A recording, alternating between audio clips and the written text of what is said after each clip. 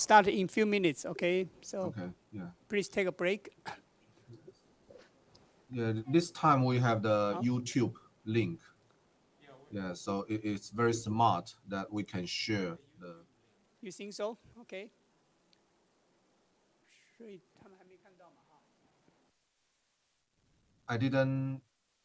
Yeah, I saw that some other conference also do the same way. Yes, this is a smart way to do the online conference. Yeah, we have the Google 播 Meeting 短短 and 的影片 also the 啊，开始 YouTube. 吧。Yeah. So we will just first show you some briefing about National Zhongxin University first. Okay, please go ahead.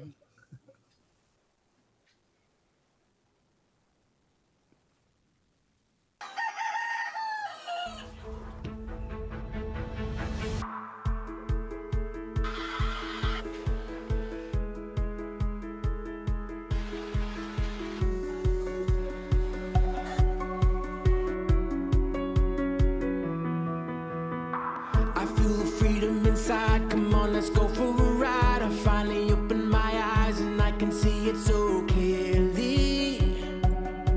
So clearly. Life is but a dream. And isn't it amazing? Oh,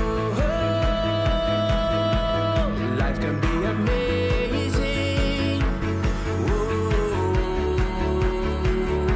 I feel my heartbeat racing. I'll fly, soaring ever higher. I can light my inner fire, and then we'll see what happens now. What happens now? And then we'll see what happens now. What happens now? Watch what happens now.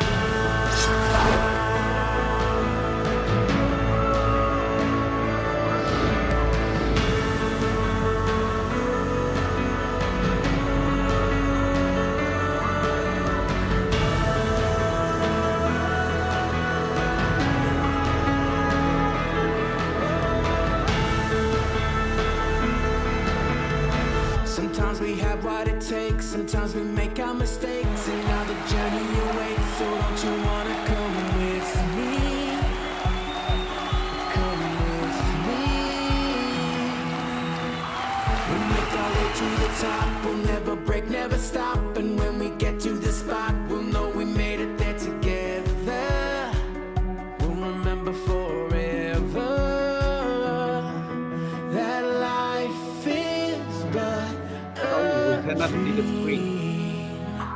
and isn't it amazing? Oh,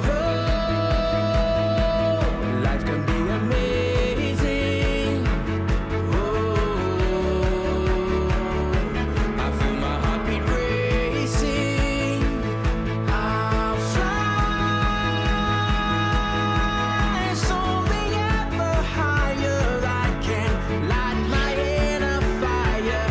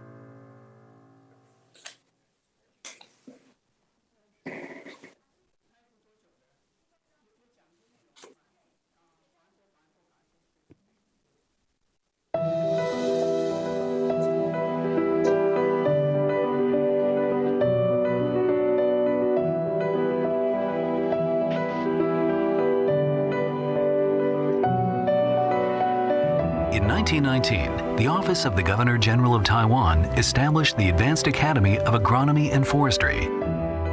In 1928, the Office of the Governor General of Taiwan Advanced Academy of Agronomy and Forestry merged with Taihoku Imperial University. In 1943, NCHU was reorganized into the Office of the Governor General of Taiwan, Taichung College of Agronomy and Forestry. In 1944, NCHU was renamed the Office of the Governor General of Taiwan, Taichung Agriculture and Forestry School. In 1945, NCHU was renamed the Taiwan Provincial Taichung Agricultural Junior College and established 3 departments: agriculture, forestry, and agricultural chemistry. In 1946, NCHU was reorganized and upgraded to the Taiwan Provincial College of Agriculture. In 1954, NCHU participated in the first university entrance examination held in Taiwan. In 1961, NCHU integrated the College of Agriculture, College of Law and Business, and College of Engineering to form the Taiwan Provincial Zhongxin University. In 1971, NCHU was reorganized into National Zhongxin University. In 1999, NCHU established the first College of Veterinary Medicine in Taiwan. In 2006, NCHU became the top-notch university in central Taiwan. In 2014, NCHU merged with the affiliated Taichung Senior Agricultural Vocational High School and the affiliated Senior High School of National Zhongxin University. In 2018, all 9 colleges of NCHU were founded. It took nearly 100 years of development for NCHU to finally reach its position of distinction.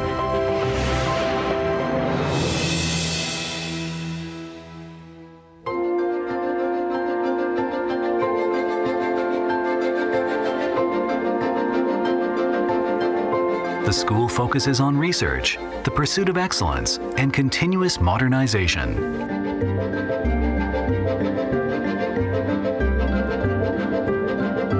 This process is not only an academic achievement, but also a commitment to students and education.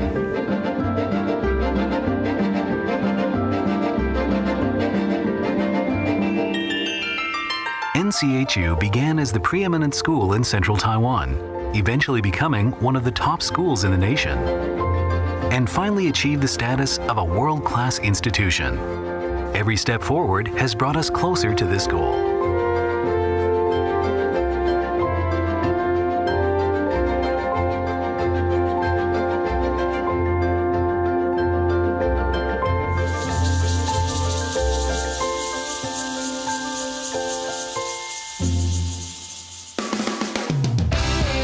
NCHU remains adaptable and holds multiple advantages in the halls of academia.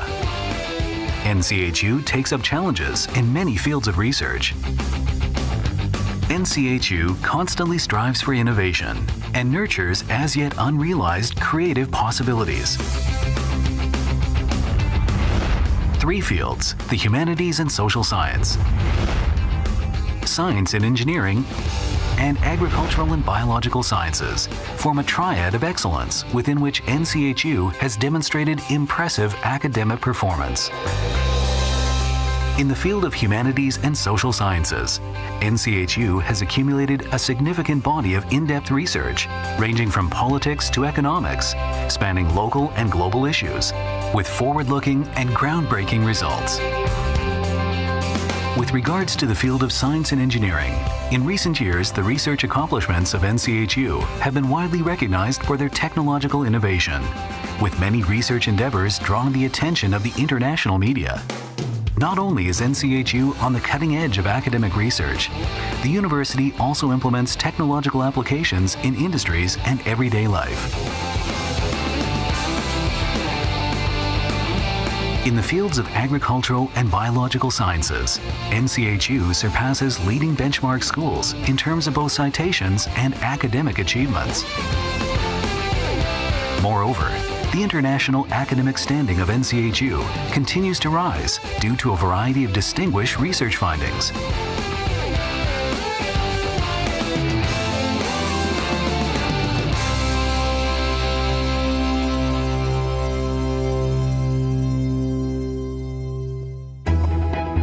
NCHU is located in central Taiwan, a modern nation connected to the world. We offer students access to global networks of professional knowledge. Our students have a platform to engage with researchers across the globe, thereby gaining exposure to the broadest and most up-to-date developments within their fields. Through participation, learning, and service, we encourage students to become citizens of a global classroom. We believe an understanding of different cultures broadens students' horizons, allowing them to fully develop their potential and ultimately contributing to a successful future.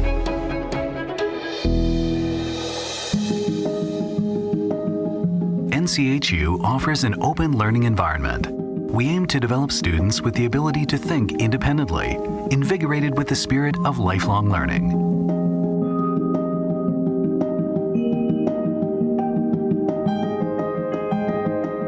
A journey is taken one step at a time. The founding philosophy of our school is to imbue students with certain core values, especially integrity, humility, professionalism, and diligence. As a leader in global academic development, Taiwan is interconnected with educational institutions around the world. This allows NCHU to seamlessly integrate classic traditions with modern state-of-the-art ideas and facilities. Ultimately, National Zhongxin University provides students with the opportunity to experience a world-class research university.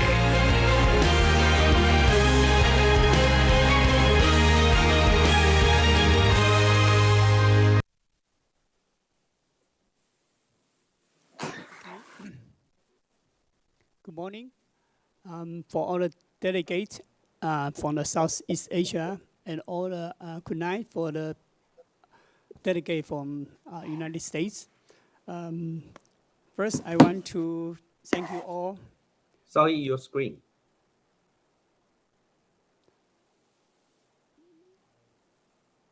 I want to thank you all for participating in today's webinar forum. In the first beginning of the forum, I want to give you a brief background introduction about this GEA forum. Okay, please show my slides. Okay, so in 1914, the first GEA forum was initiated. It's called the Global Ecology, Agriculture, and the Rural Uplift Program. We started cooperation with Polar Institute from the Texas A&M University. In 2015, the second GEA forum was also held in NCHU, and we signed the MOU with the Polar Institute. We initiated called the Joint Hub in that year. Then from 1916 to 2019, the third and sixth GEA forum delegate from Texas A&M University and also the partner university from the Southeast Asia was invited to discuss the cooperative activity among us. And you can see that from the slide. From 2019 to until now, NCHU is executing the higher education exploring project. One of the missions is to develop a bilateral cooperation program with the benchmarking school. The International Agriculture Center is in charge of the project to work with the Texas A&M University. We have initiated quite a few joint cooperation with the Texas A&M University during the past 3 years, including joint teaching, research, student lab exchange, and actually great achievement has been reached. In 2020, the 7th GEA Forum became an online webinar due to the pandemic. And we hope we can have the on-site meeting this year. However, still the pandemic, we need to using the online webinar. So we arranged the topic for this year is the rice security in Southeast Asia in an era of climate change. We try to discuss the rice sustainability in Southeast Asia as it is an agenda for the climate crisis. And also we want to share the idea about the role of university under this crisis. The morning section presentation will focus on successful existing pathway for international cooperation on rice research for development. 5 speakers from 5 countries are invited to have their sharing about what are we doing in academia to lead rice research for sustainable development. They will target on this topic from very different disciplines. We really look for the talk. The afternoon section is targeting on how is sustainability managed in Asia, for whom, by whom, and why for. From a widely international global perspective, we question the viability of the state-centered international system prevailing in the current international order. 4 speakers from different institutes are invited to give speech on issues related to sustainability and climate change in Asia. We believe this talk can bring us a lot of inspiration. So that's the brief introduction about the GEA Forum. So now I will announce we will start the forum today. First, I would like to invite the Vice President of the National Zhongshan University, Dr. Changxian Yang, for the opening remark. So, Dr. Yang. Okay, so Ambassador Bost and Dr. Shaoyi Huang and all the distinguished scholars from around the world, good morning. And this is really my pleasure to have this opportunity to give a brief opening remark. And as Dr. Huang just said, first GEA Forum was established in 2014. So during that time, the president for NCHU is Dr. Li, is President Li. So after 8 years, so now we join together to join in 8th GEA Forum. Then during the past 8 forums, actually every year we choose different topic to discuss, then bring the scholars all over the world together, then to discuss some serious issues. And I will particularly thanks the Pollack Institution from Texas A&M University, because this forum actually is initiated from the NCHU, work together with Pollack Institution in Texas A&M University. And this year, just like Dr. Huang said, we choose the topic about the rice, use rice as a topic.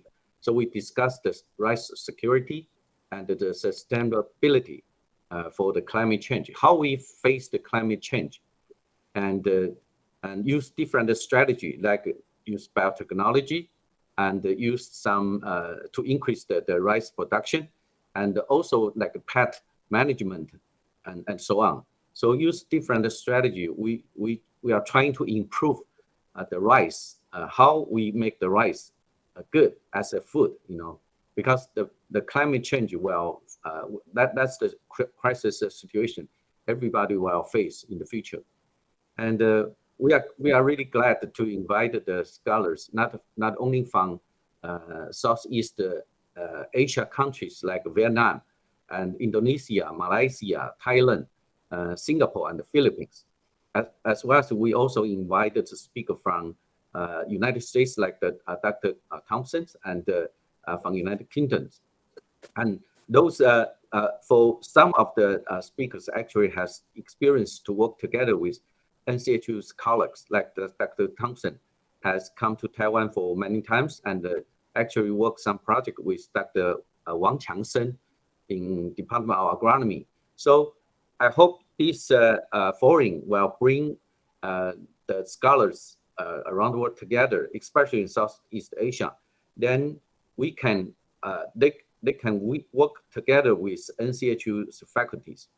Because we are very strong in agricultural sciences in NCHU.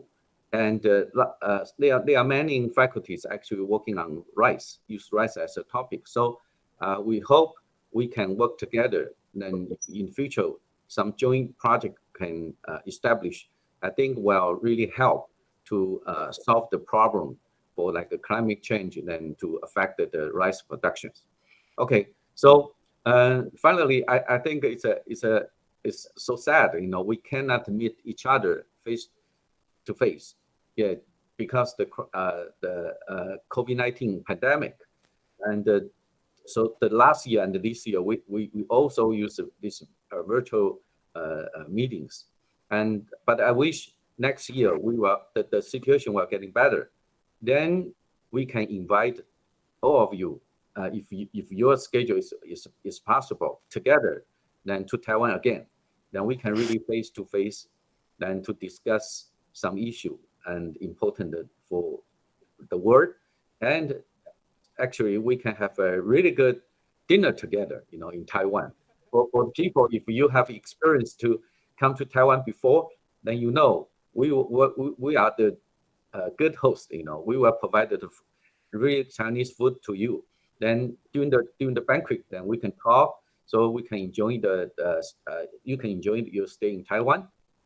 So finally, I hope I wish this conference to succeed. Then let's keep in touch, then we can address some conclusion for this very important issue. Okay, thank you very much. Thank you, VP Yang, for your opening remark. Next, we will invite Ambassador Bose, Eric Bose. He's the interim director of the Borah Institute, Texas A&M University. Ambassador Bose, please. Dr. Xiaowei Wang and VP, thank you so very much. It is indeed my pleasure to be with all of my friends and colleagues again. I would like to second what VP Yang said. I'm just so disappointed that we don't have the opportunity to gather in person, but I'm very hopeful that next year we will have the opportunity to gather in person. I am currently the interim director of the Borlaug Institute for International Agriculture and Development at Texas A&M University. We work in developing countries all over the world on development projects, working with smallholder farmers, moving them towards some level of self-sufficiency and independence.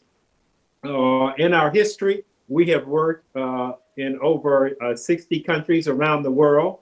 We are currently working in Nepal, Bangladesh, Ghana, Ethiopia, Tanzania, Honduras, and Kyrgyzstan and Afghanistan on development projects. We are named in honor of Dr. Norman Borlaug, who is considered the father of the Green Revolution, who is credited with saving over 1 billion lives because of the work that he did in developing wheat. In addition to that, he also received the Nobel Peace Prize for his work in 1970. He also received the Presidential Medal of Freedom in 1977. And he also received the Congressional Gold Medal in 2006. And he received all of his degrees from the University of Minnesota, but he spent the last part of his career being an instructor at Texas A&M University. He is really credited with making a positive difference, especially in the agricultural sector, in the lives of over 1 billion people. And his legacy still lives on in us with all of the work that we're continuing to try to accomplish at the Borlaug Institute. As Dr. Xiaoyi mentioned, this is our 8th year in co-sponsoring the Gear Up Conference with NCHU. I believe that every year we focus, as he said, every year we focused on a different area. This year we're focusing on rice and the significant challenges that we all face, especially in Southeast Asia, but also around the world. The impact is that climate change is having. This is a wonderful opportunity for researchers and faculty and scholars to come together, to exchange ideas, to talk about new developments, and hopefully with the exchange of those ideas, that all of you will be in a position to take something away from the discussions and also listening to the presentations and being able to apply it at your own universities or back home. That's the beauty of this conference and one of the significant benefits that we have from bringing everyone together from throughout all of Southeast Asia.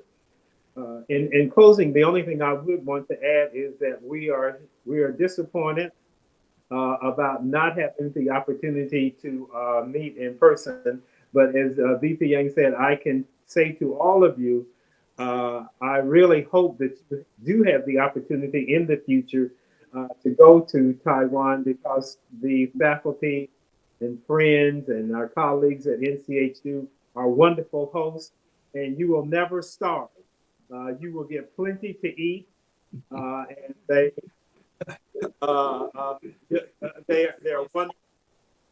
are wonderful hosts. And not only will you have an opportunity to have fabulous meals, but you will also have the opportunity to interact with outstanding faculty and wonderful students. And so on behalf of all of us, the Borlaug Institute for International Agriculture and Development and Texas A&M University, it is indeed my pleasure to welcome all of you to the 8th annual Gear Up conference. And so please enjoy yourself. And I'm looking forward to having the opportunity to meet all of you in person in the very near future. Thank you so much. And best boss, actually, we are your family in Taiwan, okay? Don't forget us. Yeah, I agree. I agree with that. You are my family in Taiwan, and one of our faculty, one of our esteemed faculty members I know is going to be presenting today, Dr. Thompson, who is one of the world's leading experts in rice, and I know that all of you will benefit from his presentation. Yes. Thank you so much again. So before the end of the opening remark, I want to introduce you two of my colleagues. They are also helping for this webinar conference today, and also the moderator for today's presentation. The first one is Dr. Henry. Okay, Dr. Henry, you want to say something to us? Hello. Yeah, we can hear you. Yes, can you hear me? Right. Good morning. Good afternoon, and good evening, ladies and gentlemen, especially to Ambassador Eric Boast and to our distinguished speakers from around the world. Kevin Henry Villanueva, right? Senior Fellow in Ethics and International Relations. I wish to thank Dr. Xiao Yi Yang for inviting me to co-convene and co-chair this webinar forum. When he invited me, I said to himself, why don't we do something on rice? And he was very excited about it. So I think today is a happy day, because we are finally seeing how our colleagues with whom we share a long history already from America, but now I take in also our colleagues and friends from Southeast Asia as a Filipino. So thank you, and I shall see you this afternoon. Bye. Thank you so much, Dr. Kevin. The other moderator also carries Dr. Yahui Zhuang. Okay, you want to say something to us? Yeah, sure. Good morning, everyone. Thank you so much for joining this morning section. And I'm happy to see all of you, although we can only see all of you online, but actually we still can take the advantage of this technology. So it's very good to see all of you online here. And I would like to say thank you for Dr. Huang to invite me to be the moderator in the morning. So I hope we will have a great time in this morning, and looking forward to all the speakers for their presentations. Thank you. Okay, thank you all. So I don't know, can we take a group photo together?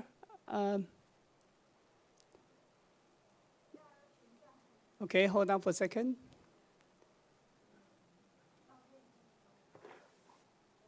Okay,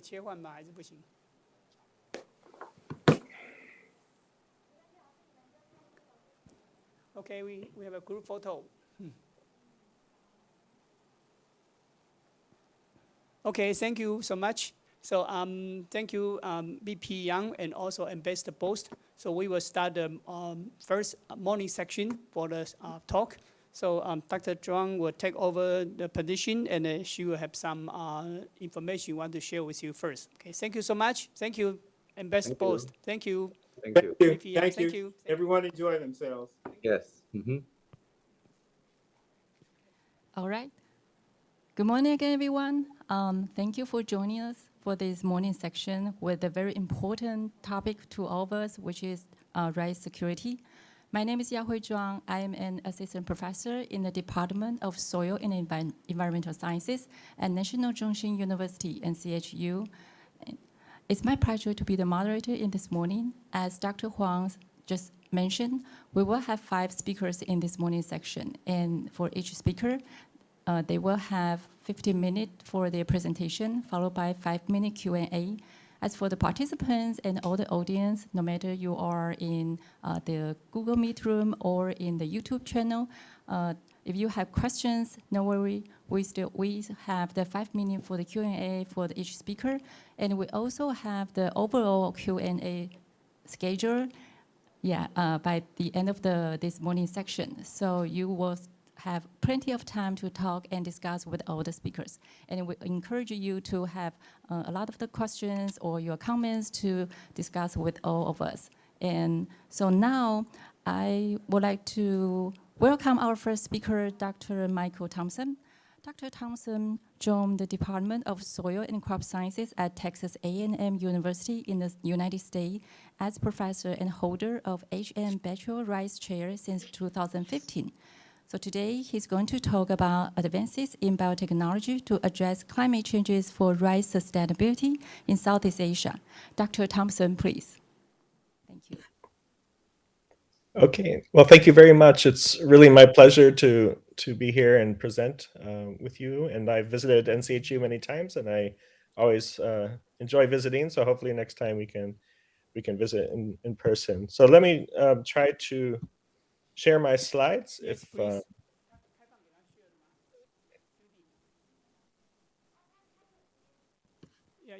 You can share your slide. Okay, yeah. Let me just pull this up really quickly, and then it should be working.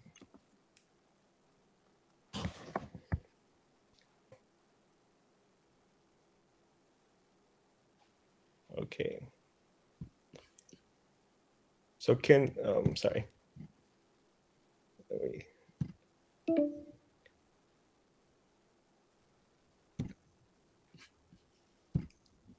Just having some technical difficulties in just a second. It's okay. Take your time. No problem. But while I'm pulling these up, just a little background on myself. I spent 10 years actually at Erie in the Philippines, and so I've had a fair amount of work in Taiwan at that time, and so and then for the last 6 years I've been at Texas A&M University. Okay.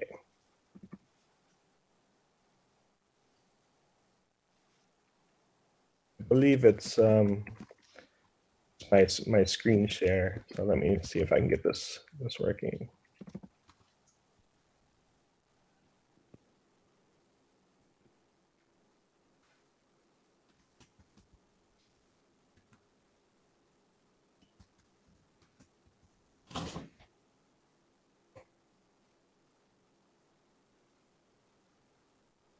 Sorry about that.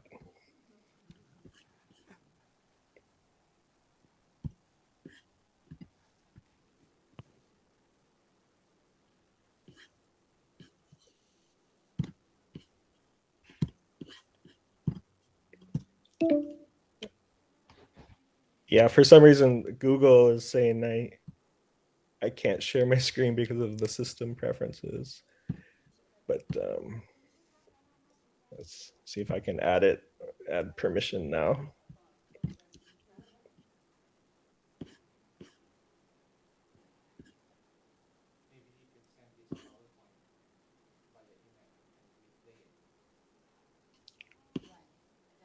Okay, Dr. Thompson, can you still, is that works right now? Does that work right now? Yeah, so I just I thought I enabled screen sharing, and then So would you mind email us your slide and then we can play that for you? okay, yeah, I better do that because it's Okay. it's not working. And Sorry about that. okay, great. So I think it's because of the some kind of the PowerPoint shares issues. So Dr. Dan, would you mind to have your presentation first, as for this time that we can work on Dr. Thompson's PowerPoint? Dr. Dan?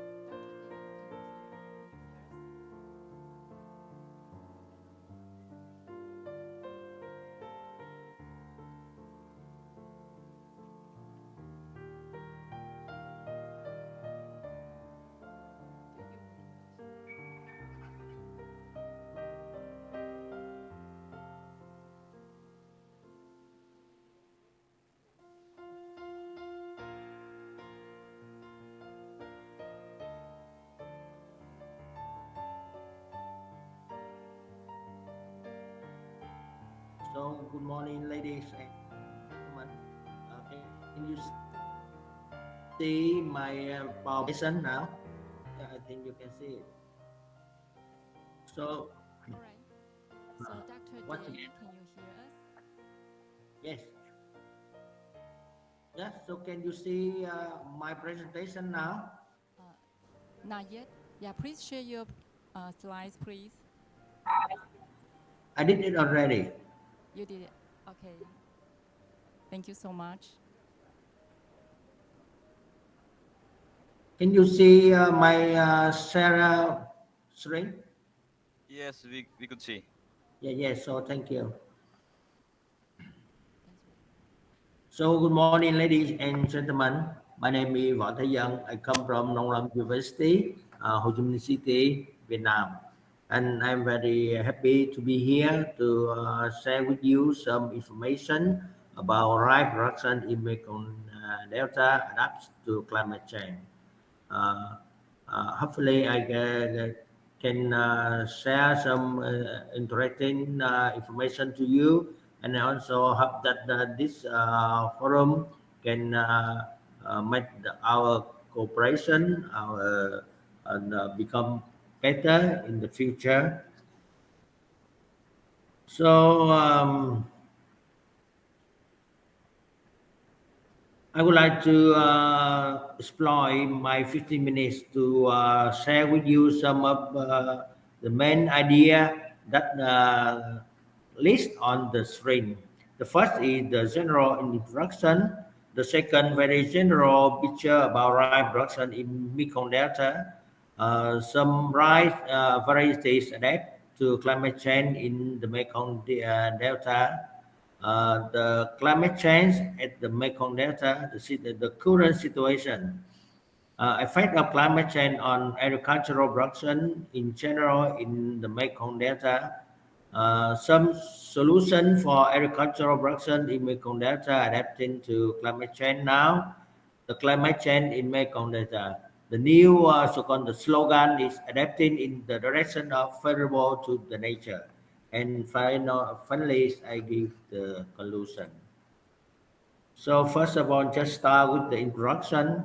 As you know that the Mekong Delta is located at the end of the Mekong River, because before emptying into the East Sea and a small part into the Gulf of Thailand. This is the low and flat area and common average elevation up from 1 to 2 meters above sea level, created by alluvium of the Mekong River. The delta has an area of nearly 4 million hectares, of which there were over 2.4 million hectares of agricultural land and about 700,000 hectares of aquaculture land. The Mekong Delta is one of the sluggish and most fertile delta in the Southeast Asia. It's recognized the largest food production and export area, and also the largest tropical fruit tree area in Vietnam. So the Mekong Delta including 13 centrally run provinces and cities in this area, accounting for 12% of area and 19% of the country populations, with the dense network of rivers and canals, has advantages in developing agriculture, food industry, tourism, renewable energy, and is the largest agricultural production center of Vietnam.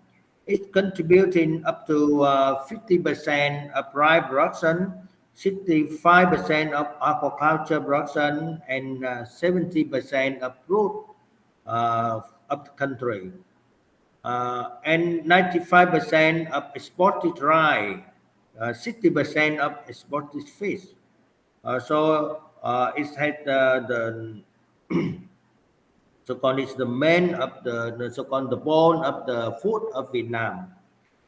In the context of globalization and international integration, the Mekong Delta has many development opportunities, but also facing many challenges.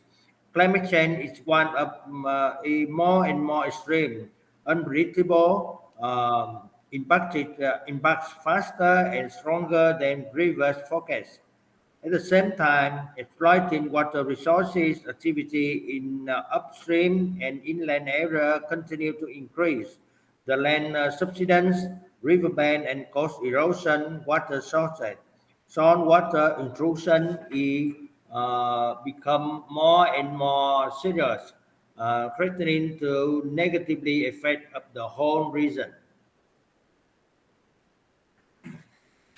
Now I would like to share you the general picture in rice production in Mekong Delta in comparison with the rice production of Vietnam. So the total rice cultivation area in Mekong Delta is about 4.2 million hectares, accounting about 54% of the rice area of Vietnam, and become the #1 rice bowl in Vietnam. In 2020, the Mekong Delta contributed to the successful of Vietnam rice export with an export output of 6.2 million tons, reaching 3.12 billion US dollar. The rice cultivation area of the region is on way up at the top of Vietnam, accounting of 52% of Vietnam rice area on the average. The rice industry of the Mekong Delta has continually applied improved rice varieties, changing from low-yielding variety of only 2 to 3 tons per hectare to high quality and high-yielding varieties of 6 to 8 tons per hectare. The rice yield of the region is almost in the most year is higher than the national average. Also, the change from 1 to 2 rice crops per year to 3 main rice crops per year, along with the renovation of rice variety structure and production techniques toward the intensive farming to increase productivity, especially in the winter-spring rice crop of 2020-2021. The Mekong Delta reached to 7.2 tons per hectare. Generally, in the 20 years from 2000 to 2020, the average rice yield of the whole region increased about 2-ton per hectare, increasing by more than 7 million tons of rice, accounting to nearly 70% of the total additional rice production of Vietnam.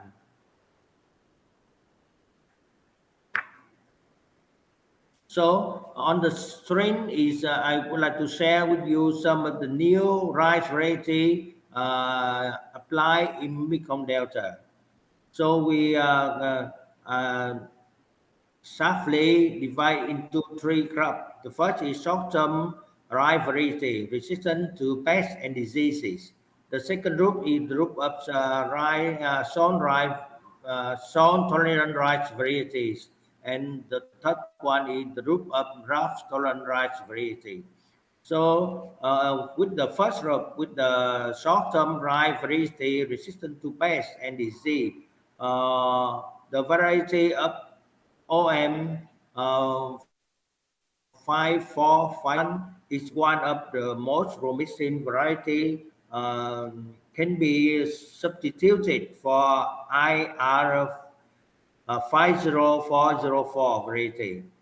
So this is characterized by the growing time of about 90 days, resistant to brown planthopper plus at level 5. The average yield of about 6 to 8 tons per hectare and good rice quality, suitable for export.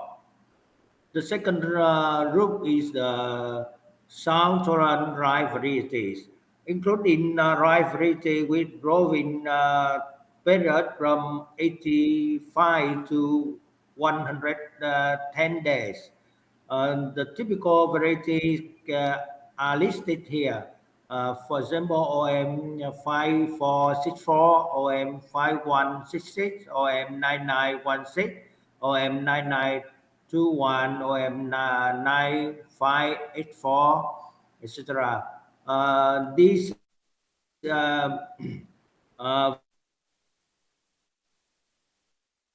variety, what general character is zone tolerant at the zone concentration of 4 to 6 mil per mil, high yield, good quality. And the last one is the drought tolerant rice varieties. On the screen, you can see the list of the new variety. OM, that means the name of the Rice Institute of the Mekong Delta. OM is for the stand for Omong. That means the name of the area. The main characteristics of this drought tolerant rice variety is the growing periods of 85 to 110 days, subject to rough conditions from grade 1 to 3 as seedling stage and flowering stage. High yield, good quality, and also have good tolerance to soil alum. The next slide, I would like to show you some of the main situation of climate change at the Mekong Delta. According to the Intergovernmental Panel of Climate Change, through analysis and prediction the impacts of sea level rise, 3 delta classified as critically endangered by the climate change are the downstream area. So Mekong Delta is one of them. So study of World Bank also show that Vietnam is in the group of 5 countries most affected by climate change. In Vietnam, the 2 delta, that means Dec River Delta and Mekong Delta, are considered as the hardest hit. The risk in the Mekong Delta, including drought and flooding, will increase with the intense rainfall and prolonged drought days. So since 2009, the regional climate model received with scenario A2 and B2 based on the climate data series from the periods of 1980 to 2000 to predict the period of 2030 to 2040, and on the screen is some of the prediction. The first, the average maximum temperature in the area during the rise season will increase up to 35 to 37 degrees Celsius. The second, the rainfall at the beginning of the summer autumn crop, that means during 15 April to 15 May, will decrease about 10 to 20%. The third one, the distribution of monthly rainfall will tend to decrease at the beginning and the middle of summer autumn crops, but increase slightly at the end of the rainy season. And the fourth, the total annual rainfall in some provinces there, for example, An Giang, Cần Thơ, and Sóc Trăng will decrease about 20%. And the rainy season will start late, about 2 weeks. That means it will strongly influence to the crop structure in this area. In general, the current and future climate changes are unfavorable for the production, livelihood, and life of people in Mekong Delta. Flood season starts from July, increases gradually from August to September, peaks in October, and decrease gradually from November to December. On the average, in the rainy season, the high flood volume is about 140,000 cubic meter per second, causing flooding for about 1.2 to 1.9 billion hectares in the area. According to Oxfam forecast study, the risk faced by the Mekong Delta due to climate change can be listed here. This is also 4 main points. The first, by about 2100, the sea level could rise between 30 centimeters to 100 centimeters. It's likely that the sea level will rise to more than 1 meter. Then 90% of the area of the Mekong Delta can be flooded yearly. The second, by the year of 2030, the possibility of sea level rise may cause about 45% of the land area of the Mekong Delta to be completely salinized and crops to be damaged by floods. The third, the water flow of Mekong River in the rise season is predicted to decrease about 2 to 4% in 2070, another factor contributing to salinization and water shortage in the area. And the fourth one is the crop yield decline that may affect the winter-spring dry crop is predicted to decrease about 8% by the year of 2070. The next slide will show you some of the main effects of climate change on the agricultural production in the Mekong Delta. Under the impact of the climate change in the Mekong Delta, it is estimated that hundreds of thousands hectares of land will be flooded. Millions of people may lose their home and if the sea level rise. The food production is at risk for the large decrease, threatening to the country food security. The area of agricultural cultivation using freshwater sources such as rice, crop, fruit tree, and fresh aquaculture will be narrowed. Productivity and output will decrease. Meanwhile, the freshwater fish is expected to decline as the land area of the delta decreases and the river salinity increases. In contrast, the saltwater brackish fish will develop. The farming area of shrimp, oyster, and all the seafood is likely to increase in the future. Also, the area of forest, soil, water, wildlife, and mineral resources such as peat, sand, and stone for construction will be encroached upon.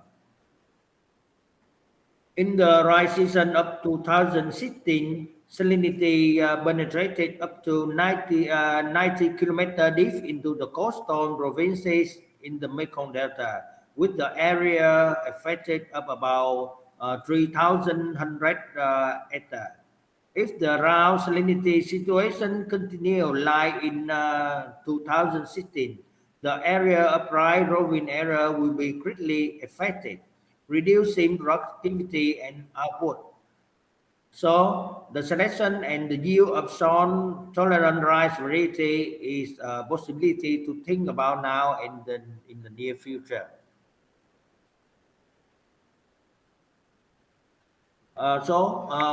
What is the solution? Some of the solution for the agriculture production in the Mekong Delta adapting to climate change. So first of all, I should introduce you about the resolution number 120 on the sustainable development of Mekong Delta to adapt to climate change, was signed and promulgated in 2017 by the Vietnamese Prime Minister. So implementing this resolution, the system of mechanisms and policies was initially completed, focusing on promoting modern and sustainable agricultural production, develop traffic and urban infrastructure, stabilize population integration and development plans. The agricultural production was initially transformed in the direction of large-scale concentrated production area, specializing in the cultivation of key agricultural products, for example, shrimp, pangasius, rice, fruits, associated with processing technology and consumption along with agricultural product value chain. In line with the policy of increasing fishery and fruit and reducing rice. You know, this is very important in Vietnam, especially in the Mekong Delta, because previously the government always consider that rice production is one of the key product there, and it's the key for the food security. But now they change. So now we can reduce the rice production, but increase fishery and fruits. So it's very important for this area. And many models suitable to the nature have been applied. So during the drought and the salinity of 2019 and 2020 periods, the damage of dry area is only about 10% of that of the period of 2015 and 2016 season. This is also very important there. One of the very important is the current policy to be favorable to the nature, proactively adapting to the impact of the climate change, living together with the flood, and considering flood, salt water, brackish water is the resources for the economic development, with the reasonable zoning and basis of the allocating water resources of the whole region. One also very important solution is rotate the strategic assets from rice road fishery to fishery food rice. That means now rice not the first position anymore, but it's become the third one. Increase the proportion of production value of aquatic product and fruits, reduce the proportion of rice. And you know, this is a very important change in mind of the government and the farmer.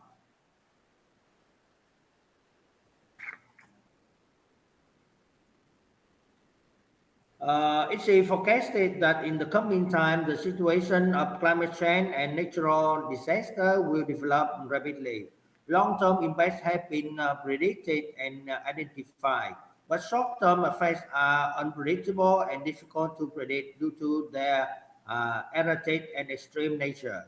Therefore, in the period of 2021-2025, with the vision to 2030, the Vietnamese Ministry of Natural Resources and Environment proposes to develop agriculture in 3 sub-regions in this area with consideration of the agro ecosystem in each sub-region. The first is the upper delta, that's mean near with the border with Cambodia. So in this area, develop diversified agriculture, taking into account extreme flood adaptation. And this is the key area for rice and Bangladesh production in the direction of modernity and sustainability. And this is the area that plays the very important role of regulating and absorbing floods for the Mekong Delta. The second is the middle region. This is developed with a typical agriculture, being the largest center for specialized fruit cultivation in the region and the whole country. Develop a number of concentrated dry area, freshwater fishery, vegetable, industrial crop, and brackish water fishery. And the last one is the coastal area. This area was near with the seashore, so develop agriculture based on the salt and brackish water. Bring into play the advantage of fishery with the model of salt fresh water crop rotation suitable to specific seasonal conditions. Focus on developing agroforestry system in the direction of ecology economics, organic combined with the eco tourism. And one of the so-called the new trend in mind is that in this area is adapting to climate change in the direction of favorable to the nature. In the winter season, winter spring dry crop up to 2020-2021 in the Mekong Delta has won a great success. The damage caused by the rough and salinity has decreased significantly. This is the result of being favorable to the nature in response to the climate change. That means previously the farmer sowing seed, the rice seed, without avoiding the time of the salt water intrusion. So the rice will face with the salt and lack of the fresh water. But in this season, the farmer simultaneously sow the rice earlier. That means from October of 2020.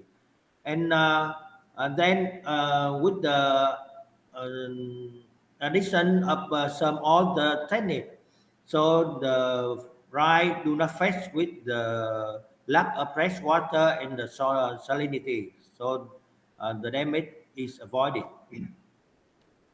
Also, there's also some other change. For example, the farmer convert crop and climb stock in the direction of favorable to the nature. The rice crop on the stream farming land in some province of the Mekong Delta with the drought-resistant rice variety achieve productivity via output consumption and increase income due to stream, crab, and fish. In Trà Vinh province, in one area, because this is the so-called the coastal area, so it's strongly impacted with the salinity. So the farmer also they change. In 6 months of the fresh water, they will cultivate rice. But the 6 months with the salt water, they will raise shrimp and crab on the betty rice. So they can live well there without any difficulty. some other suggestion of the solution. First, I can share with you the concept of the change from the concept of living together with floods to the concept of living together with climate change. So the concept of living together with floods is quite familiar with the fear of people in the Mekong Delta for many generations. So even during the flooding time, the farmer can harvest a lot of agriculture product from the nature due to the flood. And also the flood also can make the next season, the winter, rain season, dry season become better by controlling a lot of pest disease, and also the soil, they are fertile for the soil. So that's why in the Mekong Delta, the people for many generations, they have the concept that living together with flood. So now, under the very strong effect of climate change, the people also become familiar with the concept of living together with the climate change. That means they do not against, but they will try to adapt to the situation. By, for example, they will flexible in the sowing season. They will change the crop, the plant, or the livestock, or the fish, or also the model for so that they can live well there. And many scientists say that the Excuse me, environment. Dr. Dan, one more minute, please. Yes, Thank you. yeah. And so also avoid the farmer also actually avoiding rough and salinity.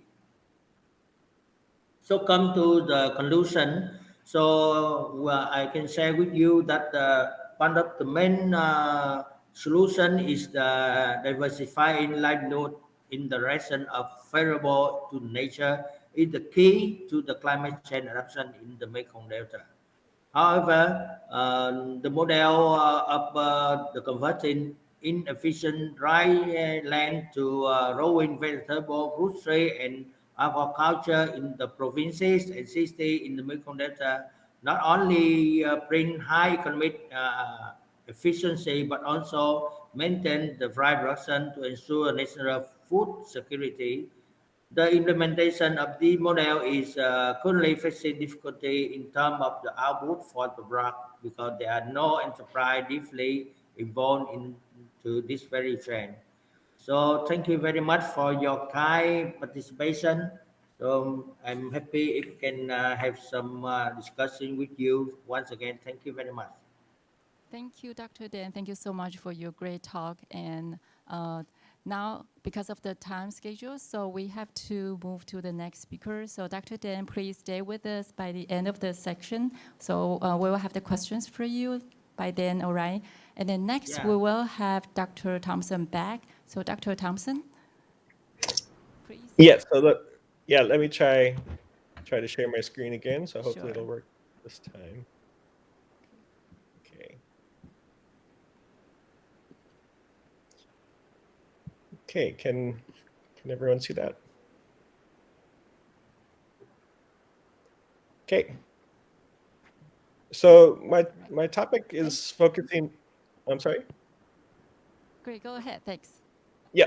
So my topic is focusing on advances in biotechnology to address climate challenges for rice sustainability in Southeast Asia. And it's actually good. We just heard a lot about some of the challenges of salinity and flooding. And so I'll be talking about some of the biotechnology solutions to those challenges. And I'll start off just by giving a little background that we're using genetic resources of rice, combining it with plant breeding, but now adding plant genomics as well. And so all three of these different areas are kind of working together for rice improvement. And so my background is taking the genetic resources of rice, combining them with our genomics knowledge, and then using those for plant breeding. And so a little bit on the advances in biotechnology now that we have available for crop improvement. And I mentioned the first is crop genetic resources. This could include wild relatives, exotic germplasm, or land races. And then there's a lot of basic research on gene discovery and allele mining. So anyone involved in genetics and plant breeding research, there's a lot of gene mapping, association studies, and next generation sequencing. And the applications then kind of come from that basic research. And the first is what we call marker assisted selection. And in this case, we're using DNA markers, sometimes, for instance, high throughput SNP markers for selecting these large effect genes. And of course, in the end, we still use conventional intercrossing, so they're non-GMO products. And then on the other side of the spectrum, there's genetic engineering. So that's also biotechnology, but now introducing transgenes across the species barrier. So that is transgenic technology. And then in the end, that's a GMO product. And so we have those two types of biotechnology that have been used for about 20 years or more. And more recently, there's now a third category. And this one is called genome editing. So using CRISPR technology to make precise changes in native genes of, for instance, the rice genome. And in the end, that could be, in some cases, non-GMO. But if we're introducing a gene, it can also be GMO. So it depends on the exact, essentially, application that you're using genome editing for. So I want to kind of tie that into the different challenges we have for climate change and rice production. And so really what I'll focus on is stress tolerance. And really the big four are drought, salinity, submergence, and heat. And we've already heard a lot about, the problems of flooding, the problems of salinity moving, in the coastal region. Also, if there's not enough water, we have drought. And then increasingly we'll have high temperatures. And so heat will be an issue. And so, back when I was working at Erie for a while, we actually used the technique of finding major QTLs. So these are genes controlling for some of these stress tolerance traits. And I'll give two examples. One is for flooding tolerance. The work at Erie was using SUB1, and then for salinity tolerance using Saltol. And both of these have been essentially used to transfer into new varieties. And so using flanking DNA markers, we can then transfer these QTLs. And so I was at that time working with Dr. Abdelbagi Ismail at Erie and David McKill and others. And so I was working on the salinity aspect, and there's another team on the submergence or the flooding aspect. But both of these examples really show how a single gene can actually have a major effect. And so you're seeing here tolerant versus sensitive varieties. The sensitive essentially is killed by the stress, whereas the tolerant varieties survive that stress. And the way that this works is you can use marker-assisted backcrossing to rapidly and precisely transfer these major QTLs. And I'm just showing an example of a single target. And in the end, we want a very small introgression at that target location. And so I just show the example of SUB1. And again, this was work with David McKill, Abdelbagi Ismail, and Nang Septanisi, and others at Erie for many years. And what we're looking at here is their demonstration plot. And it had been completely submerged for 17 days. And the varieties that have the SUB1 gene are the ones that survive. And so you can see those squares where they had very good rice production are all the ones that have the SUB1 gene. And the ones that were mostly killed off by that complete submergence did not have the SUB1 gene. And so it's a very large effect. And you can see it also in the yield. So if you're under flash flood conditions, SUB1 can provide up to twice the yield. But it turns out there's very few major QTLs of that large effect. And so this is somewhat a limited application. And so next we'll move to genetically modified or GM rice or foods, and including transgenic, or now it's called bioengineered in some places. And I'll mention that most of these are actually not rice, but usually corn or soybeans or cotton. And as you may know, the US and South America are have the most acreage, but again, these are mostly, for instance, insect resistance like BT or, for instance, herbicide tolerance like Roundup Ready.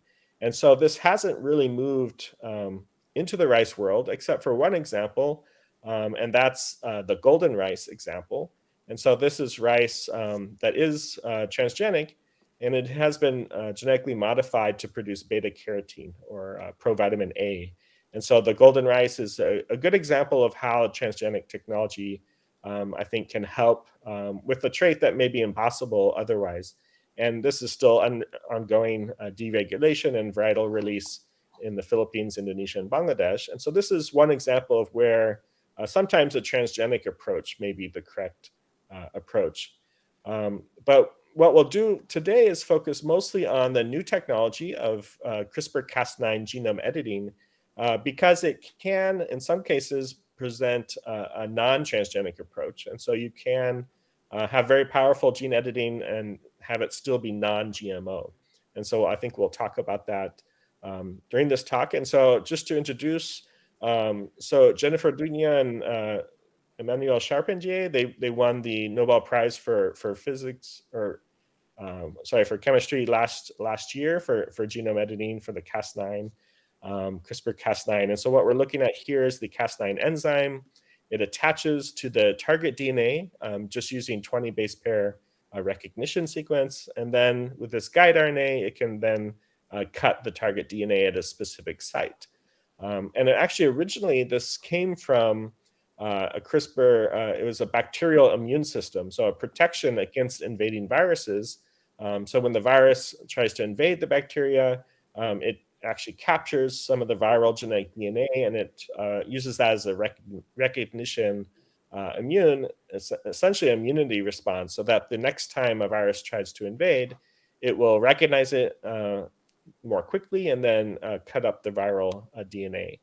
And so for gene editing, what scientists have done is actually converted that system and then made it possible to do this in any organism. So not just bacteria, but plants and animals as well. And just for those interested, this is the acronym. It's originally clustered regularly interspaced short palindromic repeats is CRISPR, and CRISPR-associated protein 9 is the most famous enzyme, Cas9, because it is the one that can make a double-strand break in the DNA. And so we don't need to know the details, except that just to know that CRISPR then, once it makes that double-strand break, for instance, in the plant cell, the cell will repair that break using non-homologous end joining or homology-directed recombination.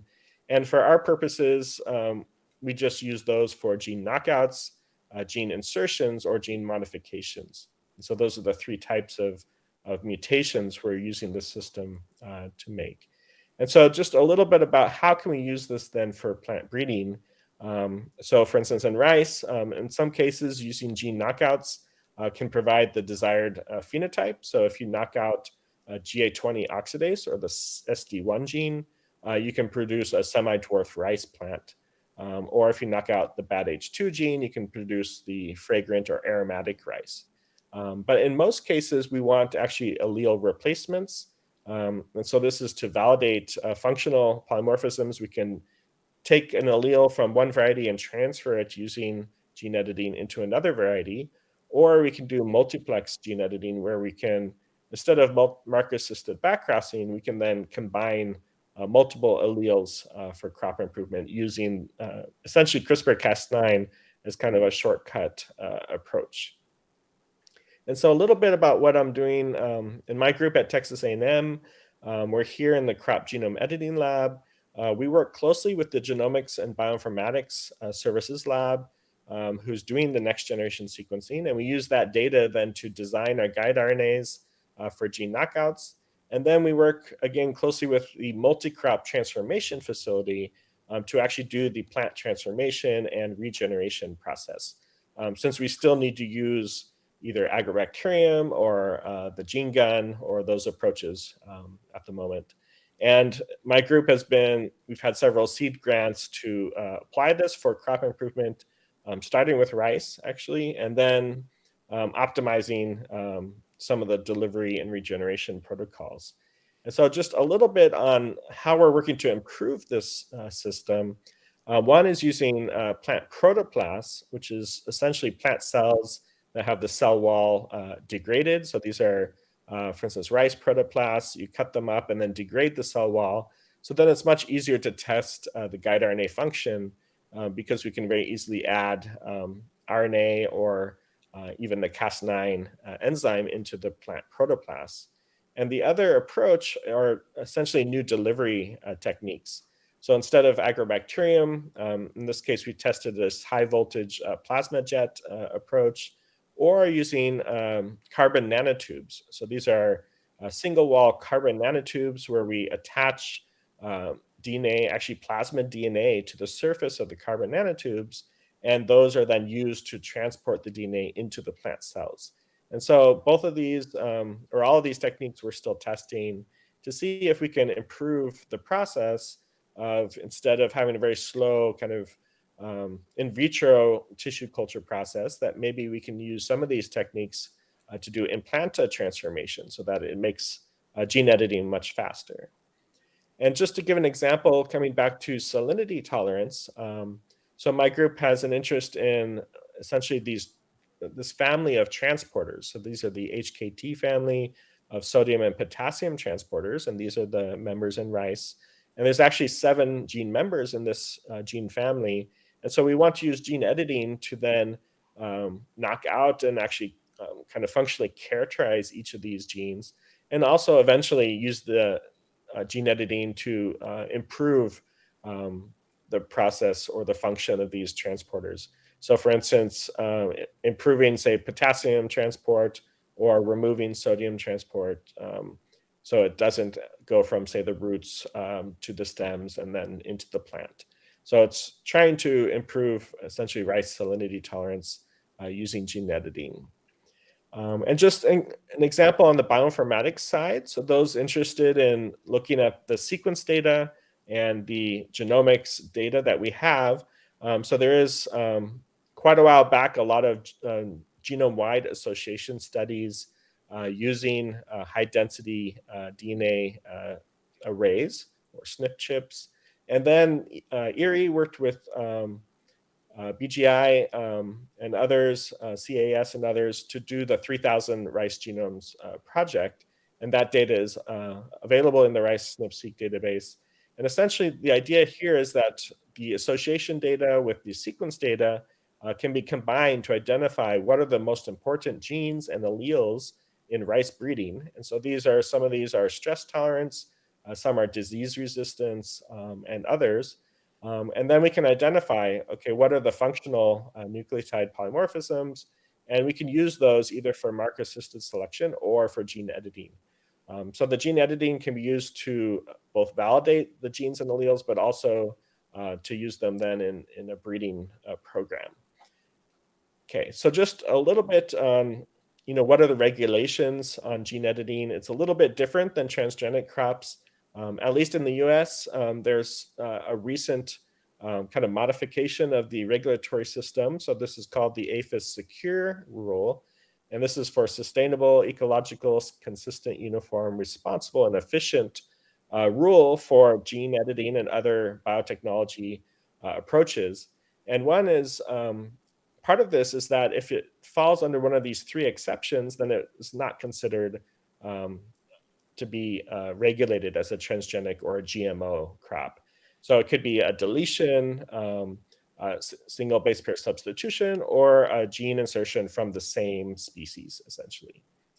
So just to conclude then, so this technology, CRISPR-Cas9 and gene editing, is rapidly improving. It has really tremendous potential for rice improvement, for sustainable production. So we're hoping, so in the past, conventional breeding has started to really give us rice varieties that are tolerant to flooding, salinity, heat, and drought. And we're hoping that the new biotechnology approaches can improve that effort.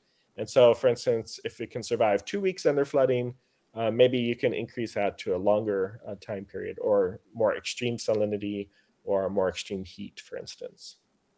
And then secondly, we have to consider what are the governmental regulations on this technology, and also consumer acceptance. So these issues really need to be addressed before we have widespread adoption. So for instance, we need broader discussion amongst like stakeholders and consumers. So especially in rice, because there's very few genetically engineered rice varieties that have been released. And so we need to have that conversation about gene editing as well. And then lastly, I think there are a number of key areas that we can collaborate between universities and also between the national research centers. So for instance, as was mentioned, Texas A&M and NCHU have initiated collaboration on rice research. I'm working with Dr. Chansen Wang on that. But I think there's also avenues for collaboration, with all the national institutes in Southeast Asia. All the different countries, I think, could benefit from some of the new technologies. And so hopefully we can be part of that effort to work together. And so with that, thank you. And here's just my group. So I'm the PI, and then also Dr. Indang Setunisi, she's the co-PI of the group.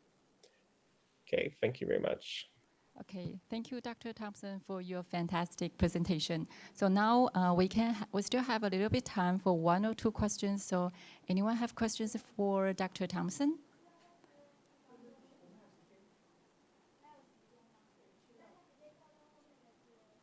Yeah. Again, we still have a little bit time for the questions. So anyone have the question for Dr. Thompson? 1 or 2 questions are welcome.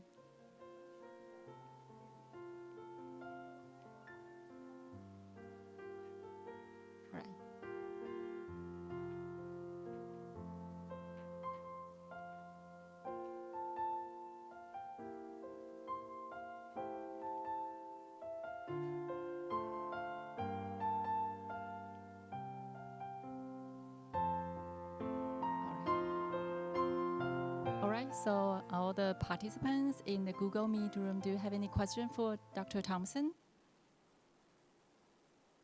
Okay, Dr. Maslin. Right. Norita Maslin, Dr. Please. Yes. Yeah. Go ahead. Okay. So I want to ask Dr. Thompson, how much time that you managed to reduce in using the CRISPR technique compared to normal GMO method? Okay, yeah. So it's a good question about the timing. So can we accelerate, plant breeding using gene editing? And I think right now it actually takes probably slower just because of the transformation process is not yet optimized. And so I think right now it's still, I would say 3 or 4 years to be able to use gene editing at the moment in rice, just to get to the endpoint where we can validate the trait. But we're hoping to make that, much faster in the future. But I would say there's still a lot more work to be done. So it's not really ready yet to use, I would say, in a plant breeding program. Okay, thank you. All right, any other questions? Okay, we still have time for the overall Q&A section. So now let's move to the next speaker. Our next speaker is Dr. Subejo. And Dr. Subejo is an associate professor in the Agriculture Extension and Communication Study Program in the Department of Agricultural Socioeconomics of Faculty of Agriculture in Gadjah Mada University in Indonesia. Dr. Subejo, please. Thank you. Thank you, Dr. Chang. My voice is clear? Yes, very clear. Thank you. Yeah, thank you very much.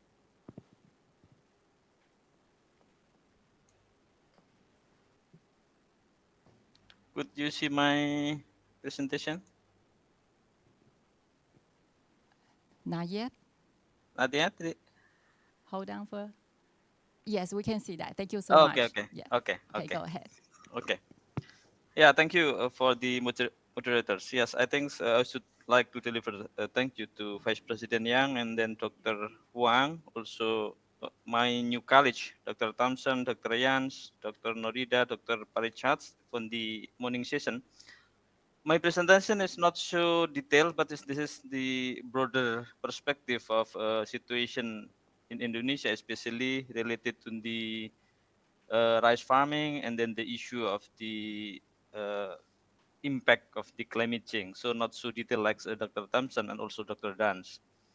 This is just a general situation I would like to share with you that in case of food security in Indonesia fluctuated. For example, this year is slightly decreased. We are at the rank of 69 in the world, and then every year fluctuated. Sometimes 60, the rank is 65, 67, and so on. So the food security is still a problem for Indonesia, and one of the most important commodity in relation to the food is rice. Rice is not only economic commodity, but rice also sometimes become political commodity, social commodity. If there is a problem with rice, sometimes also become political tension and social tension. So discussing the rice is very crucial in case of Indonesia. Even Indonesia, I think the number 3 of the global player of the rice, but actually we are still facing some problem in the issue of rice in the production and then some chilling and so on. So I would like to discuss later on. This is also the general pictures, especially I will focus on rice. For several years, we could self-sufficiency, but sometimes we also import some portion of the rice, including from the Thailand and from Vietnam, actually. But the proportion is less than 10%, sometimes only 6 or 5%. But this has also become national issue when we do the import of rice. And if we see about the food availability in each province, we have 34 provinces in Indonesia, especially for rice. The data in 2020 show that 7 provinces there was a deficit of the rice. So sometimes in the particular area also deficit of rice still become the important issue. And then I tried to collect data from the Central Bureau of Statistics of Indonesia in the last 3 years. As I mentioned, actually we one among the important player of the rice. But the problem's not only in the production, but the problem also consumption, because the population in Indonesia also increasing significantly. For example, in 2019, the population number 268 million. But currently, based on the latest data of a population census, our population already 272 million people. So if the production divided by the total population actually fluctuated, even we could manage the productivity and the product improvement, but due to the increasing number of population, so we also still facing the issue how to fulfill the need of the people, especially on the staple food of rice. And sometimes the import from the national stock, and sometimes also for premium rice. I got data, very nice data. Actually, not all of island in Indonesia is stable for rice, especially in eastern parts. This is also because this area is a drought, sometimes occur severely. So only particular province suitable for rice. For example, in the left part is Sumatra, and then in the middle is in the top is Kalimantan, in the bottom is Java. Java is the main place from the rice production in Indonesia because over 50% of rice produced in Java. Java is quite competitive because in Java infrastructure is developed very much. So the competition between agriculture, industry, and the services sector is also quite high. So the case of converting farming land into non-farming land also quite frequently happen in Java. So it is also our problem in the future, because in Indonesia every year about 100,000 hectare of rice, not only rice farming, but agricultural farming lands converted into non-farming. This is big issue in Indonesia, the conversion of farming land into non-farming land. This is also very nice situation. Even though in total we could produce about 30 million ton of rice yearly, but actually the distribution is not equal. Sometimes we could produce very high, big number, for example, during March and April, but sometimes it's quite low. Even now, November, December is also quite low because now is rainy season. Some case of flooding and so on. So actually, we cannot depend on the total of production, but we also should deeply consider about the distribution between month and months during the year. So there is a case of flooding, there is case of droughts in some areas. I think this is quite similar as mentioned by Dr. Dans in the area which have a very nice irrigation infrastructure. Actually, we can cultivate 3 times a year or at least 5 times in 2 years. But the common case, we only could produce rice 2 times in a year. Usually the rice, and then the secondary crops. But in particular area, especially in Java, actually farmers could produce 3 times of rice in a year. This is the situation. And then the other problems is small scale farmers. I think in Indonesia might be quite similar with Malaysia and the Philippines because 16 million farmers in Indonesia owning lands less than 0.5 hectare. This is also problems. Even the productivity high due to the small scale, and then the impact on the income also not so high. This is general picture of the Indonesian rice farming. And then, as reported by Ricepedia, there are several constraints in the production of rice, especially in Indonesia. This is related to the climate change, especially from the rainfall, and then related also to the provision of irrigation for the rice field, and then also case of the erosion in some places in the highly area. And then also, as I already mentioned, land conversion is very high. Yearly land conversion is close to 100,000 hectare in whole of Indonesia. And then, as I also mentioned, the greater population pressure, especially in Java and Sumatra. And then low budget for irrigation infrastructure, inadequate capital for poor farmers, and then maybe related to the previous presentation, slow varietal replacement and slow uptake high yielding varieties. And then inadequate number of, this is actually our backgrounds, adequate number of highly qualified educated crop extension and pest management official. Maybe this issue and pest management related to the Dr. Nurida later on. We have a big number of extension, but also we have a big number of village. So the services of extension and then quality of extension also still become a problem for servicing the innovation and technology for the farmers in Indonesia. And then related to the issue of climate change, there is very nice information from the National Development Planning Agency of Indonesia. We can see about the event of disaster in Indonesia fluctuated every year, but tend to increase. And then, especially for agriculture, there is a potential economic losses very big. We can see, for example, in 2020, 11 trillion Indonesian rupiah, very big, and expected increase every year. This is also problems due to the impact of climate change. And then this is general pictures, a study by AMICAV project in collaboration with JICA Japan and FAO Indonesia. It was reported that clear impact of climate change in rice farming area is very clear, especially in 8 provinces in Indonesia. And then Java, as the center of the rice production, also faced the serious impact. For example, there is a study in Central Java, East Java, and then the high risk of decreasing of the yields of the rice.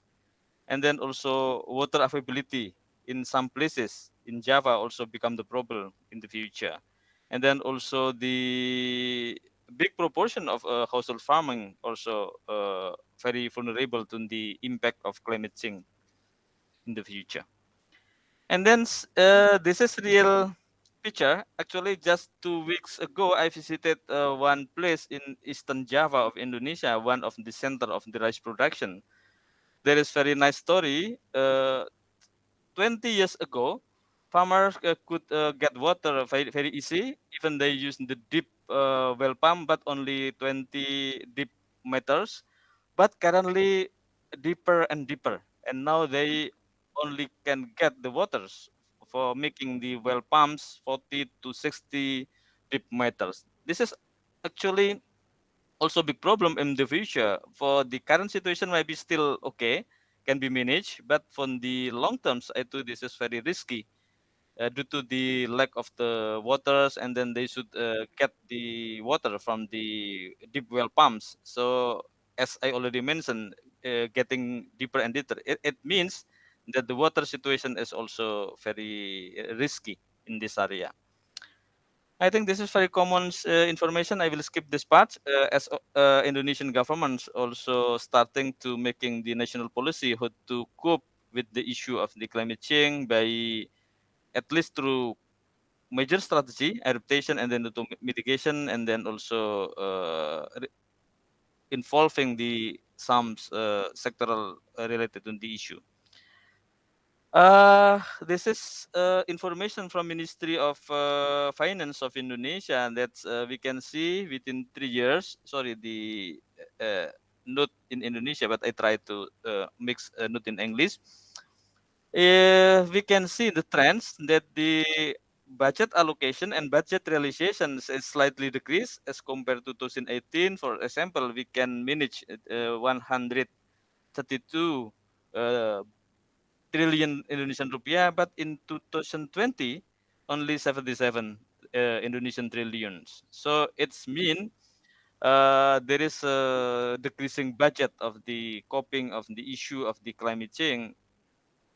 There is a reason due to the 2020 we globally facing the pandemic of COVID-19. So some part of national budget allocated to coping the pandemic, but actually we also should still consider how to cope the issue and the climate change. And then, as I mentioned before, we have 3 strategies: adaptation, mitigation, and then co-benefit. The bigger proportion is allocated to the mitigation, and then the second one is adaptation, and then the last is co-benefit. This is the national policy, especially related to the finance, how to coping with the climate change issue in Indonesia. I try to make frameworks because my topic actually human resources. Human resources is quite close how to manage, how to adapt, how to mitigate with the climate change, because the actor is a human. So, and then in case of farmers, human knowledge, human awareness, human attitude, and skills greatly depend on the information gathered from the extension services, also maybe also come from the other information sources. So in these frameworks, I pay strong attention on the agriculture extension workers, because agriculture extension workers daily communicate with the farmers. So very strong relation, and then the behavior, the knowledge of farmers also highly depend on the extension worker capability. Indonesia actually from 2000, yeah, I think 2003 started to introduce the climate field school, but the number is still very limited, even already initiated, but the impact how to improve the capability of extension workers and the farmers also still quite limited. So hopefully in the future, with the more well structure of the climate field school, and then also supported not only by central governments, but also by local governments, and maybe also village level. Later on, I will discuss with all of you. In Indonesia, there is new policy. Now there is big allocation of a village fund. Before, the funds commonly managed by central governments and then local government, but from the 2015, under the President Joko Widodo, we have a new policy that big allocation of development fund delivered to the village. So I think in the future, this is also quite promising how to allocate some proportion of the village land a village fund for the managing of the agriculture, including how to cope with the climate change issue in the rural area of Indonesia. And then I will show you about the situation of the human resources, especially of the farmers. This figure shows about the proportion of the farmers based on the subsectors, food crops, horticulture, and plantation, and then years. Very sad situations happen in the case of the food crops because big proportion of farmers already over 60 years old. So the food crop farmers are getting older. This is also sad story how to improve new technology, new innovation for the elder farmers. So we should have a new strategy how to endorse young farmers involving in the food crop farming industry, not only elder farmers. This is our challenge in the future. And then not only related with the age, but also education level. This is also the common situation we can compare between food crop farmers, horticulture farmers, and plantation farmers. The biggest proportion is elementary school. So in terms of human resources, I think this is also big homework how to improve the capability with the educational background like this. So maybe some training, some strategy should be introduced because we cannot rely on the formal education. Education is quite low. So some strategy should be improved in order to increase the human capability of farmers. And then the second actors is extension. If before we discuss about the farmers, now we will discuss about the extension. The extension services also still facing some problem. For example, the number of village in Indonesia is 81,000, but the number of extension 32,000. It's mean every village could not have services from one extension staff. Sometimes one extension staff should serve 2 or 3 village. In case of Java, it's no problem because infrastructure mobility is quite nice. But in case of Eastern Indonesia, there is a small island and then very big problem for the extension worker how to visit, how to meet the farmer, how to guide the farmer, and so on. So based on the number, availability of extensions still not enough to serving the extension services for all of village. And then if we calculate the how many groups served by extension worker and how many person served by extension workers, in Indonesia is about 8.5 groups served by one extension worker. And then in terms of the farming group members, about 138 persons of farmers guided by one extension worker. I think this is a big problem. So in the future, we should combine not only face-to-face or direct extension system, but we should also using the new technology, for example, like a digital extension system and so on. So even the number of extension is limited, but the service or coverage area should be managed properly. And then, in Indonesia, there is a Agency for Meteorology and Climatology, or GBC, we call as BMKG. This agency pay special attention how to manage the climate field school in collaboration with Ministry of Agriculture. This is, I think, just not so. I mean, the coverage is still limited, but I think very promising in the future if the system could be developed, and then also the local governments also pay attention how to giving finance this system. Yeah, this is actually as a collaboration between the BMKG, National Agency in the Meteorology and Climatology, and then with extension worker, and then the farmers. There are 3 steps. From the first step is training of trainers for the extended worker, and sometimes also leading farmers. And then the second step still the TUT for the leading farmers, and then the third stage is the field school. Yeah, this is field school involving with the group member or farmer group members, and then this is reports. For example, farmers learn how to measure with the rainfall and then how to investigate about the ecological situation and then how to reporting and recording about the rainfall and so on, and then documenting in the maps or in the papers, and then finally this information can be used how to predict about the water availability, how to predict about the pest attack and so on. So I think quite useful, but the problems in the number is still very limited. So the homework for us how to improve the number of this kind of school, and then to improve the number of farmers involved in the climate field school. Yes, I think this idea actually come from the Pest and Disease Control Field School in Indonesia, which started in 1989, funded by Indonesian government in collaboration with GOE USAID, and then technically guided by FEO. And then in 2003, Indonesian government initiated to introduce the climate field school, initiated by Assistant Disaster Preparedness Center, and then ERRI, IPB, BMKG, and then Ministry of Agriculture. In the first stage, involving only 90 farmers in one rice farming area in West Java.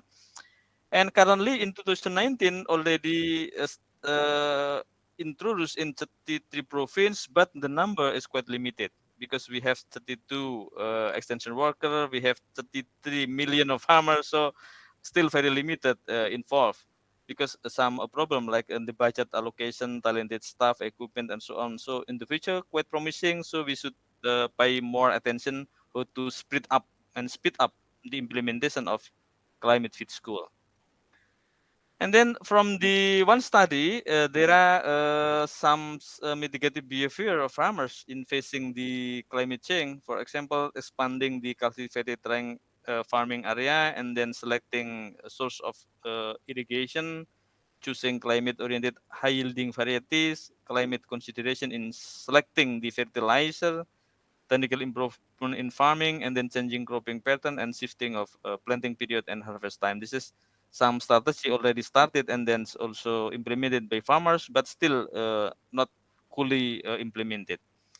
And then very nice study also conducted in Central Java, can be divided at least three major: crop diversification, crop intensification, and social capital adaptation. There are some activities including the how to combine the crops and then how to replace crop with the different crops, adjusting the planting season, and then managing the fertilizer and pesticide. Also some relation with social capital, how to get the other jobs. This is also kind of the coping risk strategy, and then how to access the capital for improving the performance of farming activities. This is some strategy introduced or starting to implemented by the farmers.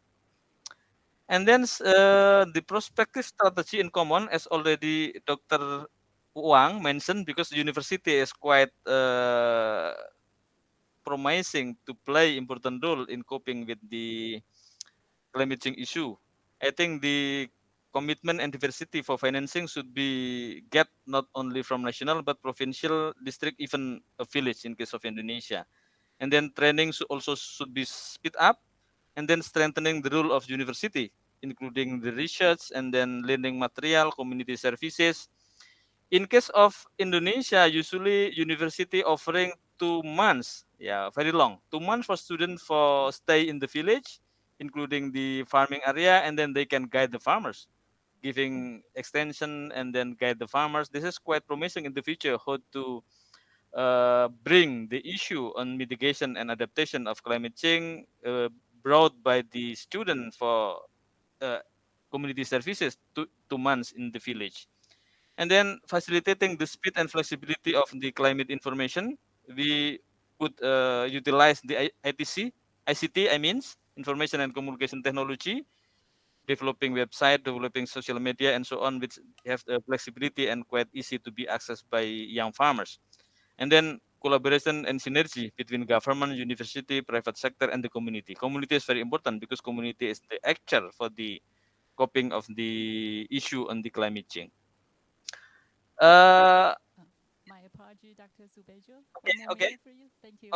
Okay. Yeah, 1 minute is enough. Yes. This is in my university. We developed the application we call as a DESA, developed by Gajah Mada University. We making the information by collaborating the researcher, lecturer, student, extension staff, farmers, and business persons. Very easy to be used, and then also providing the information and the data. I think this is also a real action can be done by university how to involve in the issue of the climate change. This is, as I already mentioned, in the rural area there is big fund, so this is also can be allocated to the action of the issue on the climate change, also including to maintaining the food security. I think that's all. Thank you very much for your kind attention. Okay, Thank you. Thank you, Dr. Subejo.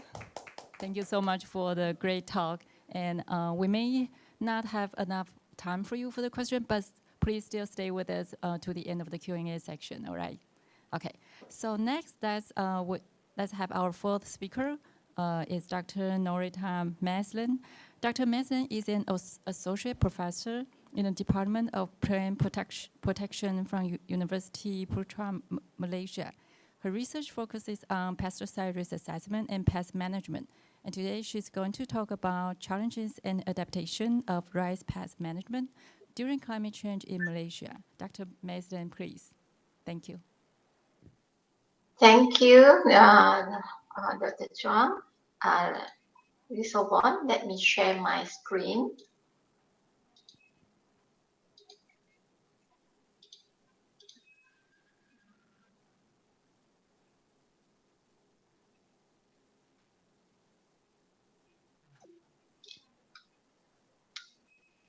Okay, can everyone see my slides? Yes, please. Okay, I will make it into the full screen. Oops, sorry. Okay, good morning, everyone. First of all, I would like to thanks, for as you and for the organizer for inviting me for this forum. Excuse me. Yes, Excuse me, Dr. hello? Maslin. Could you please change to the display mode? Change what?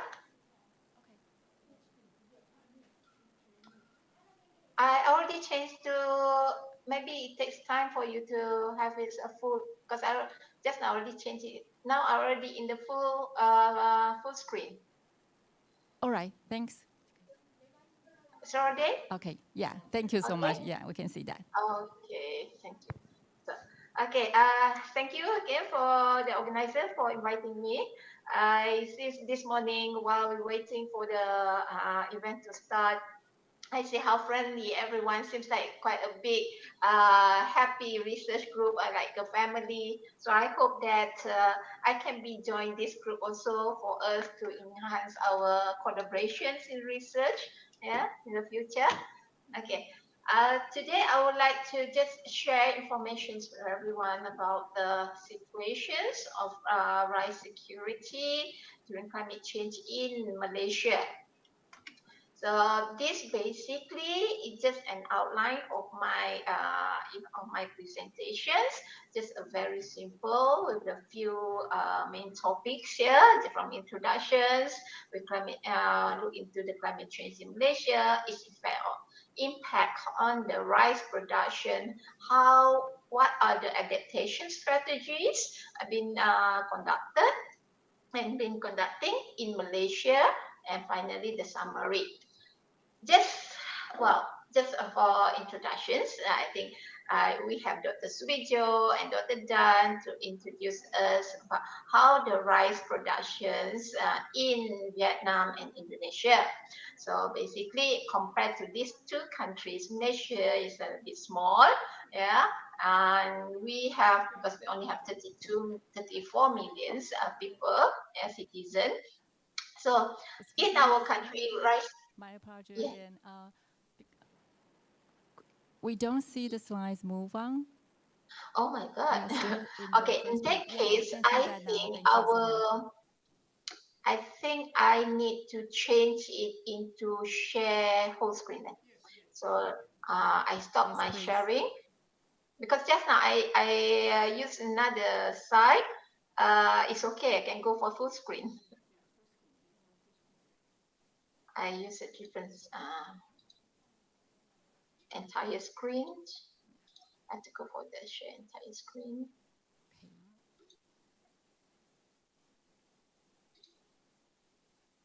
Can you see me?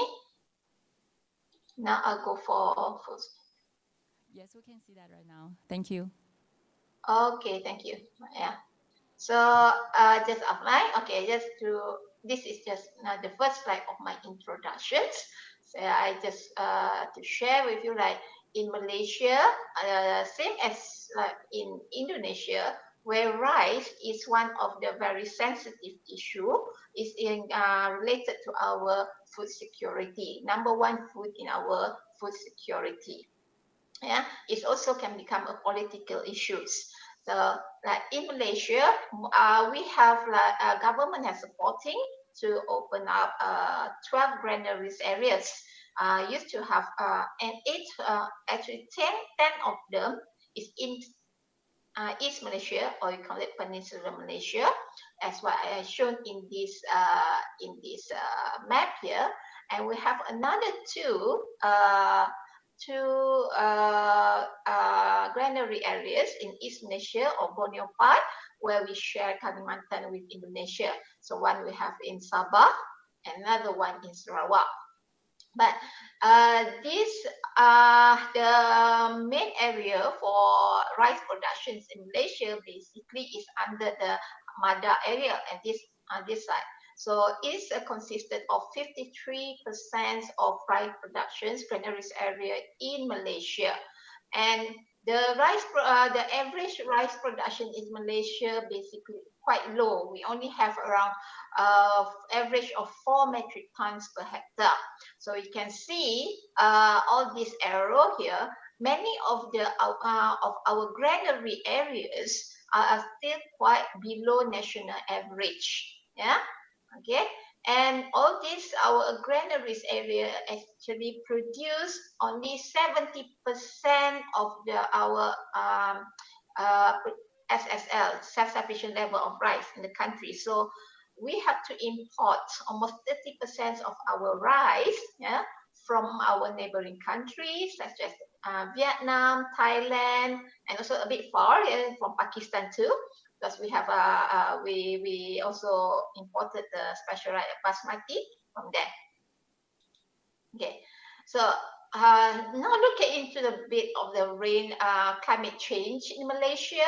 So this is some just sharing some information that the meteorological department have collected the data where almost like it's from 1951 to 2005. So actually the changes of rainfall patterns already happens a long time ago. You can see at the second half of that 50 years, yeah, the rainfall has been reducing.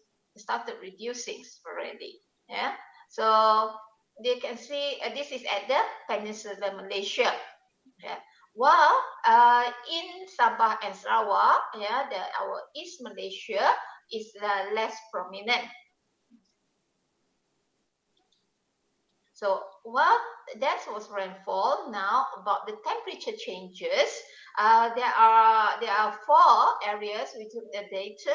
Yeah, the data from the 4 weather stations. Yeah, in Malaysia we have like East Malaysia, we have Kuching in Sarawak and Kota Kinabalu from Sabah, and then we have like Kuantan in the middle part of the Peninsular Malaysia, and Petaling Jaya is our most populous area in the country, where we call it near the Klang Valley area, where we have all Kuala Lumpur, Putrajaya is around that. Yeah. So you can see the data. We can see that the blue line, the Kuching, has the lowest temperature changes in the country, while the furthest top line here is shown the line of PJ, Petaling Jaya. This is because if you know the map of Malaysia, Sarawak is the biggest state in Malaysia, yeah, where it's in the Kalimantan, and that at the Borneo of Malaysia, sharing with Kalimantan, Indonesia, and you have a very big rainforest area. So and also the urbanizations progress there is way much slower compared to the Peninsular Malaysia, especially in Kuala Lumpur, Petaling Jaya area. So that is why you can see there is a very vast changes, differences in the temperature. And also you can see there are El Nino also impact in the temperature changes in Malaysia. That is from 1972, 1982, 87, and 97. I think it will be the same also with this with our neighboring country like Indonesia, Thailand. Yeah, and this, because of these changes of climate changes, we already caused some problem with the water supply, because as you see, most of the Malaysia rice productions, we need water, we need irrigations. So if the water depletes, then the planting of the rice productions also will be affected. So this is to show one of the dam in northern parts of Malaysia. The level is really fluctuating within all in the this is from January 2014 to 16, and also there is also in the Malaysia climate change have a forecasters. Until 2050, Malaysia average price changes, temperature changes will increase from 1.2 to 1.4 degrees Celsius. But I can expect that might be this. It might be higher than what they expected. Yeah. Okay. Because I think that now during the hot seasons, the temperature can be very high. Okay. And what does this impact to the rice productions? As I mentioned before, with the less rainfall, higher temperature, it causes the problems of the water deficiency. And you can see that a lot of news have come out about this, especially Mada area, the main granary area in Malaysia, always have a problem with the drought. Yeah. Okay, it come out that is because studies in Malaysia have found that in the past decades, you see the temperature, the minimum and maximum temperature actually already increased. Even though it's less than 1, but I think around 0.3 or 0.5 is a bit high already. And also, study has shown that this 4% increased temperature can reduce the rice productions to 46%.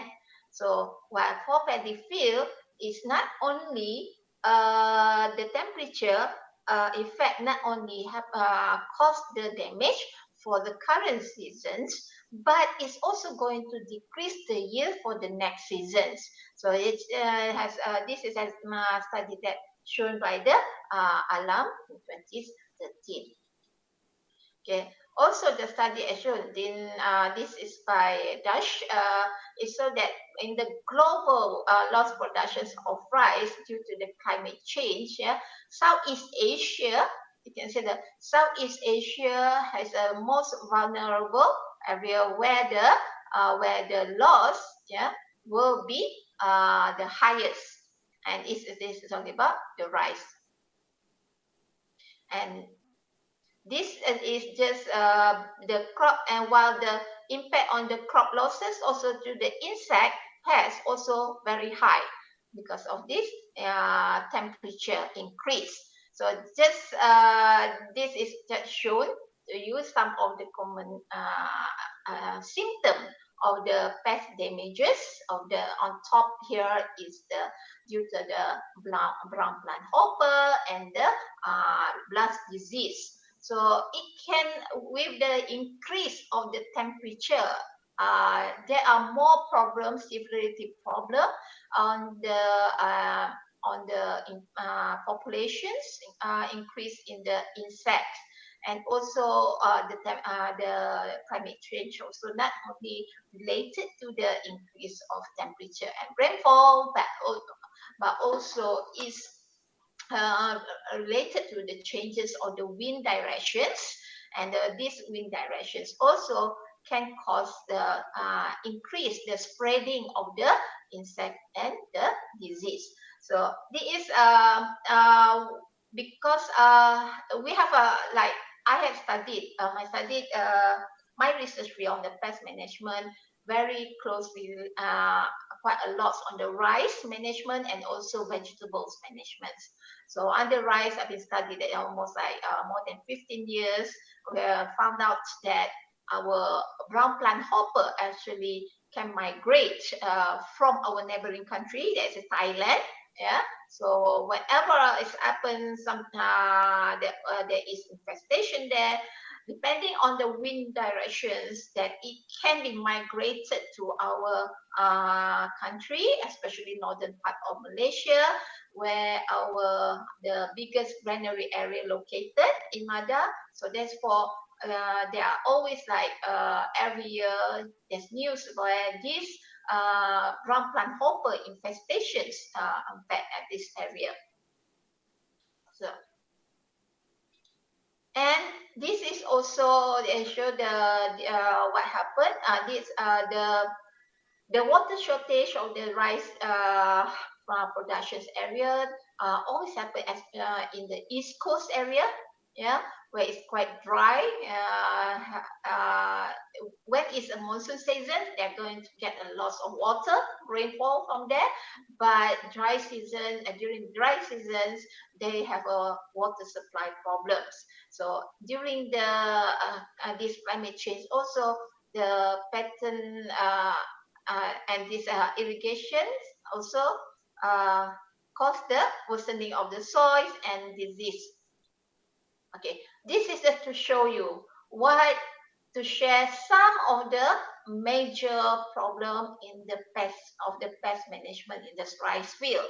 We have this is a common rice pest. We have like stem borer, yeah, and then before the plant hopper, the bug, and then this is a sucking insect, and the blast, false mud, sages, and also this broadleaf weeds.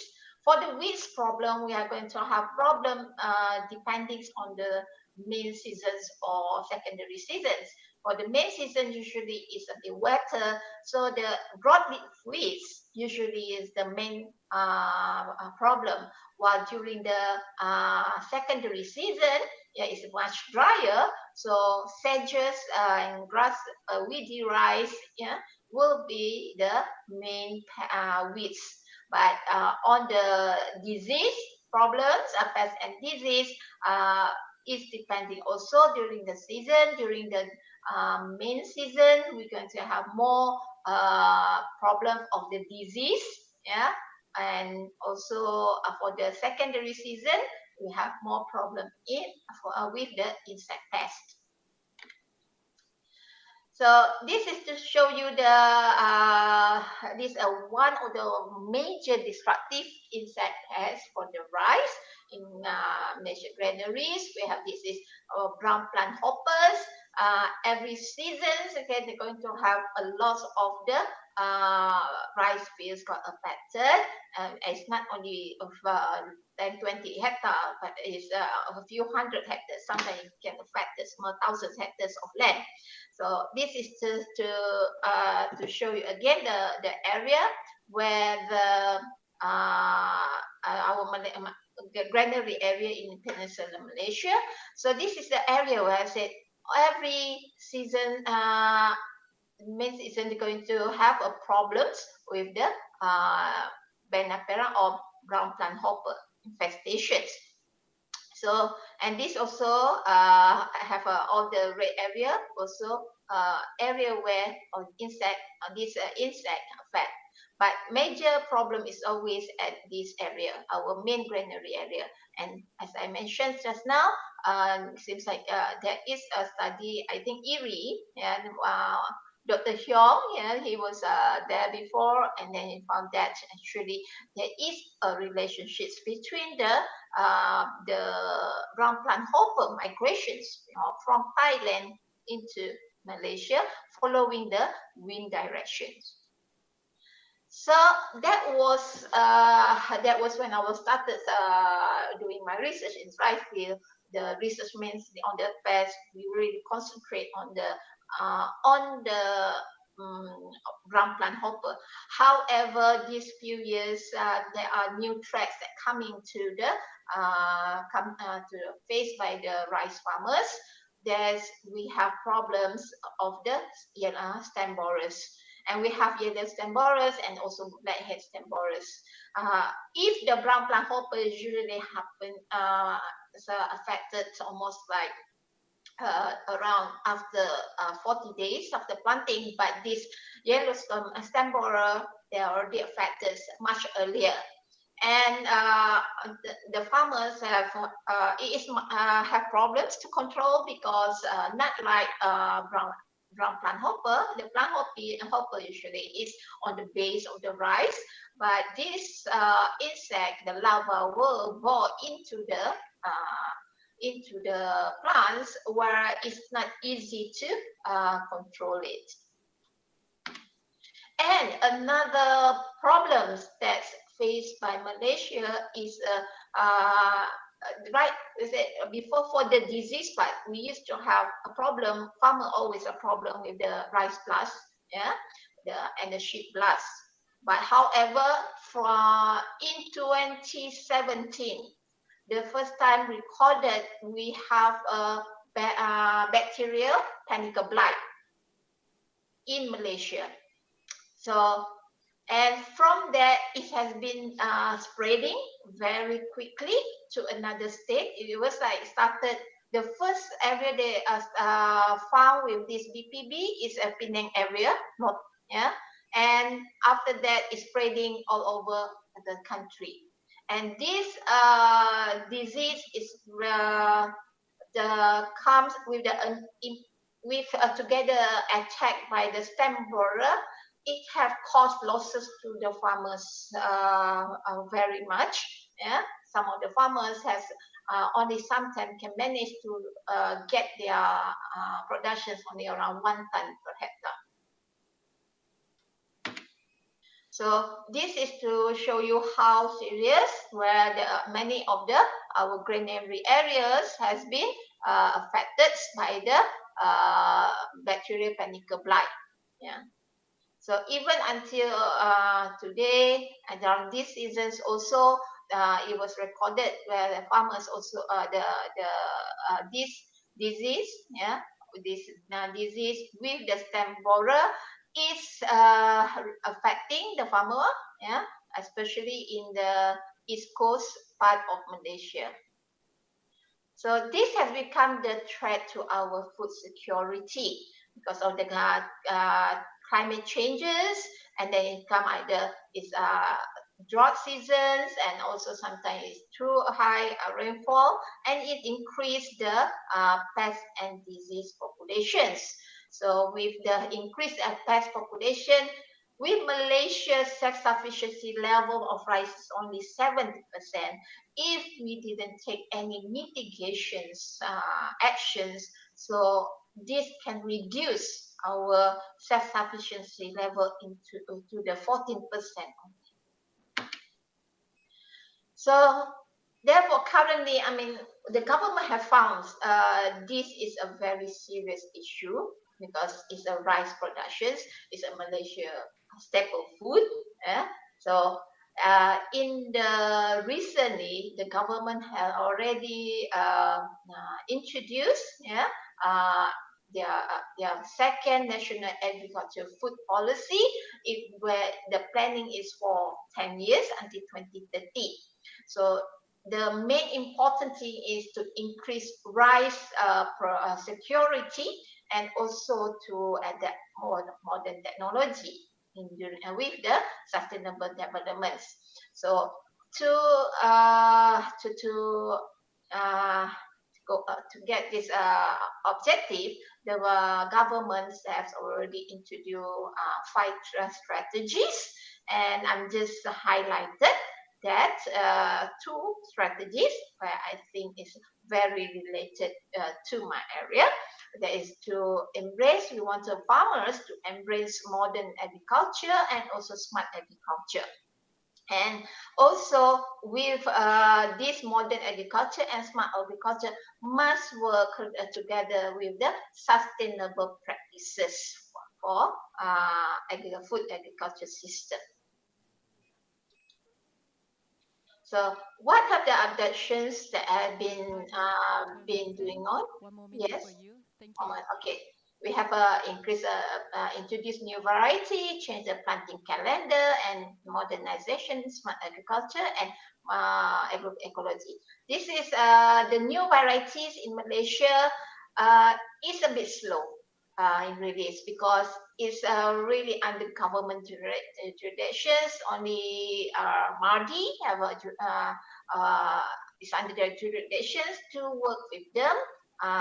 And so university also have to work with them to prepare the new variety. So this is just some of the variety have been released, and we change the cropping system, yeah, to see if the change is the VOA and the meteorological department make a forecast if they change times of the planting seasons, 7 and 14 days turn out to be.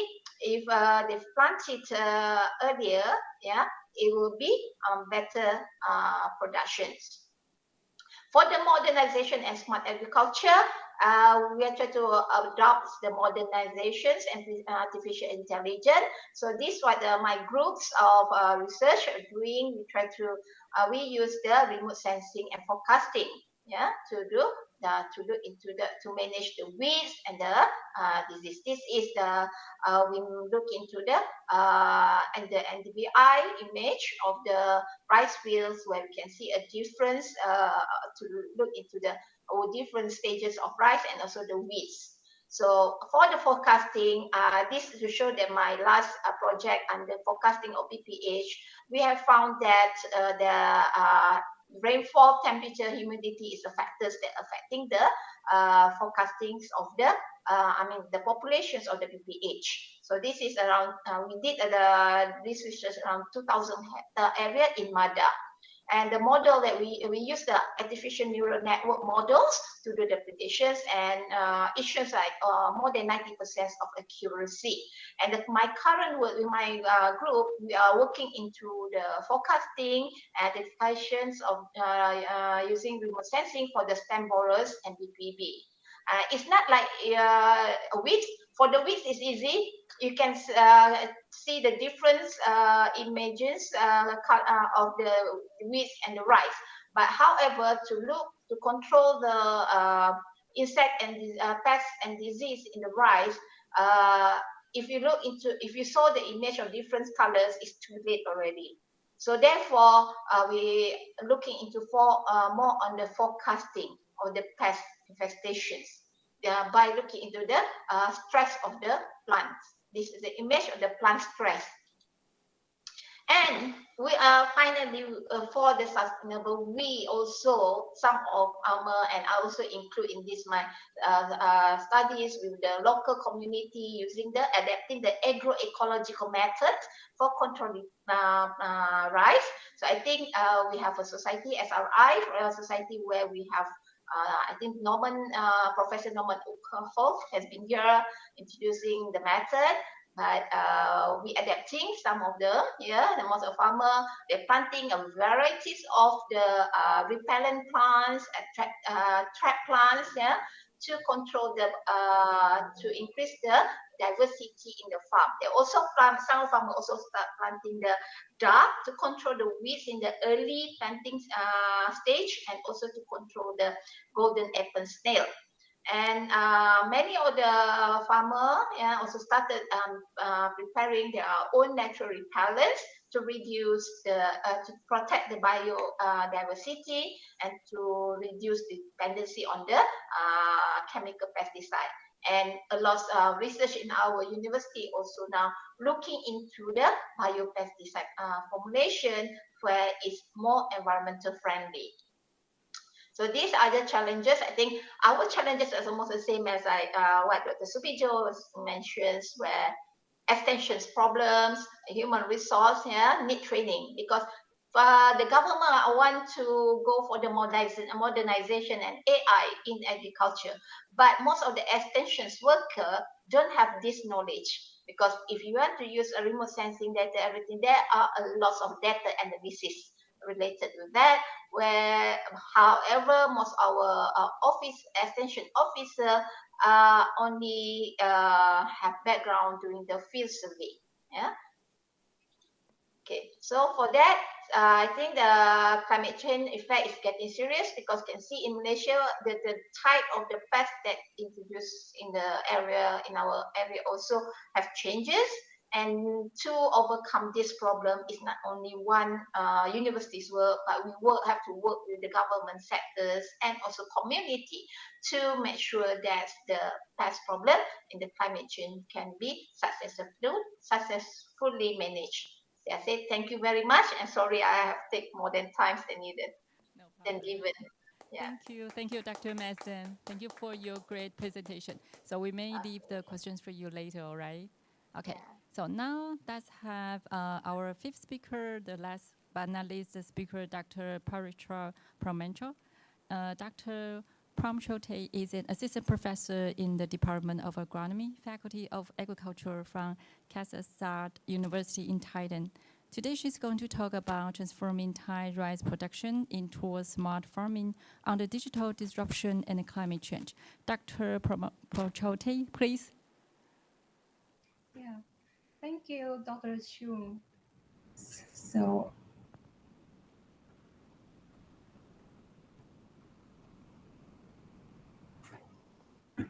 is that work for my sharing? Great, thank you. Okay, thank you very much for introduction, and I'm so glad to have an opportunity to present in this conference, and also I feel very exciting every time of my presentation. So for today, I will give an overview of the technology use and also situations of Thai rice farmer.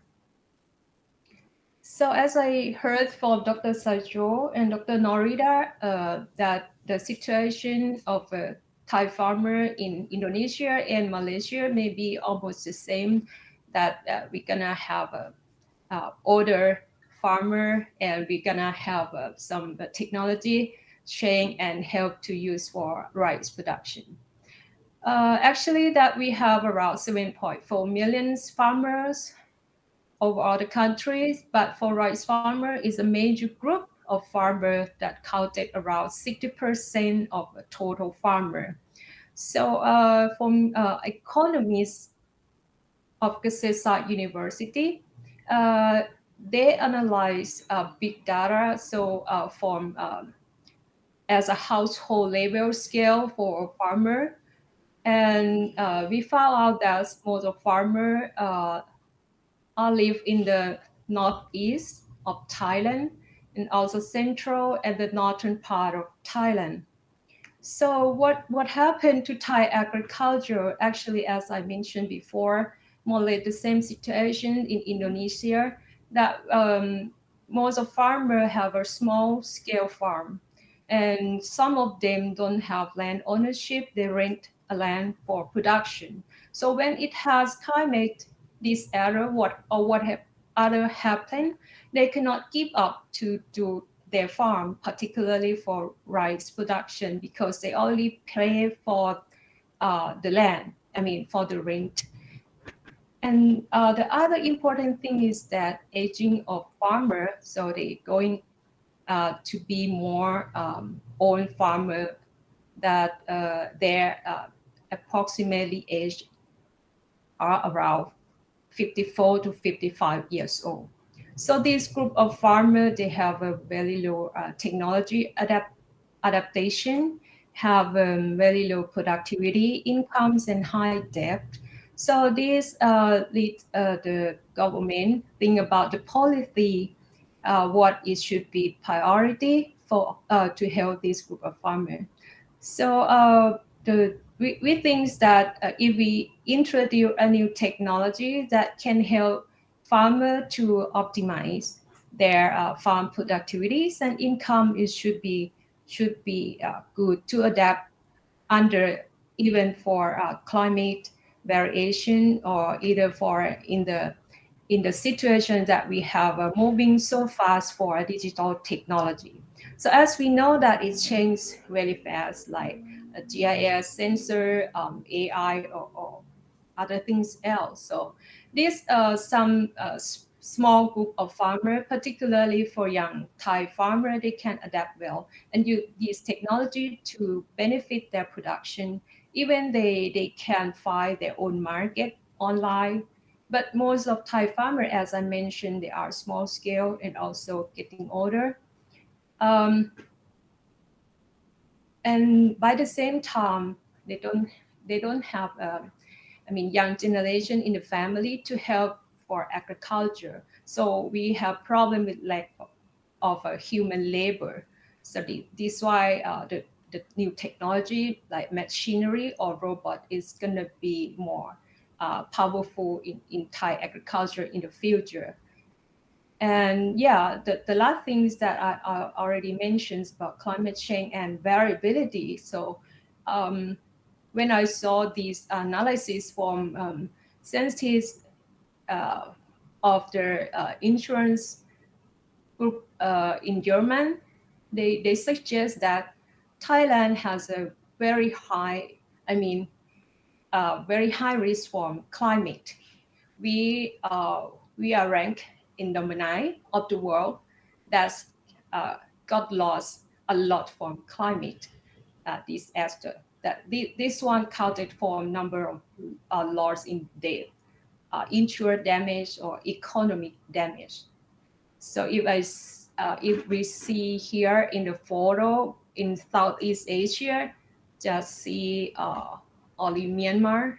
No, not only Myanmar, Philippines, and Thailand. So this is very challenge for us, that how to help farmer, because it's very, very difficult for farmer to adapt to this kind of situation. So when we look at the production loss, yes, of course, we always lost our rice productions from flood and drought every year. Even this year, from the last October, most area of rice farm were under flood and caused a lot of numerous money.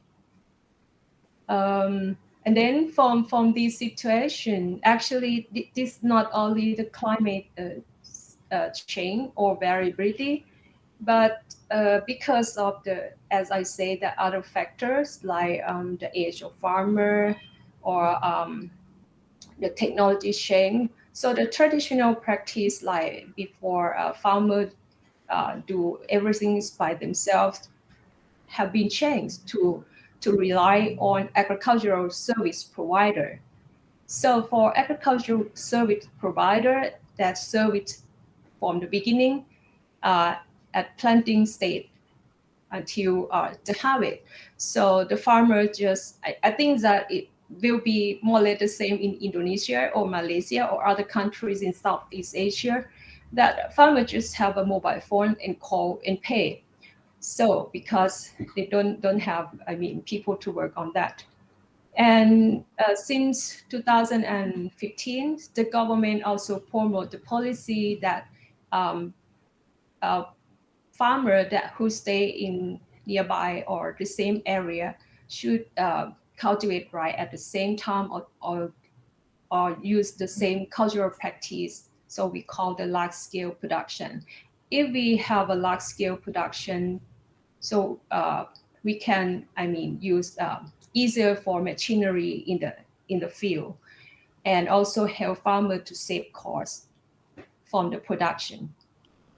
One thing that we have seen from the last 5 years, actually that it may be was introduced for a long time ago, but it's just at last 5 years that Thai rice farmer going on to use drone in agriculture much more than the past period.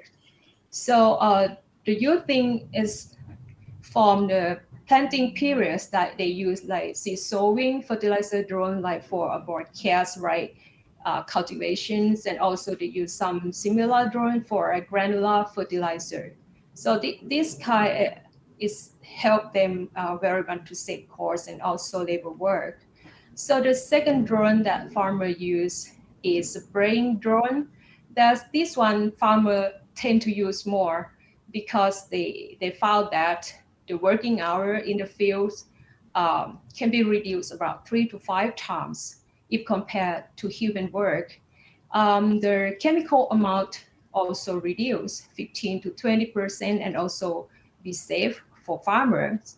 And the last one that's very important, that the payment reduced around 10 times if compared to use machinery or human operation. So the last drone that a Thai farmer is using is data mapping drone. So this one just help farmer to check for overall the field area, and by the same time help to check or monitor for crop health. And this one is just reflected by this photo, just reflected by NDVI. So in this picture, for the drone, it can be attached with RGB camera that can take a normal photo like this, or even like for multispectral camera that can take a photo with the wavelength that our visualization cannot detect. So this one is going to be helped more in the future for precision farming, because we can spot out the area where it has problem, for example, waterlogging or a dry area because of not good irrigation, or even has some attack from pests and disease. So the farmer can operate like apply the fertilizer, the chemical spraying at just a specific area that can help to reduce the money from their production. So we come up with that, can Thai farmer purchase drone? Actually, that is quite, actually the drone price is quite high. It depends on the volume of a spraying drone. For example, if it's small, like 5 5-liter container, that is optimum. This is very good for a small area or small scale farm site. But for a bigger one, it's gonna be like 16 to 20 liters. That is good for a big farm, and the drone price is very expensive. As I mentioned before, and normally Thai farmer, for small scale farmer, they don't purchase drone themselves, but they ask for a provider to service. Yeah, this is going to be a new trend that going to have a more agricultural service providers in agriculture. That's a very good business.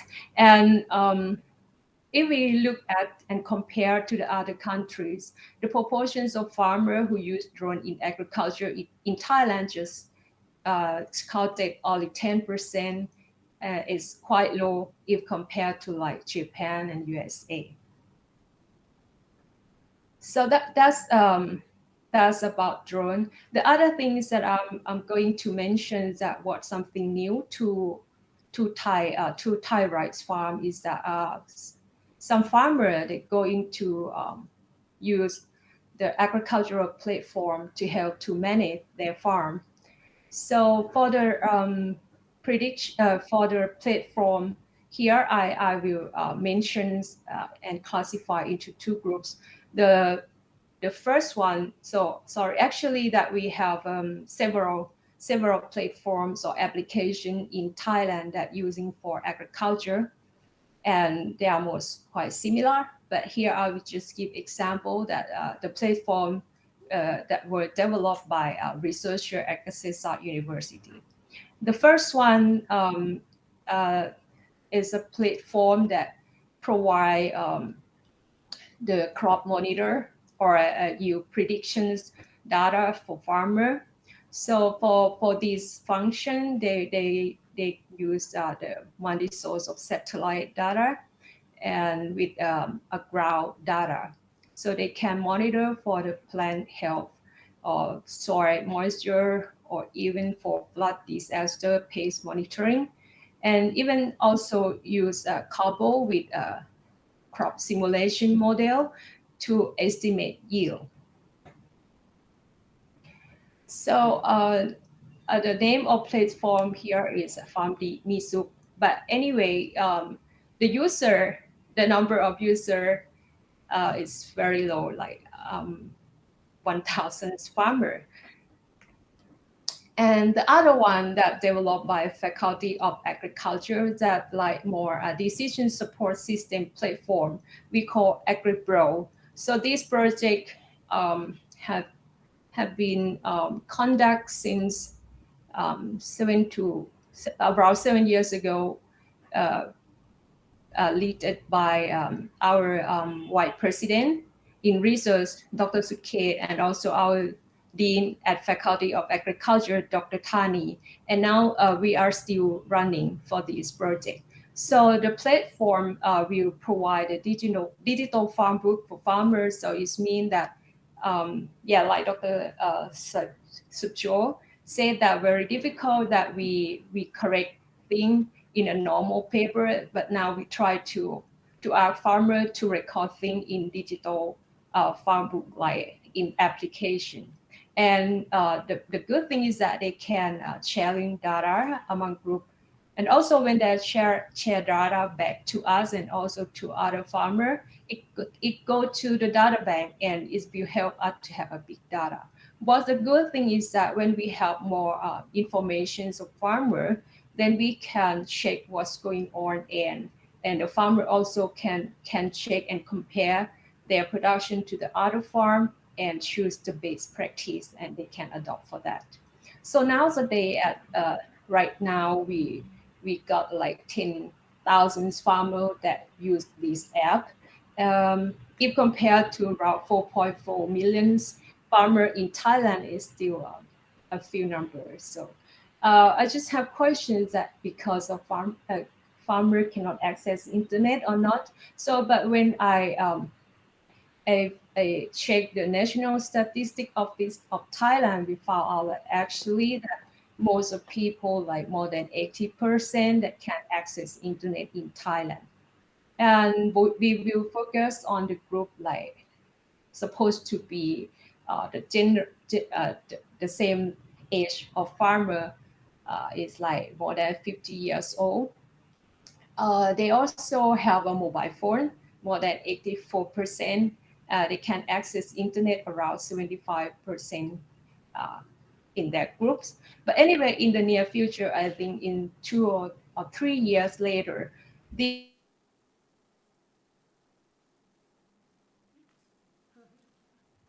Thai farmer, and then we will use more internet and mobile phone, all things. So this gonna be helped to move forward to use more the technology for farm production in Thailand. So what's our next?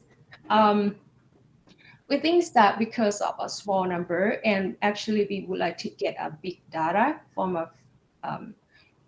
cultural practice and farmer profile. So I think that we may increase the training activities or technology transfer in the several group of farmer and to make it more worldwide use. And the second thing is that for drone application, we still need to improve like some technology that used with drone. For example, the precision rate and the ground check with the plant in the real field. For example, like the photo that taken from drone compared to the real photo. So it should be more accurate. And then if it have more accuracy, so it's gonna be more help for farmers to support decision for their management.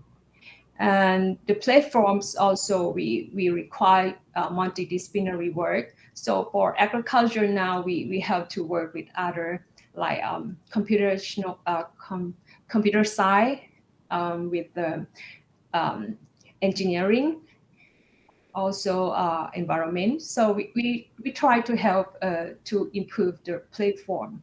And the last one that maybe that more close to my field is that to improve the database, like we require more high resolutions, particularly for the weather data, and also we require more big and reliable data from farmer. So why I'm talking about the resolution, because if we look at this, we have a map to show and monitor crop health. In Thailand, if we look at for a big scale, it look good. But when we zoom in, then the field that we would like to measure and overlay with the ground image does not match well. You see this the level of plot and this the layer that we would like to estimate like a crop health.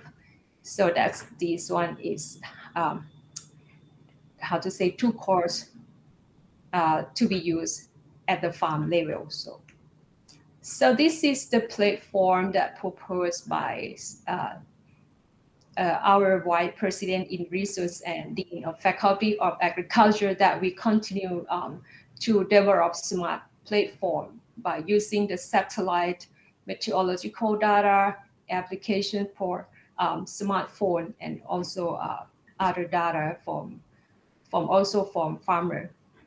So what I have seen here, like for the satellite data now, we can access a high resolutions, maybe the picture pixels like less than 10 meter. But for limitation is meteorological data that actually that we can get available data like for 10 kilometer. If, as I showed before, 10 kilometer is quite, bigger than the normal farm size in Thailand. Particularly, we have a very small farm size, and many farmers have a small farm size. So the first thing that we cannot downscale this, because we don't have many ground check station for the weather station. Official weather station in Thailand actually located just only one province, one station, and the distance between or among station is around 50 kilometers. That's too coarse. So even we have a very fine or very high resolution of satellite image, but when we would like to overlay with the index or the factor that we would like to evaluate, so when it cannot match well and cannot use at the farm level. For the soil data, spatial soil data also, we also don't have a high resolution one as well. So this one is need more research work and more data collections and mathematic work. So for myself, I'm also working on how to get the high meteorological, high resolution of climate and weather data, and is try to make it more accurate for the forecast. If the weather forecast is more accurate, so the other factor like crop growth or yield or even other factors that involve from the farm management, that will be better for our platform. So that's all for my presentations. Actually, I just would like to give this, because cannot go to details, but would like to propose and would like to get discussion, and would like to get, collaborations work together among our group to how to help to support. And I think that other countries also would like to get a high resolutions of this kind of database as well. Thank you. Thank you so much, Dr. Prabhjyoti. It's very great presentation. So now I think we have question from the YouTube channel that I just pasted in the Google Meet chat box. So perhaps we can check that. So we have the question for you that said, the different varieties adapt different environments. It is also true under climate change. So just wondering which strategy is preferred for breeders in your countries that release more varieties quickly or breed the variety having specific resistance.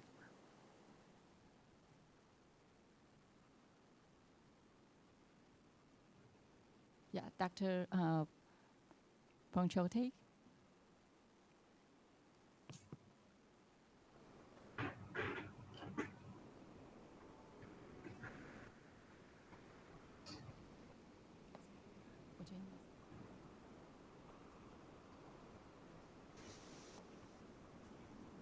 Or any speakers that you may answer this question from the audience in the YouTube channel.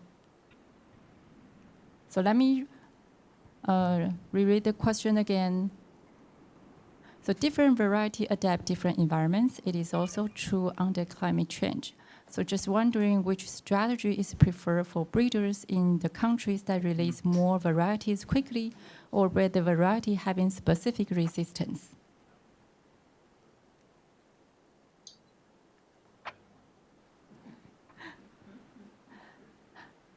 All right. Or we can take these questions later. So I think I see one more question. I think that is for Dr. Thompson. Hold on. So it's from Jules. Let me paste the question for you. So the question, hold on a second.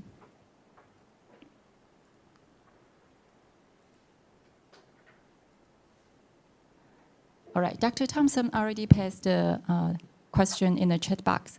So the question is that what are the potential insights from the U.S. land grant system of Texas A&M that are potentially applicable to Vietnam, Malaysia, Indonesia, and Thailand? Okay. Thanks. Yeah, well, thank you very much for the question. So I think it's, it's very relevant, how the universities can work together. And so, here in the U.S., we have, as was mentioned, Texas A&M is a land grant university. And so that means we have kind of a mandate for agriculture, and also, so it's research, extension, and service, essentially. And so we do have, Texas A&M has extension, and AgriLife has extension agents around Texas.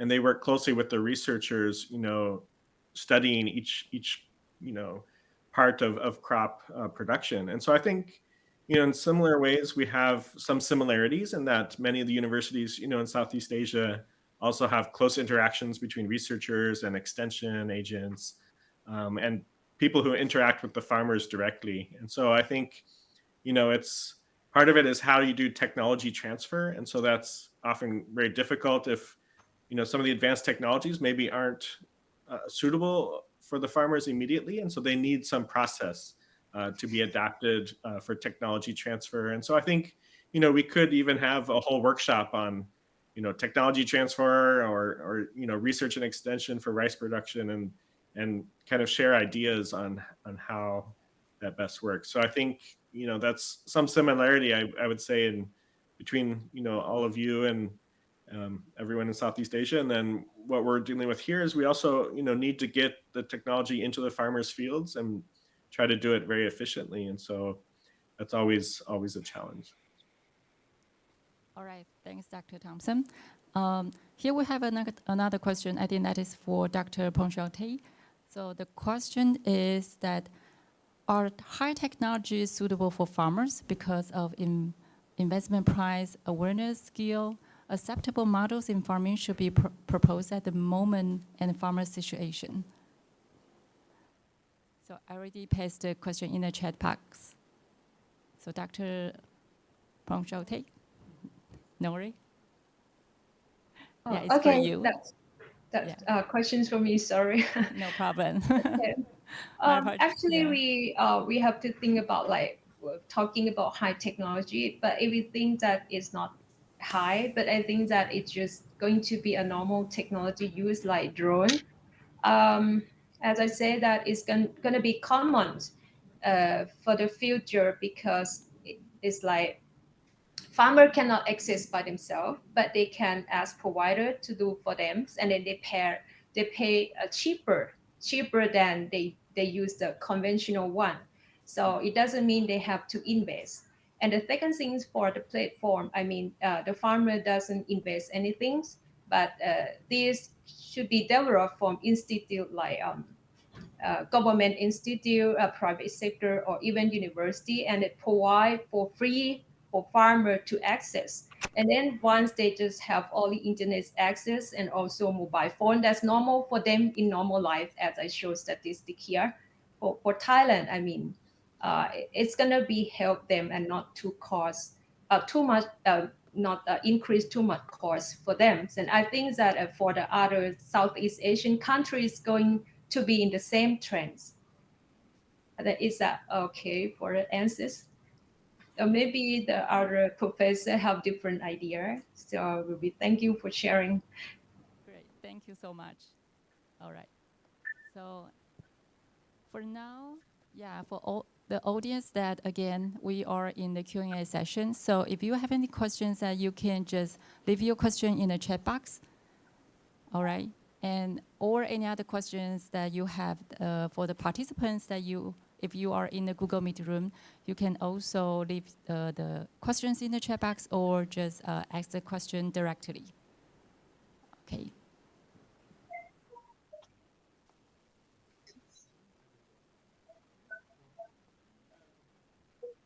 Hi, thank you to all the speakers. Very interesting panoply, right? A semi-panoramic view of rice security in the region. I was somehow caught by the statistics and the percentages of the use of drone technology in Southeast Asia. Okay, so I'd like to ask Dr. Promchote, would you know the explanation why we can obviously make an educated guess about why in Thailand and in the Philippines, right, the use of drone technology is very small compared to, say, America, right? But even China, it's only 2%, if I recall correctly, right? Now, I'm interested to know the reason behind this disparity, okay, in terms of using drone technology, because at face value, I can see that it helps the farmers, but at the same time, it helps us to produce the big data that you're saying. So what could be the explanations for that? And I think that somehow I could also see the theme that's running between the morning and the afternoon session. We certainly hope so. Is between winners and losers in terms of looking at a sustainability regime in the region. Okay. Okay, thank you for questions. So that's very interesting, and I mean, I can say that it's quite new for Thai farmer that to use drone right now. We just start, and now we import drone or from China or other countries. And now today we're gonna have more developer of drone in Thailand. For the Thai rice farmer, as I say, that they cannot access directly to purchase drone like in US or in Japan. That's the first thing. The second thing is that the technology used, it means that a farmer needs some skill to use drone, and it's not worldwide now. It's just in some group of people that who first can access. It means can own drone first, and the second know how to use drone. And the last one is that the drone technology is not only buy it and use it. It needs some resource to support to use it as well. It doesn't mean we just fly it over and they just throw everything to the field, but it needs to have some research to support that for the speeding, for the rate, for how the drone, the sensor at the drone can work well and detect correctly at the right field, and even for the other type of crop communities. Yeah, I'm not sure that I answered your questions or not. Okay. I think before Dr. Narida intervenes, or yes, I believe, I don't know if Dr. Narida, yes. Okay. Just to tie that up with the insight or the suggestions of Dr. Thompson, and that is looking at how we can potentially transfer technology to farmers and technology between, say, farmers of, say, various village and national traditions. Because, as I understand it, I'm an IR. I'm an IR guy. I work in international relations and I work in ASEAN. I'm not a rice expert. Mm-hmm. No, okay. So I come from the social sciences and from the humanities. How do we put a face to this research, I guess, right? How can we, can some of you perhaps share of concrete models in which farmers have actually benefited in specific communities in Southeast Asia of these technologies? And not only the technology itself, but the process of sharing the technology. Because I think what Promchote is actually trying to get at as well is that you do need an enabling environment, okay? And that enabling environment is far more complex, okay, than looking simply at the science of rice, okay? So there, it's a question that's addressed to the different to our speakers from the various Southeast Asian countries, but to Dr. Thompson as well. Thank you. Okay, okay, Dr. Thompson. I think the technology is very important. I'm just curious.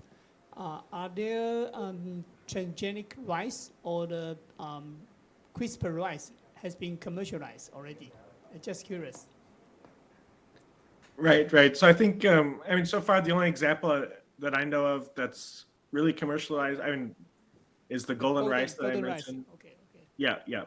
But for instance, in the U.S., that as far as I know, there's no GM rice at the moment, and it's still early for the gene editing aspect. So how long it will take for the commercial rice, the genetic modified rice to be commercialized? Yeah, I mean, for gene editing, I think we're still at least 5 years away from something like that. Yeah. I see. So Dr. Kevin asking why it takes so long. Because the Philippines has already come out with it. I mean, it's been deregulated. But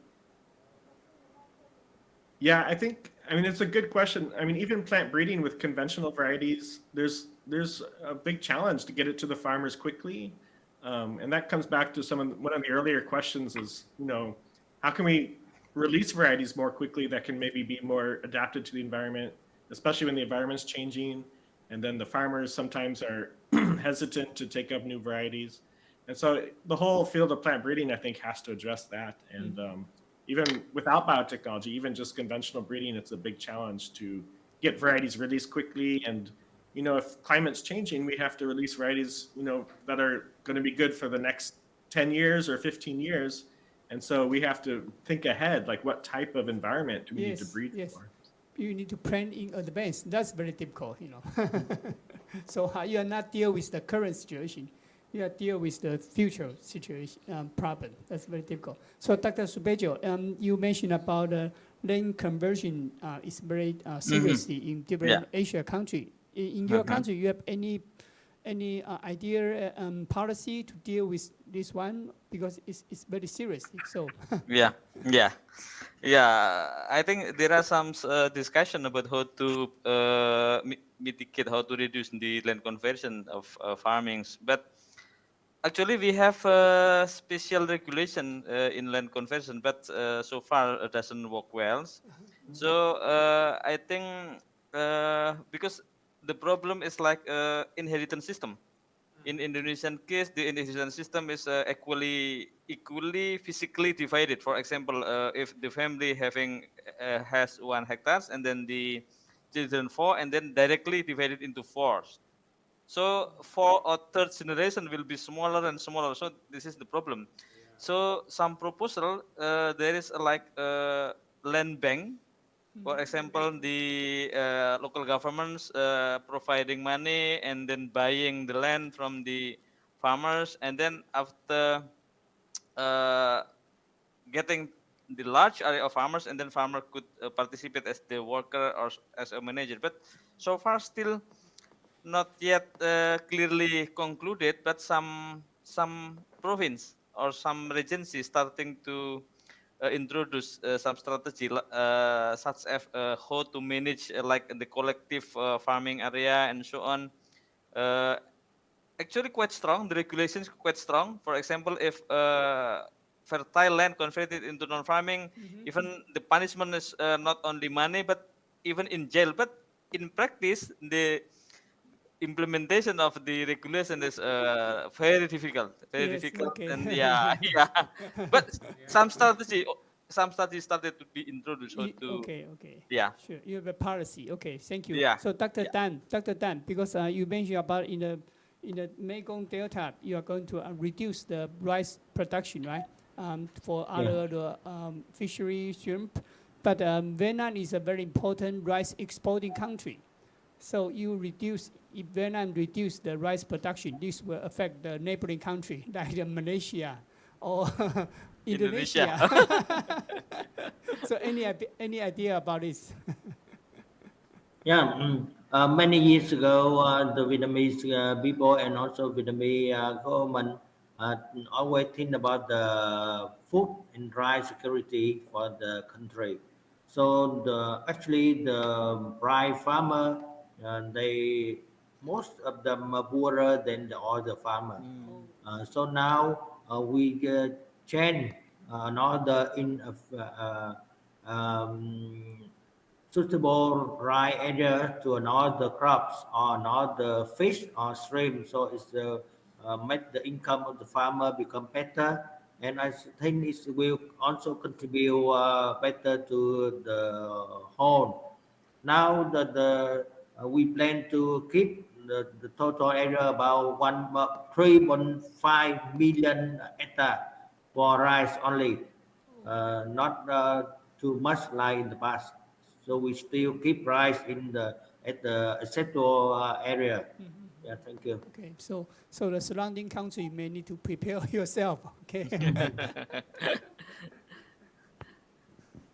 All right, so is there any more questions? Now there's no more question from the YouTube channel, and I would like to say thank you for all the speakers, Dr. Dan, Dr. Thompson, Dr. Subejo, Dr. Mason, and Dr. Proshonte. Thank you very much for your great presentation.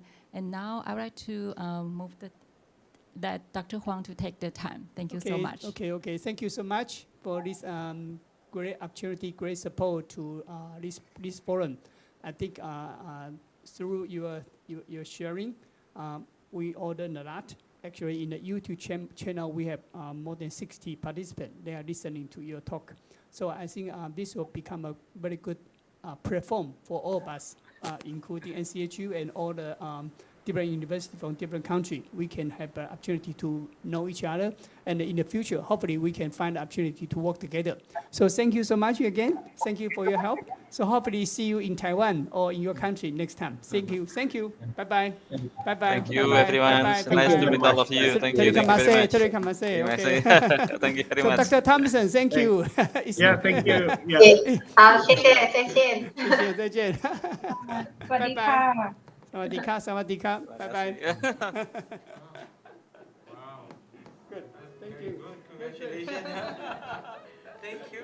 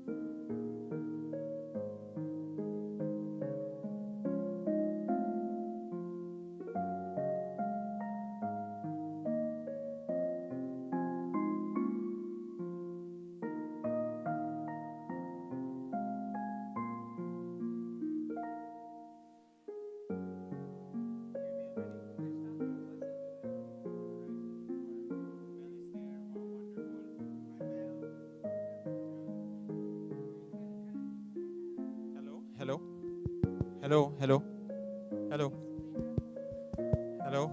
So Mel, yes, all right, Mel is there. Ike, all right, Eno, Grant, and Chancellor Clement is there. Okay, welcome everyone. Okay, so we should be starting in a bit, in about 3 minutes. Okay. Okay, 3 minutes.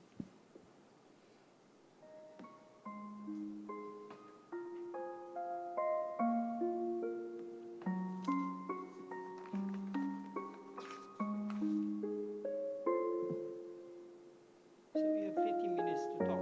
Yes. Yeah. Okay. But we have a video. Who will play? It's ready. Okay, okay, okay. Yeah. We have a video ready. And Good.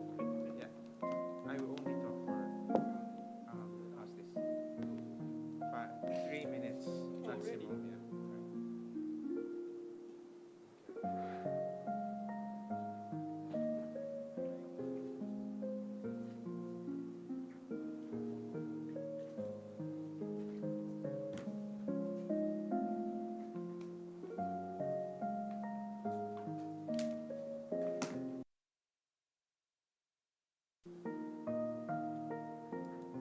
No, director. 所以这边 It will be the director. Okay. director. Hang on.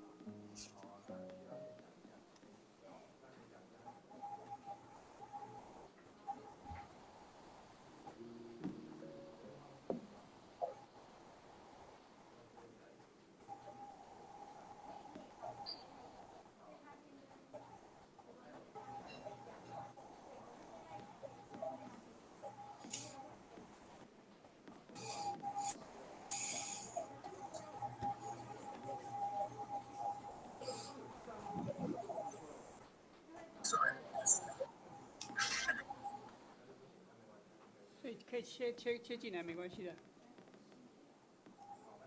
开始 ，OK， Dr. Kevin, you're ready. All right, are we ready? Yes. Yeah. Hold on for a second. All right. Okay. Good afternoon, everyone, ladies and gentlemen. Kevin Henry Villanueva, Senior Fellow in Ethics and International Relations here at National Chung Ching University and at the University of the Philippines in the Visayas. It is my great honor and pleasure to welcome you to this international virtual forum, to which we have invited our distinguished speakers to a panel on the sustainability regime in Southeast Asia. Before I begin, my salutations to our distinguished speakers, as well as to the Chancellor of the University of the Philippines in the Visayas, whom I shall introduce to you shortly. There are, I believe, at least 3 frameworks or perspectives from which this initiative for rice sustainability in Southeast Asia, emerges. The first is obviously the substantive issue of the day. We are on the heels of the Glasgow Summit, and our leaders have debated the future not only of our Earth, but of humanity. To this, I believe that there is a moral imperative on the side of, or on our part as academics in the universities in which we work. Secondly, as Southeast Asians primarily, because this is the ground we walk on. And it is to that we will now engage in a series of reflections. Okay. So apart from the Glasgow Summit and the climate emergency, to which we have been called to cut carbon emissions in the next 10 years, there is also the framework or the call for the UN Sustainable Development Goals, within which there are 3 that I would particularly like to emphasize: life on land, life below water, and the eradication of poverty, especially women and children. Right. Secondly, we would like to look at the state of the art of sustainability as a regime and climate policy in Southeast Asia, specifically the project of ASEAN. Finally, all right, I will now turn you over to a video, all right, which is in many ways the subtext or the overarching framework, all right, of what we are going to do as in a series of reflections, which is a debate and a conversation that we started in 2017 on the 50th anniversary of ASEAN. Can you please now show the video? Thank you.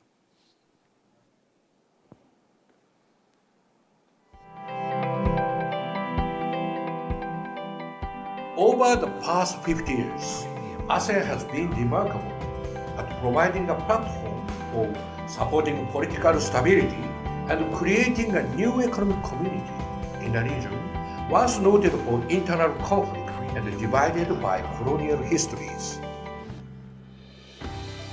ASEAN has come a long way. From political security and economic cooperation, the region is now moving towards a sense of shared identity. To celebrate ASEAN's Golden Jubilee, the Economic Research Institute for ASEAN and East Asia, AREA, together with the Philippines government, produced an intensive program for ASEAN at 50. This included a series of symposia, a high-level forum, and a 5-volume commemorative publication with contributions from leaders and academics about the past, present, and future of ASEAN. In 2015, after nearly 50 years of regional stability, ASEAN launched the ASEAN Economic Community. AEC already exists now, at least for the single market and production base. More than 99% of our commodities moving around ASEAN could already enter into the ASEAN markets at zero duties. How can ASEAN now effectively move forward to fulfill the aspirations of its citizens and realize its full potential? ASEAN at 50 is not a complete story, nor it is a finished product. It is steadily evolving pursuit towards the realization of our vision of a peaceful, stable, and resilient community with the capability to respond effectively to the challenges within and outside our borders. As part of ASEAN at 50, AREA conducted a region-wide public opinion survey of over 2,000 people. The results reveal high levels of optimism about the region's future. I hope there is far less corruption in the region. I hope there is good connectivity through roads and ports. I hope there is easy access to goods and services from any ASEAN country. I hope that skilled workers can move freely within ASEAN.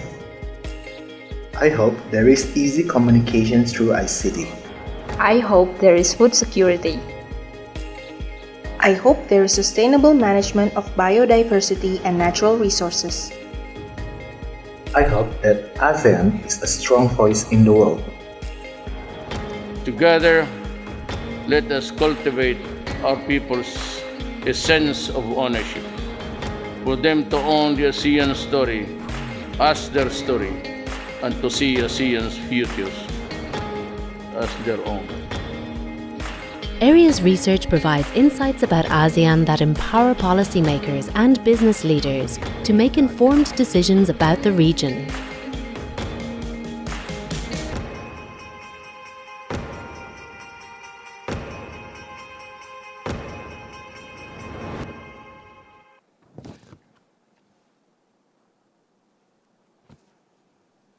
I'm delighted. Stop. Stop. Yeah. Yeah. Okay. Thank you. All right. Before I briefly introduce our speakers, each speaker will have a maximum of 15 minutes, all right, to make a presentation. And they will be succeeded in the order that appears in the program. Okay, 15 minutes each. We shall then have the Q&A towards the end. Okay, so those of you who would like to raise a question may do so using the chat box, and I shall follow that. Okay, okay. All right, our first speaker will be Dr. Meli Caballero Anthony. All right. Professor of International Relations and President's Chair for International Relations and Security Studies at the Rajaratnam School of International Studies of the Nanyang Technological University of Singapore. We go a long way back, a close friend and colleague, pioneering work on NTS, non-traditional security. All right. Very much honored and delighted to have her. Okay. Our second speaker will be Dr. Jonathan Rigg, who was also originally in Singapore, but is now Chair of Human Geography in the School of Geographical Sciences at the University of Bristol, who will be sharing with us a video presentation only because of the time difference, but he will join us eventually at the end. All right. Again, Jonathan has also been with us in the celebrations of the 2017 ASEAN 50th anniversary. He will give a talk on rice farming in an era of de-agrarianization. Our third speaker is Dr. Enrique Oracion from Silliman University. He is concurrently Professor of Anthropology and Sociology and the Director for Research of Silliman University in Dumaguete City, Negros Oriental. Okay. We have also worked, even before that, on a project for the European Commission and is now very much involved with farming communities and with coastal communities in Negros. He will give a presentation on coping with water supply for sustainable rice farming in the hinterlands of a new city in central Philippines. Finally, also an honor to have our Professor Emeritus from the University of the Philippines, Professor Dr. Felino P. Lansigan, previously at the Institute of Statistics at the University of the Philippines, Los Baños, and at the UPLB School of Environmental Science and Management. He was Dean of the UPLB College of Arts and Sciences, UP System Scientist 3, and Chair of the UPLB Climate and Disaster Risk Study Center. I think it's noteworthy that he was actually part of the IPCC, Intergovernmental Panel on Climate Change, citation for its 2000 Nobel Peace Prize. We should bear in mind what I have tried to do is to convene perspectives or views, all right, from various angles of the sustainability regime. And I hope that will become more obvious as the presentations move along. In the meantime, okay, I shall not take more of the speaker's time. Welcome once again. It's a pleasure and an honor, and we are all ears. Mel, the floor belongs to you now. Welcome. Thank you very much, Kevin. I am more than delighted to be able to join you in what I think is a very important webinar. I am particularly honored also to join very prestigious and scholars that are, in fact, in the business of really looking at food security. So as a preface, I must start by saying that because of my background, I'm a political scientist by training, looking at international relations and international security. My presentation this afternoon is really looking at how food security, not just confined to rice, is really seen from the perspective of security writ large And more importantly, given that food security is not just a national issue, it is a regional and a global issue. So my focus then in the time allotted to me is really looking at regional frameworks that deals with these issues. And by regional, I mean mostly Southeast Asia through the ASEAN, the Association of Southeast Asian Studies framework, and the wider East Asia through the ASEAN +3, which includes the 10 ASEAN countries together with China, South Korea, and Japan. So how is food security viewed in the context of Southeast Asia? And how are countries in the region dealing with these issues? I'll start again by, I think, saying that in 2007, when the world faced a global crisis, it was a 2007 and 2008 global food security crisis, there had already been a recognition in the region that food security is going to be right on top of the agenda for security cooperation among states. By security, I'm not just saying the hard security issues in terms of military issues or threats dealing with, foreign invasion, but really in the context of human security and non-traditional security, you're looking at challenges and threats to the well-being and security of individuals, societies, and the country at large. So there was already that consciousness, right earlier on, even before the Southeast Asian countries were, experienced the global food crises in 2007 and 2008, which at the time, the World Bank President Robert Zoellick talked about the silent tsunami, that the food crisis was a silent tsunami. And since this is also a conference on sustainability and climate change, I guess the way we look at food security now has become even more urgent given the fact that we are actually we are going through or feeling the effects of climate change. So the argument that I am pushing forward in this presentation is because of the transnationality of food security as an issue, then there's more and more impetus for countries to really get their act together and work closely to see how they can help each other deal with this problem.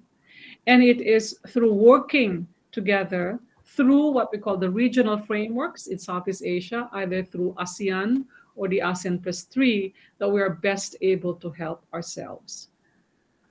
So let me briefly go to the state of food security in ASEAN. Now, I noticed that most of the speakers are really experts in the field. So some of this may already be points that have been highlighted earlier, but let me iterate them anyways. The fact that, income and consumption has really changed, driven largely by the fact that countries in the region have doubled the GDPs. According to the ADB, it's double from 2000 to 2015.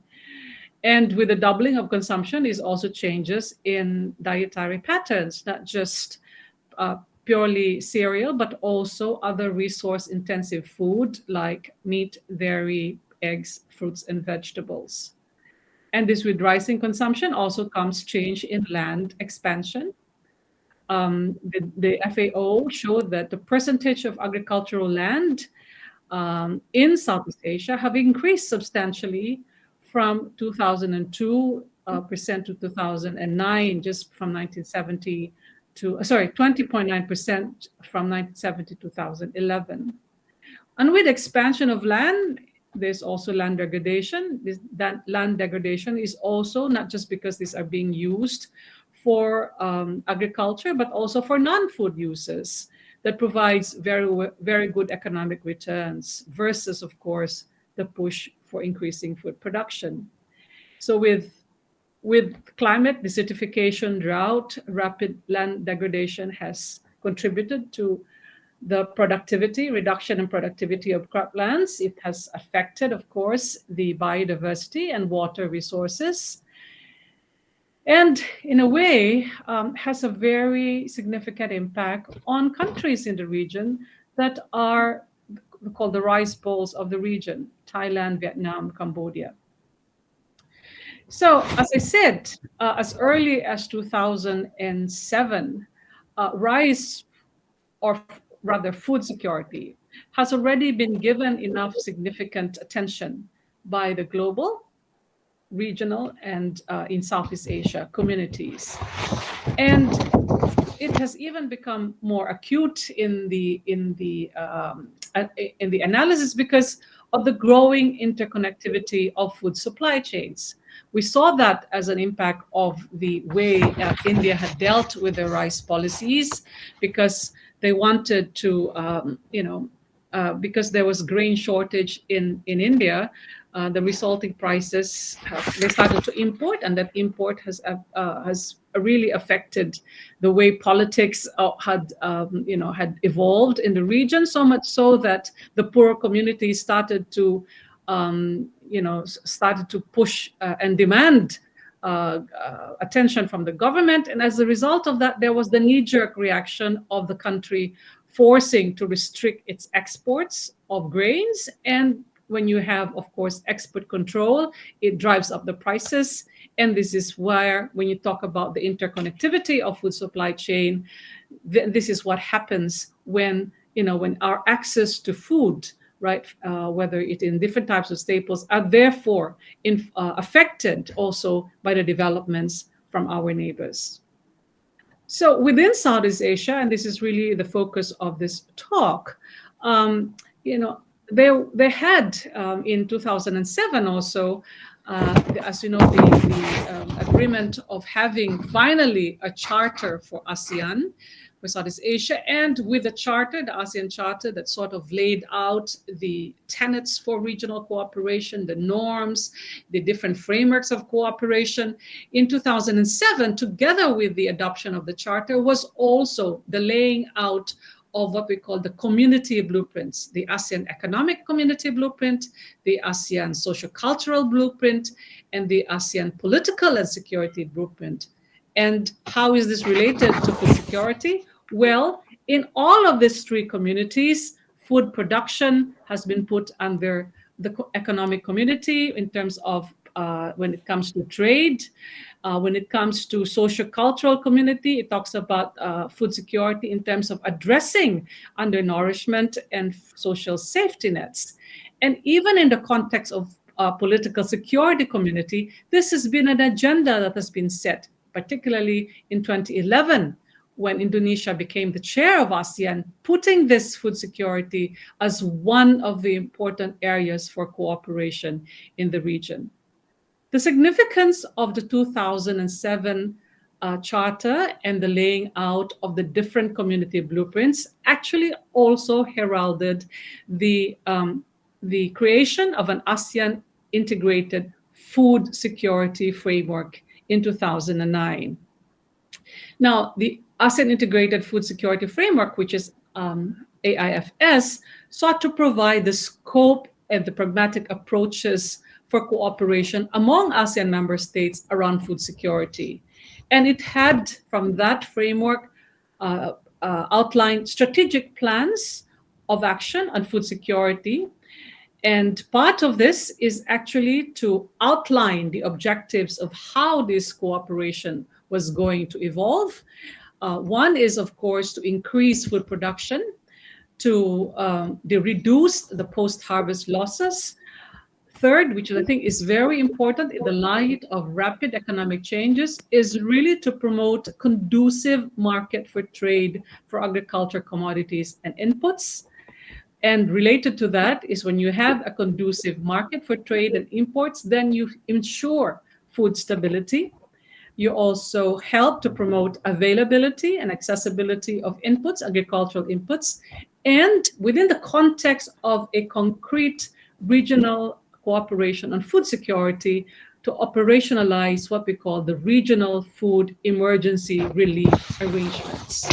Now, this really the ASEAN Integrated Strategic Plan for Action on Food Security also gave birth to what we call the ASEAN Food Security Reserve, most readily seen in the ASEAN +3 ASEAN +3 Food Emergency Reserve Plan, or APTER. Now, the ASEAN +3 Food Security Reserve was a way to bring together, right, some of the what you call, I won't say extras, but to force some member countries to earmark reserve of some 787,000 tons across the ASEAN +3 countries. Of course, most of this coming from the +3, to ensure that there will be some kind of an emergency rice reserve should there be occasions, for example, when there is a natural disaster or when there is what is perceived to be an acute rice shortage. This may not have been fully operational. It has to be really fully tested. I would put that as a qualification. But the main idea is that you now have, just in case there is a food shortage or rice shortage, you now have a food reserve system that you can draw on. And this actually helps stabilize prices and at the same time really address what could be an acute food shortage that will create instability and, more importantly, an acute, temporary but still significant situation of lack of rice or food among citizens across the region. There's also coming from that, it's not just a question of having food reserves, but having also some kind of a coordinated food safety regulatory framework. Now, this was adopted if the APTER was established in 2009. What was important is following years after that, there was really the sense that among the food ministers that health through safe food is actually also an important area for coordination, and for states, therefore, in Southeast Asia to facilitate the free flow of food and enhance protection of consumers' health within ASEAN. This means ensuring agreement on health standards, including, amongst others, the formation of what we call ASEAN Consultative Committee on Standards and Quality, and ASEAN Committee on Prepared Food Products Working Group, and ASEAN Food Safety Networks. Now, one would then say, well, these are all of these committees, what are they doing? How are they actually working together?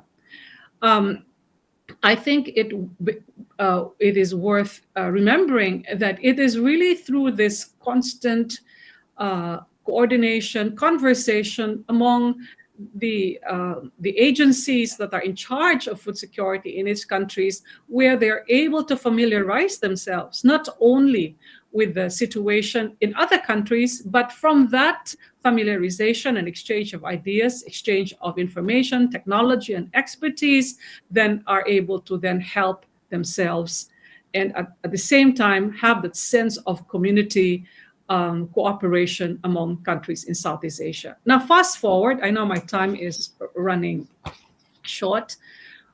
In the last 2 years, we have experienced, I guess, one of what we call the worst existential crisis in the region brought on by the COVID-19 pandemic. We saw how ASEAN, we are still seeing, has seen a challenge to really the fact that movements of people, the world basically shut down 2 years ago. And big countries like Indonesia and the Philippines alone that already make up half of the cases, right, of COVID-19 in Southeast Asia.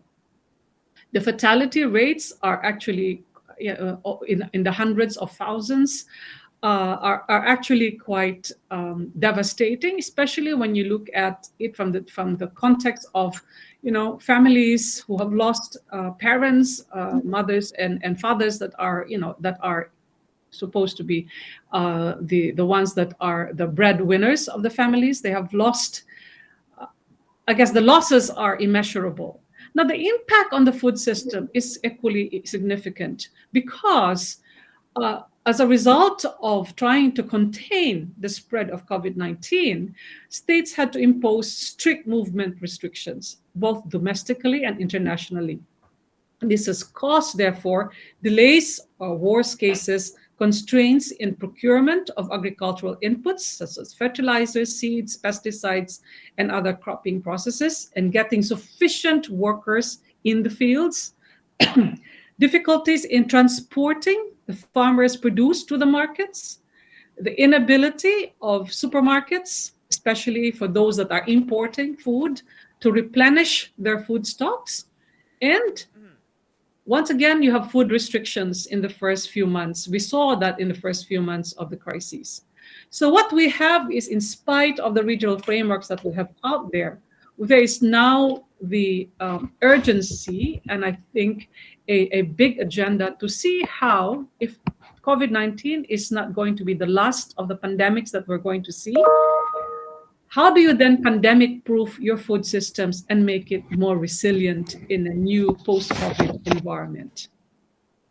I guess that is one question. The whole notion of resilience has come to the fore.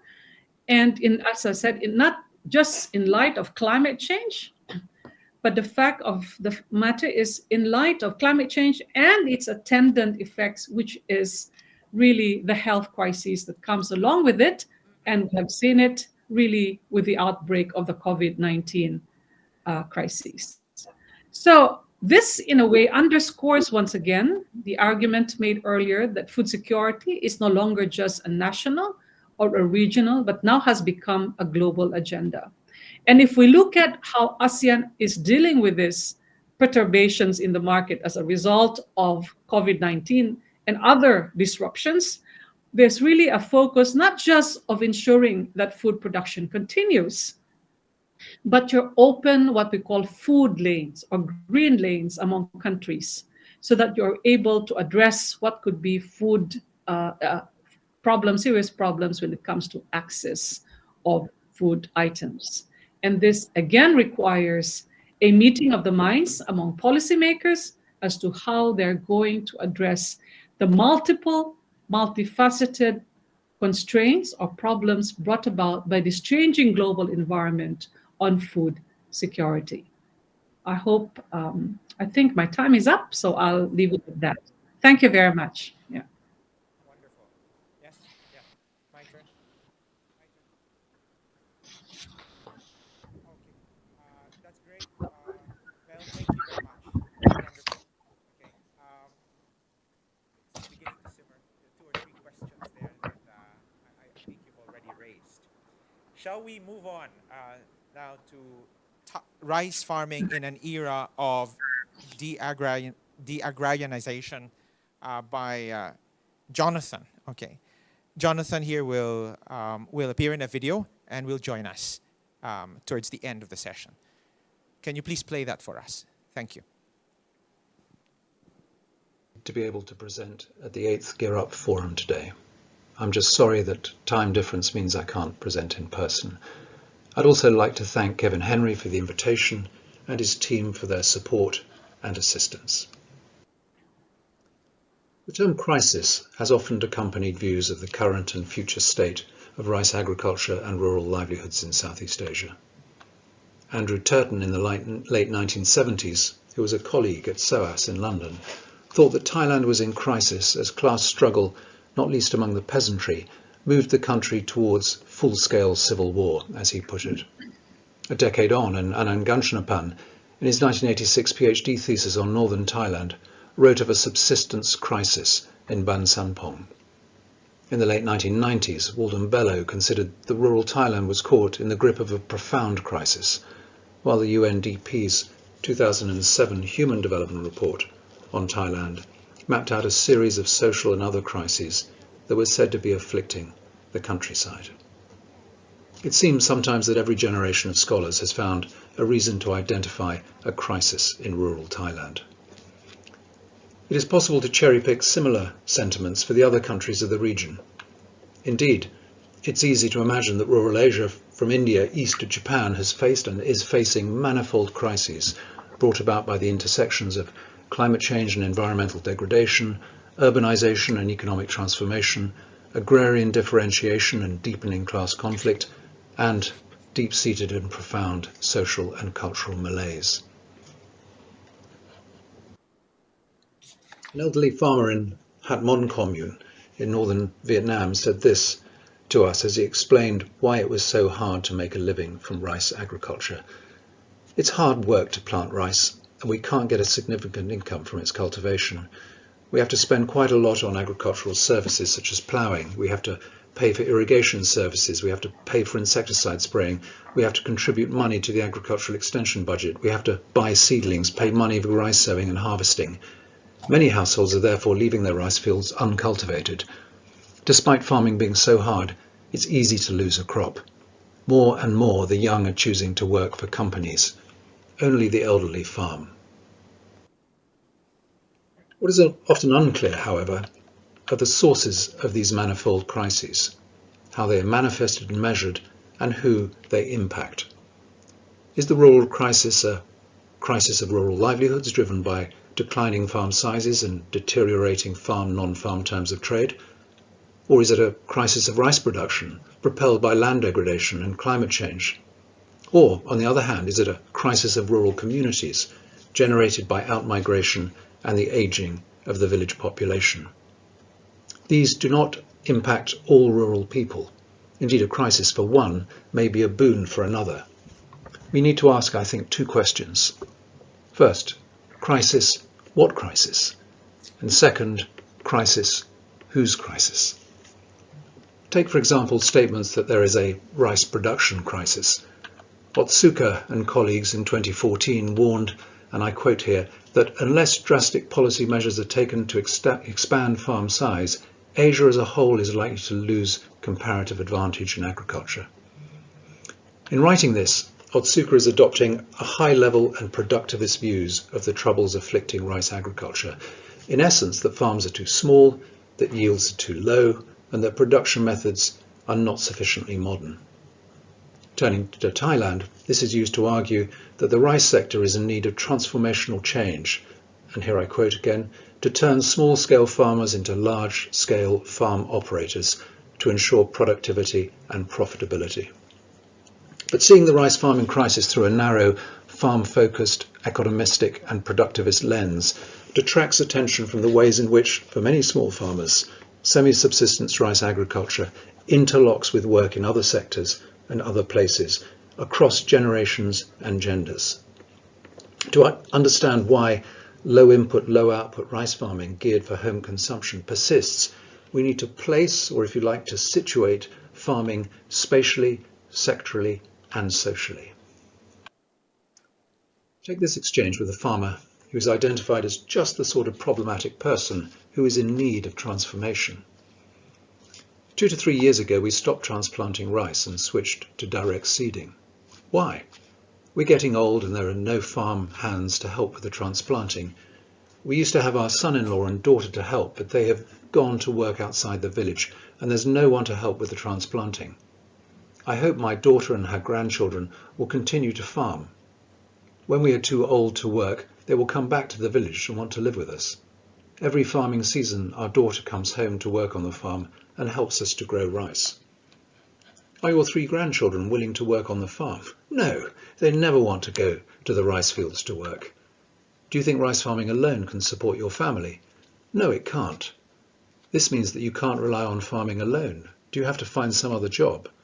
There is no other job that I can do. I have no other choice but to farm rice, because I can't do anything else. Here we see a disintensification of production as this farmer takes up direct seeding in place of transplanting due to a shortage of labour, a reluctance to sell their land because of the expectation, or perhaps the hope, that children or grandchildren might return to the land, a recognition at the same time that the younger generations might not ever wish to take up farming, and a realisation that for older generations there are few alternatives to farming. On top of that, there is also the recognition that farming on its own cannot deliver a sufficient livelihood. There are clear contradictions there, perhaps made more obvious in these two quotations from a pair of elderly rural folk in Ban Nam on the banks of the Mekong. The 83-year-old former headman of Ban Nam said this to us: "No, I won't sell my land. It would turn out for the worst and my children would not have farmland to live on. Here we are farming families. We still need to have the land to farm on. Abandon any land or sell it is most foolish." In contrast, Mrs. Tong, a 63-year-old widowed farmer in Ban Lao, said of her grandchildren's generation, "Oh, they don't even know where the rice field is, and they will sell out the land as soon as their parents die." Smallholders keep hold of their land in the hope that their children or grandchildren might return to the land and to farming, while at the same time recognizing that for many this is an unlikely prospect. In rural Vietnam, it's also necessary to view farm in terms of non-farm, the countryside against the urban areas, and the needs and skills of older generations in relation to those of the young. I'm not sure whether our children will keep growing rice. If they don't, our rice fields will be left uncultivated. My son seems not to like growing rice, but I think when he gets married, it is likely that he will continue with rice growing. Many people growing rice are 65, 70 years old. In Thanh Hoa, in this photo here, there are abandoned homesteads that speak of the struggles of rural households to stay put and stay productive in the countryside. What does all this mean for the various articulations of rural crisis that I started with? I'll end with three seemingly contradictory statements that arise from my all too brief presentation. First, rural Southeast Asia is facing a crisis of production, but not a crisis of consumption. Some farmers are producing less, but consuming more. Second, these levels of consumption which lift rural households out of income poverty are based on marginal, low-return, semi-subsistence rice farming for the older generations and precarious non-farm work for younger generations. And third, low-input, semi-subsistence rice farming is creatively linked to relatively high output and high-skilled non-farm work, such that disintensification, even land abandonment, can be seen as contributory to aggregate growth in national production. Finally, I have personally found myself playing endless explanatory catch-up with farmers as they act and behave in ways that I did not expect. I think we need to acknowledge and accept that decades of close tracking, reading and theorization of past trajectories and patterns of agrarian change may not anticipate the future. Thank you. Okay. Thank you, Jonathan. Consensus is the language. Hi. Thank you, Jonathan. Grassroots moving presentation. We shall have a couple of questions for you as well later on. Okay. Let us now move on to the presentation of Dr. Ike Oracion. Ike, you now have the floor.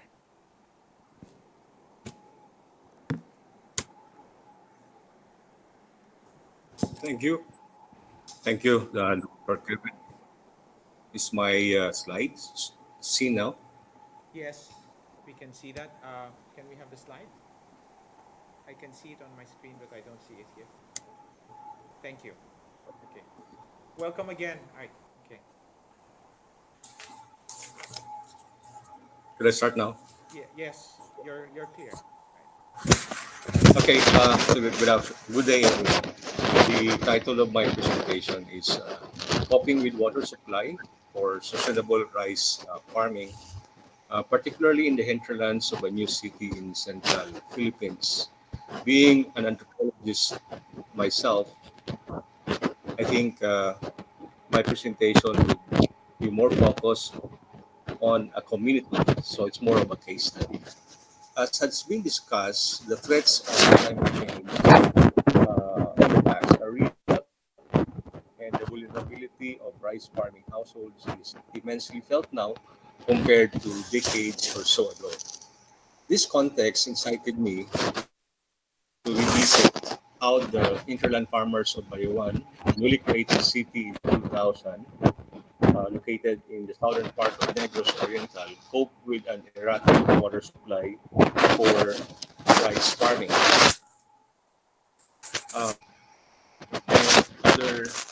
and other crops. No? So its growing population, being a new city, demands sustainable food sources, as it also has to properly manage and appropriate its residential, commercial, and industrial uses as a requirement of impending urbanization. Being primarily dependent upon agriculture, Bayawan City had a poverty incidence of 49.7% in 2015.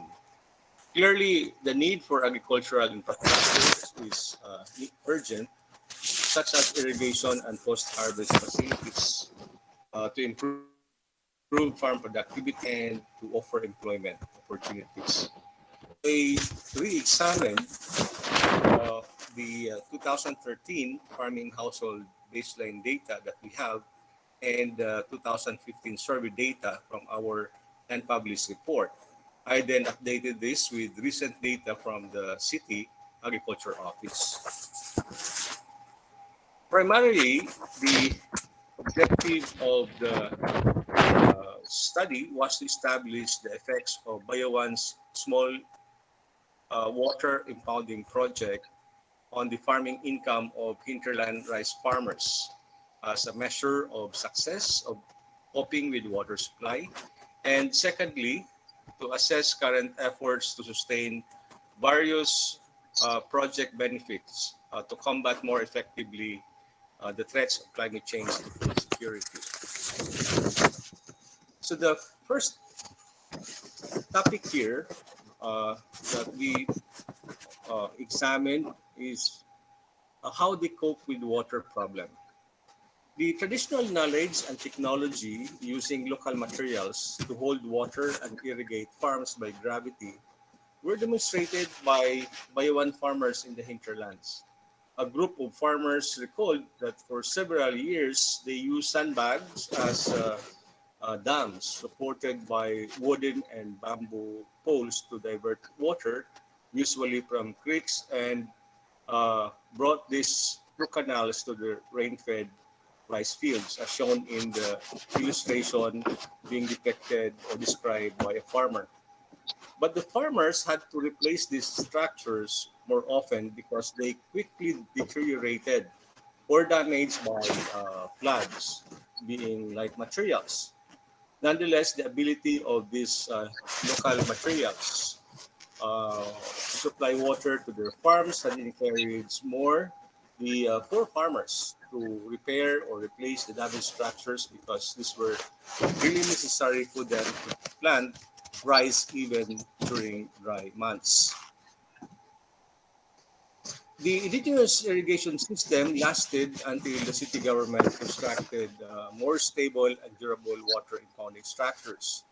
The city embarked on the small water impounding project in 2012, and the intention is to conserve soil and water by efficiently promoting utilization and protection of soil and water resources. It is therefore aimed for food self-sufficiency, particularly rice, by securing irrigation water and mitigating soil erosion of river banks.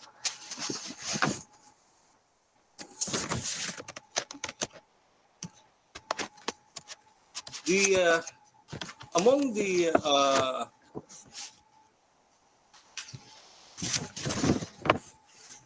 some of the sweep structures that were constructed were actually loaned from outside the country, and this is done through the Land Bank of the Philippines.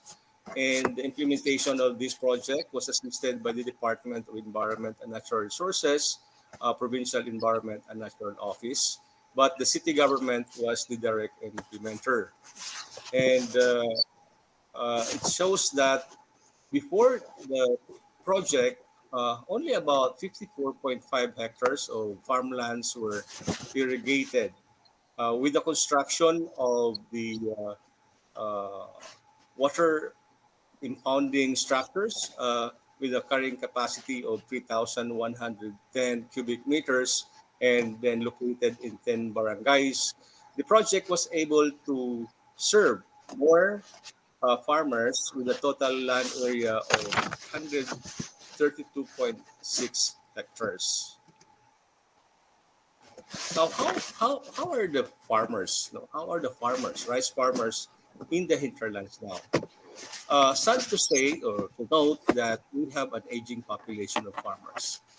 Based on the survey, the average age was 50 years old, with the youngest as 26 and the oldest is 74.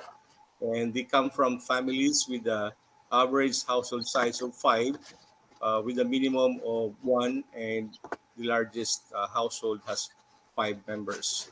This indicates that there are at least 3 members who are present in addition to the parents, and these are potential source of labor. But given the model education of all household members as elementary level, we could say that the households are really more focused on farming. Elementary and high school education came out to be higher only in 2015 than in 2013, which at least indicate that there is now a greater capacity of the parents to send their children to school. The SWIFT beneficiaries in particular own on the average 2.6 hectares of land, but only about 2 hectares are utilized for crop production in 2015, and this is more for rice. Looking into the number of farmers who are into rice farming, it shows that 44% are solely producing rice, but the rest are into mixture of crops which include already rice. It's about 42%. The rest of the households are into other crops like corn, sugarcane, root crop, banana, and vegetables. So let's find out what then is the impact of the project on rice production. Compared to 2013 data, there was a 21 in household income in 2015 from all sources, but this cannot be considered to be the visible impact of the project. Therefore, the next question we asked was, sources of the income of households showed positive difference, and if this could be the project. Farming income in pesos had increased by 62% between 2013 and 2015. The positive difference indicated a notable improvement in household income from farming. Wage labor, which is another farming-related source of income, registered a positive of 53% difference, followed by animal sales with a positive 22% difference. You could see that in the table. Among the non-farming or externally sourced income, the money they receive from the conditional cash transfer program of the national government registered a positive 70% difference. However, it was only 6% of the 2015 total household income. The income sources that had reportedly decreased were trading and remittance. And presumably, this is due to the increase of farm-related income sources. The data showed that the project therefore have positively impacted the farm production and cash income of actively involved household. I also examined the positive results relative to their cropping practices. specifically with rice being their principal crop. No? So those planting rice comprise about, shows that 68% or 21 reported that they planted rice twice a year. Only one planted once a year, while 9, which is 29%, planted thrice in a year to take advantage of the available supply of irrigation water. On average, their gross production was highest, as shown here on the graph, during the first cropping period, and followed by the second cropping period, and last, and with the least, is the third cropping, considering that it's no longer within the regular planting season in the community, and it's going to be the dry months already. But overall, the data suggested that the sweep gave them water security and ensured planting on schedule and more than once in a year compared as before. They had also maximized the use of household labor.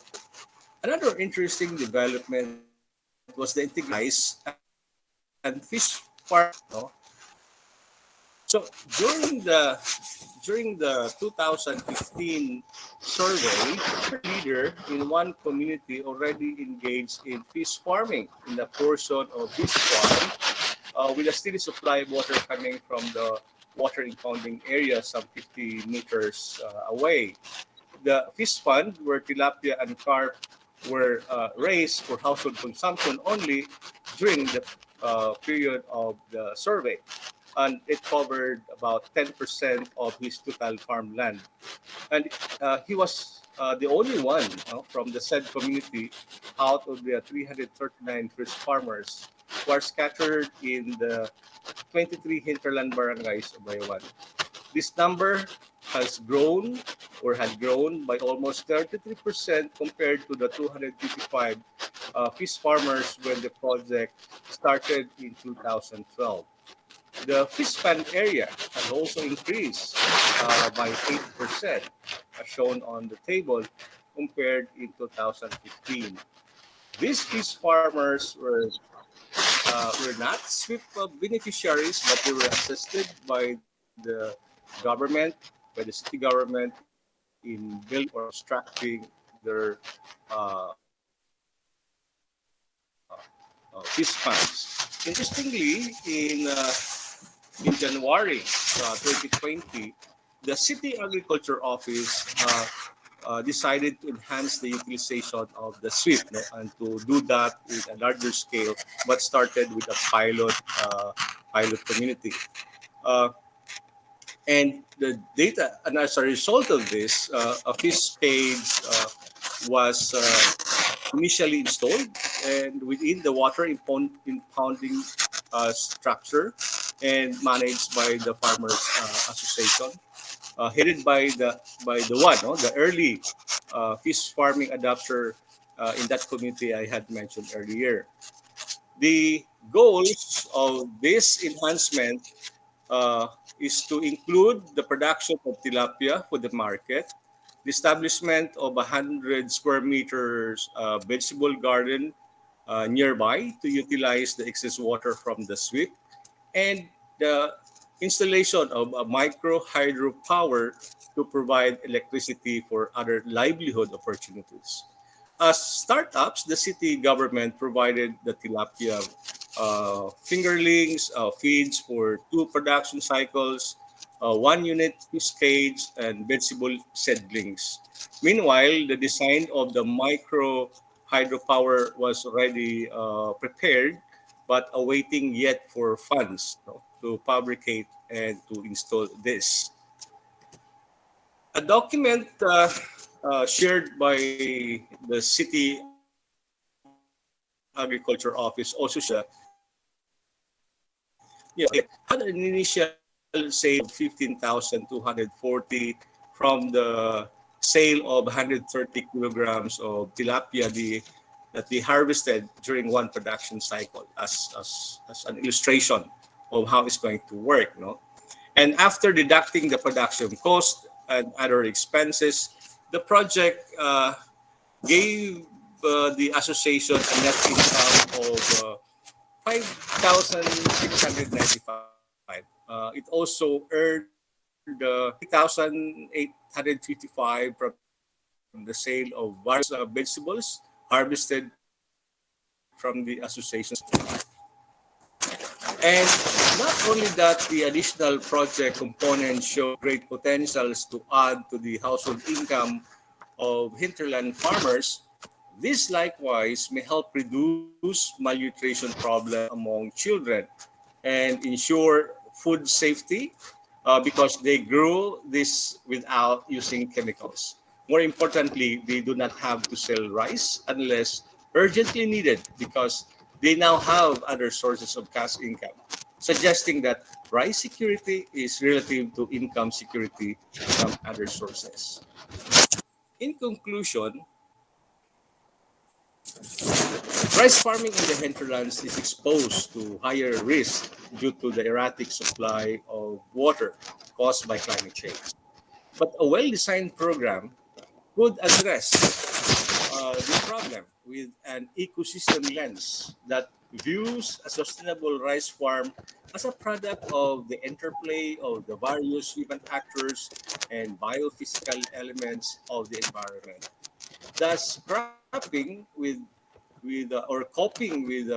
water supply in hinterland rice farming is a collaborative effort among stakeholders who included the local rice farmers, government officials, agriculture personnel, outside financial institutions, and even academic institutions. Moreover, the experience of hinterland farmers of Bayawan City showed the possibility of maximizing the benefits of irrigation water from SWIP to also include fish farming, vegetable gardening, and harnessing electricity through a micro hydropower generator.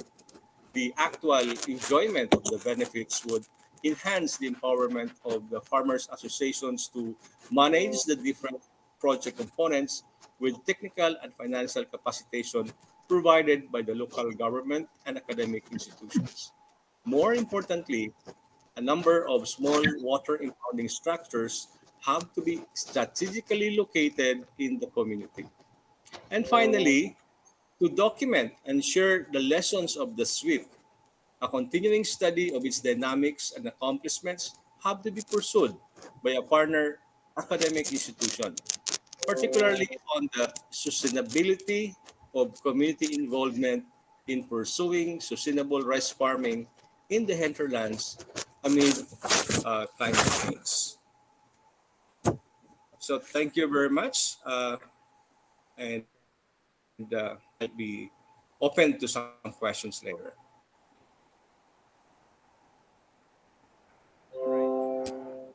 That was very nice, Madam. Maraming salamat. It was fantastic. We started with a broad overview of sustainability in ASEAN, and we somehow traipsed along several countries to look at the problem of food, rice security in farming communities. And Ike has actually brought us down to a specific community in the Philippines. My guess is that our next speaker will now boomerang that, bring it back to the region, and bring it back, all right, to the international sphere. Right? We have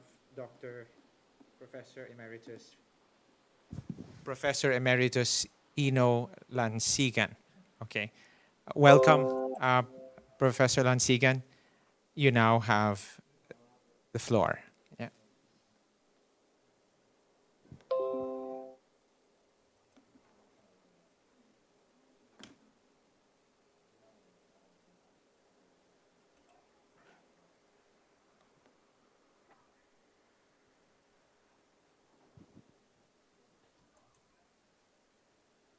Okay, let me first thank the organizers for inviting me to this international forum. Well, the climate emergency presents us a major global challenge. And to address this challenge, my presentation will call for a regional collaboration for exchanges of knowledge and information for a climate resilient agriculture in Southeast Asia? Well, the topic of food security has been talked about, and in Southeast Asia, rice is a major crop and a staple food in our region. And therefore, food security, which is primarily focused on rice, is a major concern amidst growing population, decreasing croplands because of changing land use, as well as the presence of biotic and abiotic stressors. And a number of speakers have actually mentioned also the aging of farmers. In the Philippines, for example, the national average of farmers now around 58 years old. And it has been recognized that rice production is indeed a risky enterprise because it's dependent on so many factors, biotic and abiotic. Well, the recent IPCC report, which was out a few weeks ago, reminds us that climate change is indeed real and unquestionable, unequivocal. Okay, and if we do our usual business as usual activities, then the temperature will continue to increase, and therefore we need to address that. And the objective then is to work together for the different countries to work together, not to so that the global temperature will not exceed 1.5 degrees Celsius. Okay, well, zooming in to the Philippines, the recent report of PAGASA released last March or April shows that more intense extreme events will occur in the Philippines. It will be with strong typhoons, with more intense rainfall and strong winds. The wet season will be wetter, and the dry season will be drier. And there will be less cooler nights and more hot days. This will have significant impacts as far as rice production is concerned. Well, there are also challenges and stressors affecting not only rice production, but also agriculture in general. And we talk about rapid population growth, particularly in Southeast Asia, land conversion and land use change, the use of productive lands for food production to other non-productive uses. Of course, some of them are being used for reforestation, for recreation and so on. Environmental degradation, depleting soil, land, and water resources. And of course, we have crossed significantly the boundaries on biodiversity, and we have incurred a number of losses in the country. And of course, the unregulated rapid urbanization in many parts of Southeast Asian region. And of course, now climate change. Well, there are weather-related hazards that accompanies with it. And I mentioned already extreme rainfall event, the occurrence of strong typhoons, which have actually significantly affected the gross domestic product of the Philippines. Well, these typhoons usually followed by floods, or in some areas, surprisingly, we have droughts. Okay, we have also heat stress in some areas. And in some other areas, like in the northern part of the Philippines, in Benguet, we have frost affecting the vegetable production systems in that region. And of course, the climate change has actually increased the regularity or frequency of episodes of El Nino and La Nina events. Well, these climate change events will have or have been proven to have adverse impacts on crop production, particularly on rice. For example, it brings about reduced crop yields. It is estimated that about 8 to 12% decrease in yield per every 1 degree increase in temperature. But it's also not affecting not just the crops, it's also the livestock, hogs, poultry. And approximately about 10 to 20% reduction in productivity, reduce in winning rate, as well as in increase in mortality. Another problem which has been talked about by other colleagues who spoke earlier is sea level rise. which results to inundation of low-lying crop areas, resulting to salinity of crop production areas, which again reduces crop yields. And I mentioned already the significant losses and damages due to more intense typhoons. And in the ocean, we experience also ocean acidification resulting to reduce fish production in these areas. So how do we respond to climate change? Well, there are basically two categories of responses that we can do. Mitigation, and that is to reduce the greenhouse gas emissions, such as by setting our targets or specifying the nationally determined contributions. The Philippines, for example, has committed 60 to 70% reduction in greenhouse emissions by year 2030. But then, is it achievable? We also talk about or know about low carbon technologies or if possible net zero emission technologies that we can have. Another group is adaptation, and that is coping with climate change by reducing the adverse effects and impacts. And that is by reducing vulnerability,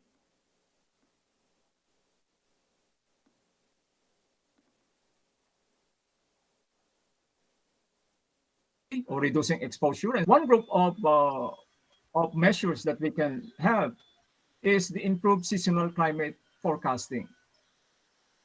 The advances in science now has actually allowed us to make use of the concept of teleconnections. For example, the sea surface temperature changes in the region Nino 3.4, somewhere in the Pacific Ocean, has been found to be highly correlated to weather and climate systems in the Philippines 3 to 6 months ahead. Well, that presents a good news because that's an important consideration or information in cropping systems planning in agricultural production, 3 to 6 months ahead.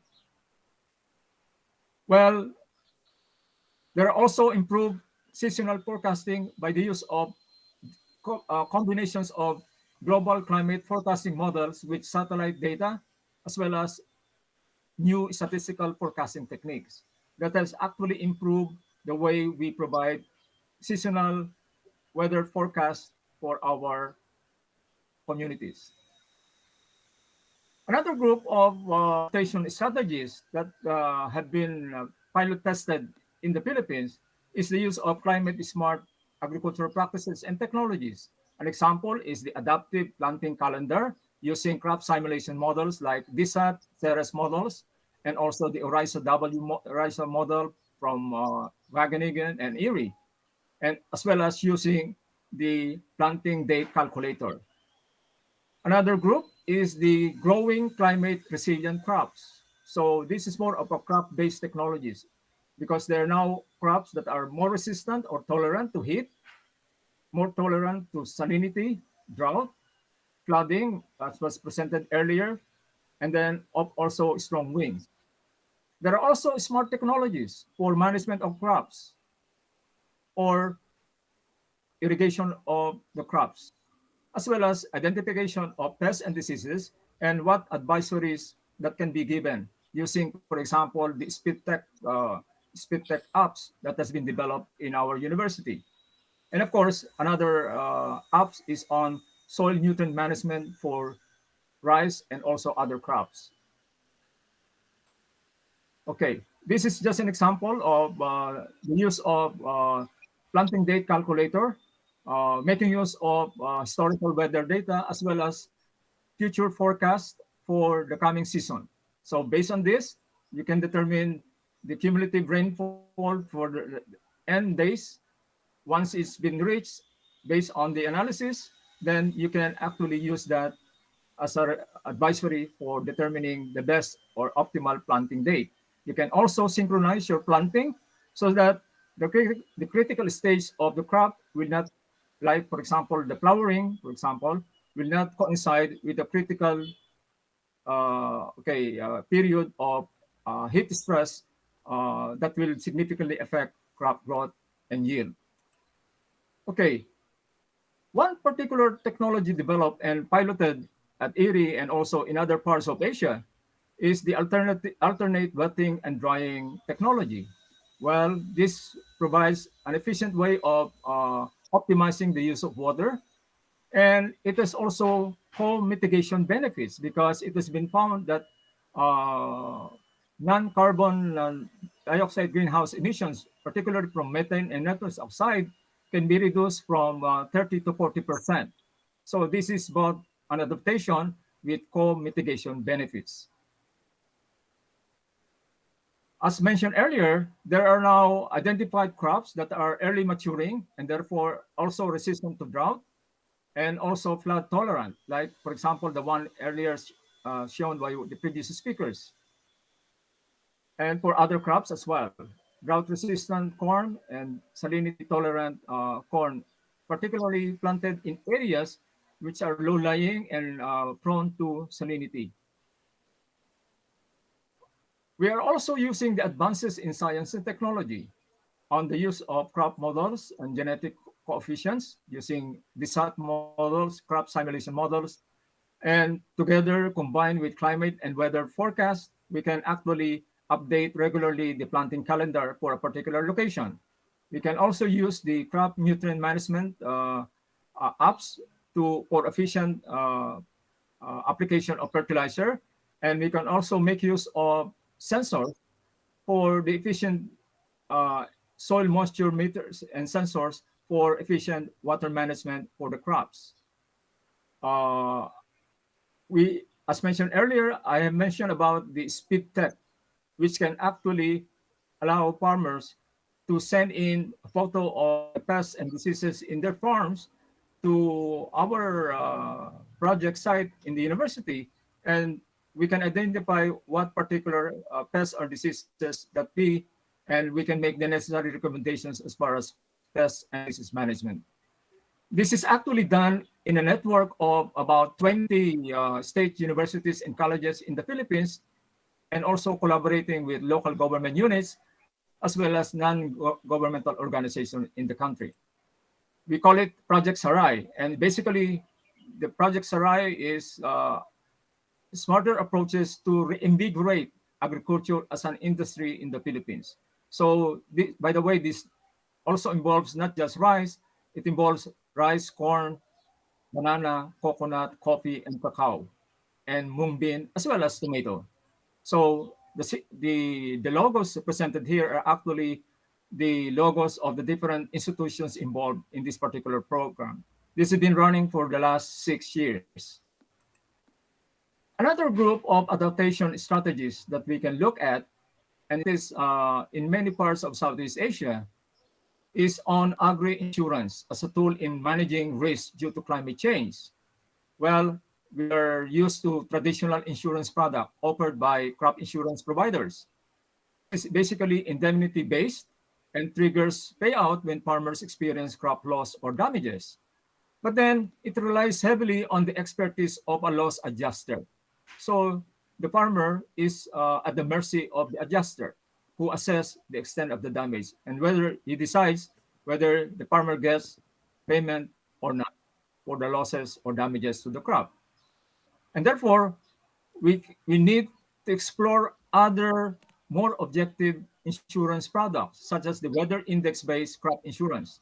This is index-based based on weather variables highly correlated to yield, such as rainfall for drought, for example, temperature for heat stress, wind speed for typhoons, etc. So the challenge is developing that indices to design so that we can design weather-based insurance products and evaluate the risk or the probability of crop loss based on that index. As an example, we can develop insurance product based on drought. Then we can use the water requirements for each of these stages of crop growth. So we know the length of period of vegetative stage, reproductive stage, as well as ripening stage for the major rice varieties. And therefore, we can use this to define the index that when the water requirement from rainfall meets the requirement for the crop, then there is no payment done But then if there is a deficit, then the farmers get compensated for that particular episode. Okay, so this is based on science as far as the requirement for particular crops.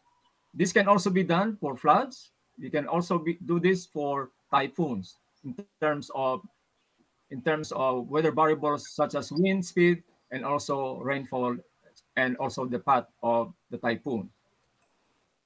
And then we can present this, we can present the risk profile for each of the local government units in a particular province rather than assuming a common risk profile for the entire region or province. So this will be more attractive and this will be more objective and more attractive to farmers to subscribe to the weather index-based insurance products. Oops, okay. Now, we can also look at how local government plan their land allocation to meet the food security priorities of the local governments. In the Philippines, for example, each local government unit is mandated to come up with an updated comprehensive land use plan, which has been updated every 5 years. So it provides for land use options considering different multi-objective decisions. Okay, we can incorporate climate change concern in the CLUP formulation rather than just focus on food production as the main objective. This is an example of land use allocation considering maximizing crop production, minimizing disaster risk, minimizing soil loss, maximizing suitable residential areas for human settlements. And you can evaluate this for different scenarios depending on the decision and priorities of the decision makers, such as the local government council and so on. So this can be done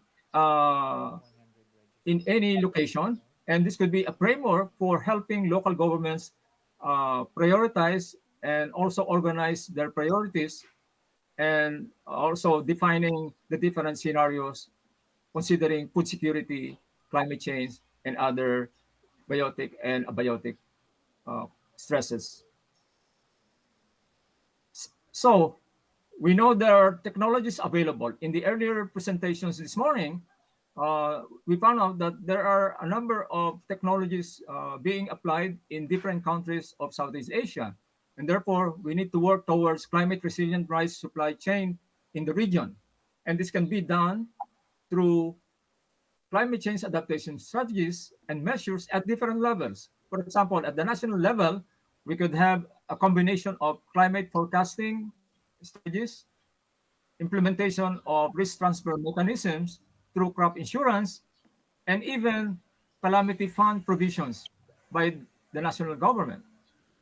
At the local level, we could have crop-based technologies, such as doing agricultural extension for capacity building to improve the adaptive capacity of farmers in the region. And we could have also other technologies.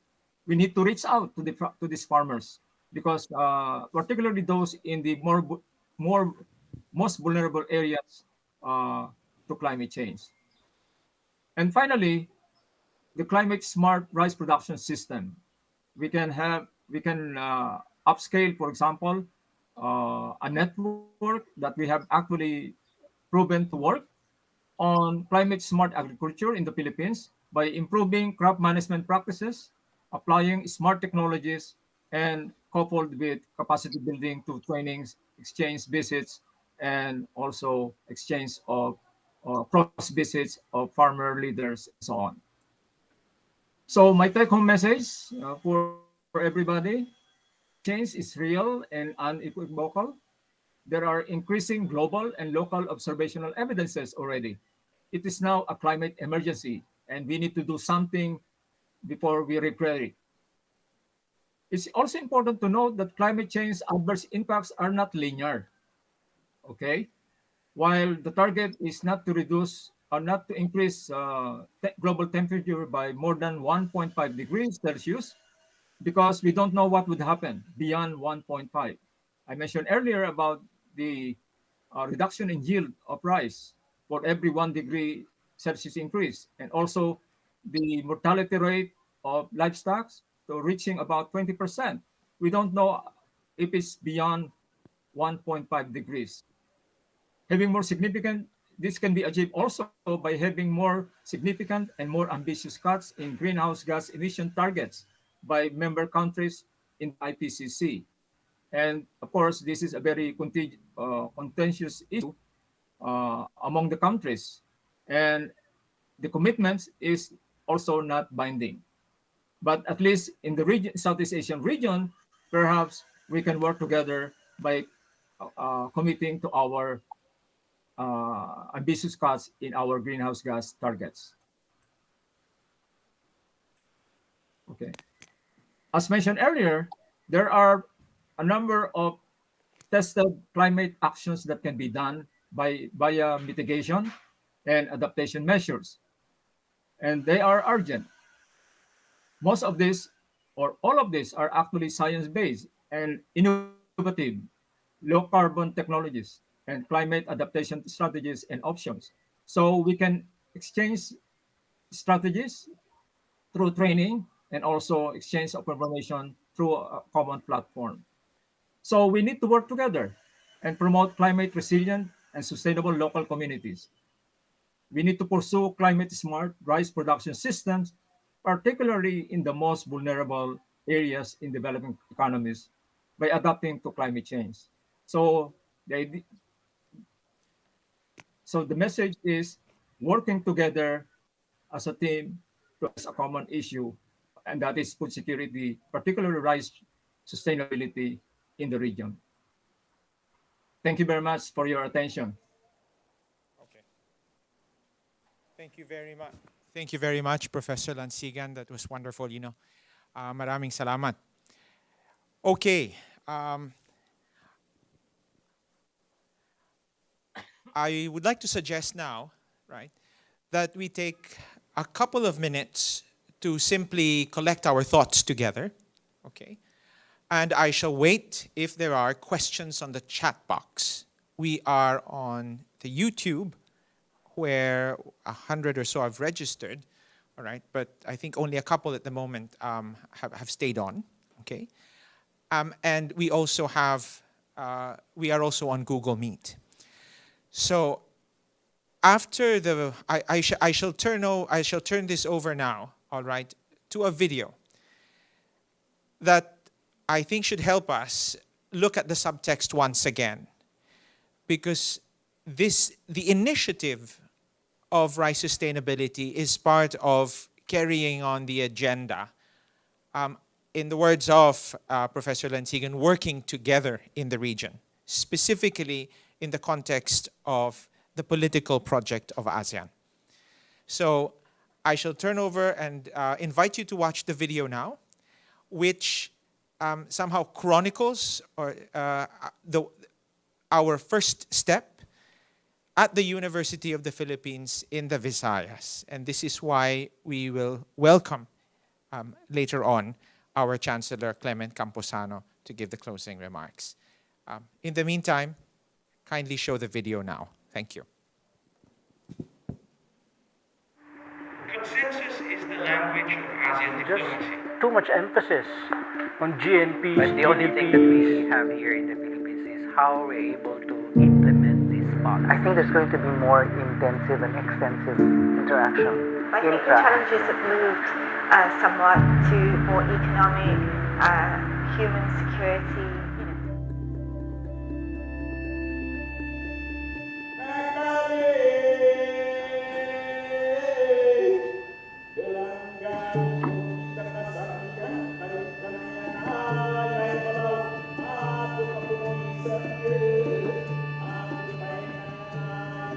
Celebrating those 50 years compels us to reflect on 3 questions. Where is ASEAN now?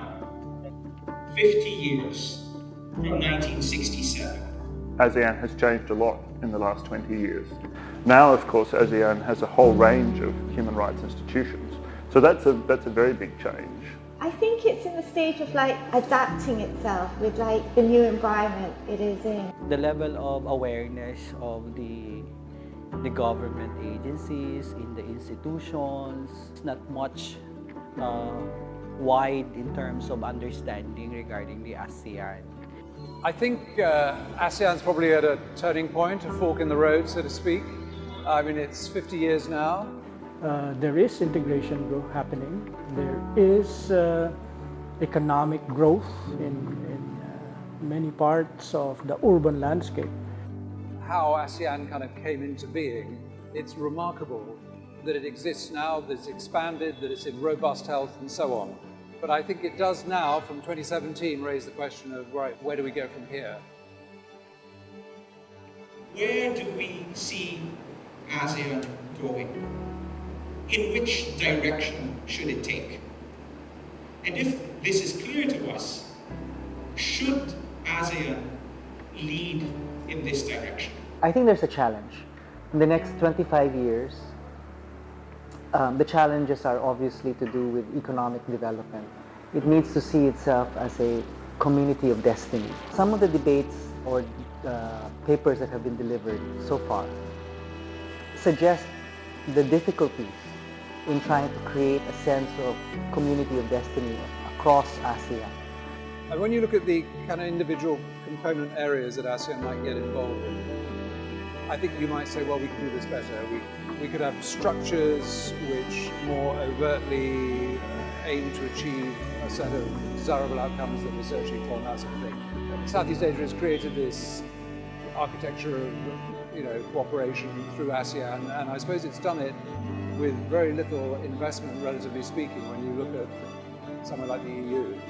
Now, you could say, well, that's great. We've got good, bangs for our buck sort of thing. But whether that, as I say, is sustainable going forward, I'm not sure. And in a way, that redesign is important. This time, 20 or 30 years later, you have sustainable development and eventually the evolution of the issue of climate change. Because then our scientists have discovered that global warming is a real problem, is a real issue, and that global warming creates these climate change issues. In the 25 years, I think that ASEAN will go further for integrations. I think that maybe we cannot get the level of development like the European Union, but for sure that we will integrate more, especially for the in the economic terms. The final question would be, how can this actually be done? I think there's a lot of work to be done still in the realm of going beyond the quantitative aspects of development. For me, I think the whole set of answers to that question depends on the extent to which ASEAN political leaders and the political elites of the member states are prepared to narrow the gap between their rhetoric about being people-oriented or people-centered and what actually happens to the most vulnerable people, the most politically undesirable people, or the most economically unwanted people within ASEAN. There are solutions, right? There are solutions that can come. But if we don't address this very critical issue of the environment, particularly climate change, all our concerns regarding social and economic will be nothing, will be useless. So I think in each area, I suppose you would design structures and instruments that reflect the needs of the area of debate, yeah? So there wouldn't be a kind of one-size-fits-all. But I think, there may be a bigger debate about how is ASEAN itself structured. First is people, exchange and encounters intensifying to provide a certain sense of a common community of character or something in common. The second is whether or not they see their destinies entwined with each other in very material ways. The third has to do with security, right? Within how the ASEAN bloc performs on the global stage.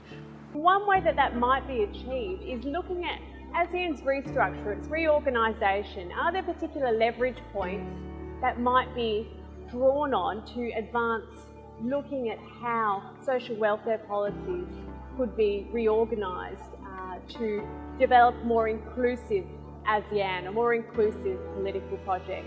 What we can do is strengthen existing bodies like AITA to protect minority rights. That's one way of doing it, without creating something new, but strengthening something that's existing already in ASEAN. But that's the main thing. How do we push that forward? This morning, I shared what we are currently doing, which I believe we should continue, if not expand. We value three entry points into this ASEAN effort. First is the ASEAN Qualifications Reference Framework. Throughout the ASEAN region, we will be able to know concretely what are the competencies of the products of our educational system at various levels, and this will automatically make comparability of credentials easier, and the mobility of students and transferability of professionals from one country to the other will be made much simpler. And of course, once that happens, I think that will enhance the sense of ASEAN. The other major area has to do with people mobility. Of course, people have to, I guess, meet each other and work with each other in order to have a sense of community. I think it's a big world out there, and it becomes more exciting and more beautiful and more productive when we discover how large it actually is.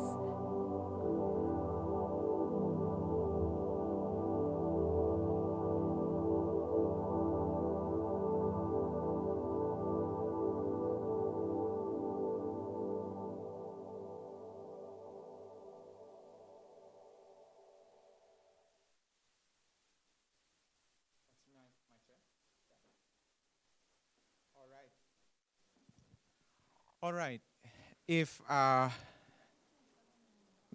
may I request our speakers to turn on their cameras, if we are all decent, yes.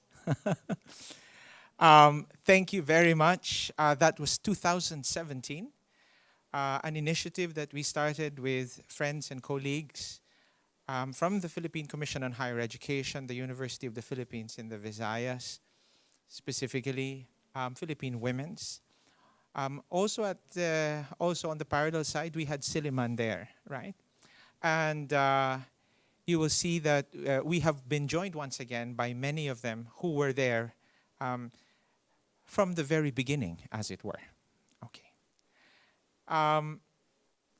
Before I turn the space, all right, to our Chancellor, we have a Q&A, okay? And I can see that our audience is rather timid, okay? Either that or some have opted, all right, to go on their parallel Zoom-ins. But that, of course, all right, does not in any way extinguish, all right, our responsibility, okay, and our duty, all right, to carry on with this project, all right, which I think has a much longer time span, and hopefully encourage us to look into the possibility of meeting again 55 years after ASEAN. But there is, of course, a wider, more fundamental question to this, which is the future, if it is not so daring or so big to say about the future of humanity, the human epoch, and so on. Okay. We have listened to 4 speakers, and I will, before launching into a kind of a thought experiment, I think address, all right, a question, all right, that our 4 speakers may wish to contribute to. And let me frame that in terms of winners and losers.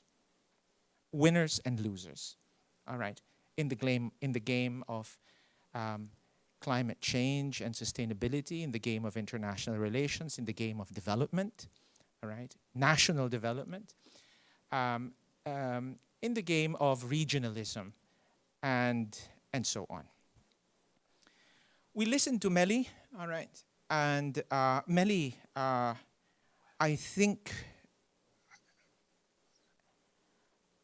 brought to the fore, right, something which has somehow always bedeviled ASEAN, which is its relevance.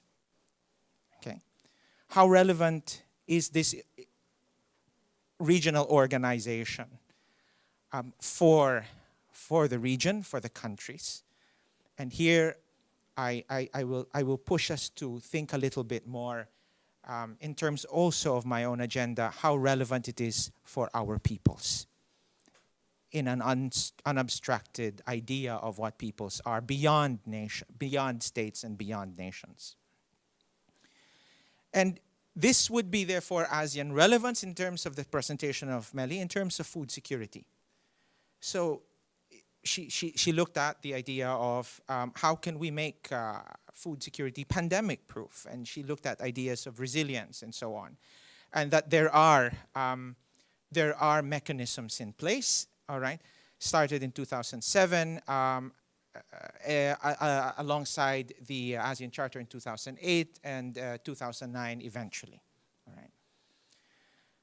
In the case of Jonathan, if we have to look at food security, specifically the food security, I dare say, of families and the farming communities, I think what was crucial was to think about it in terms of three dimensions: spatially, sectorally, and socially. All right.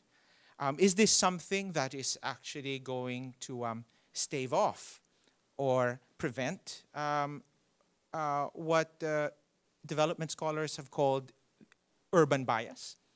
All right. How do we prevent, how do we encourage, all right, our rural populations, all right, to take up farming, for making farming attractive, sexy, and so on, all right, on the veneer, even if the project is definitely deeper than that, okay. Therefore, is this what he's referring to when he talks about the crisis of production, not the crisis of consumption, all right? So there we've got to look at the rural peoples. Who are the rural peoples? Do we think of them in terms of the farmer? Do we think of them in terms of the women and children? Do we think of them in terms of families? Or do we think of them in terms of tribes? Do we think of them in terms of villages? And I think Ike neatly brings this down to a specific community. And he provides us the nuts and bolts of, how specific mechanisms, which are,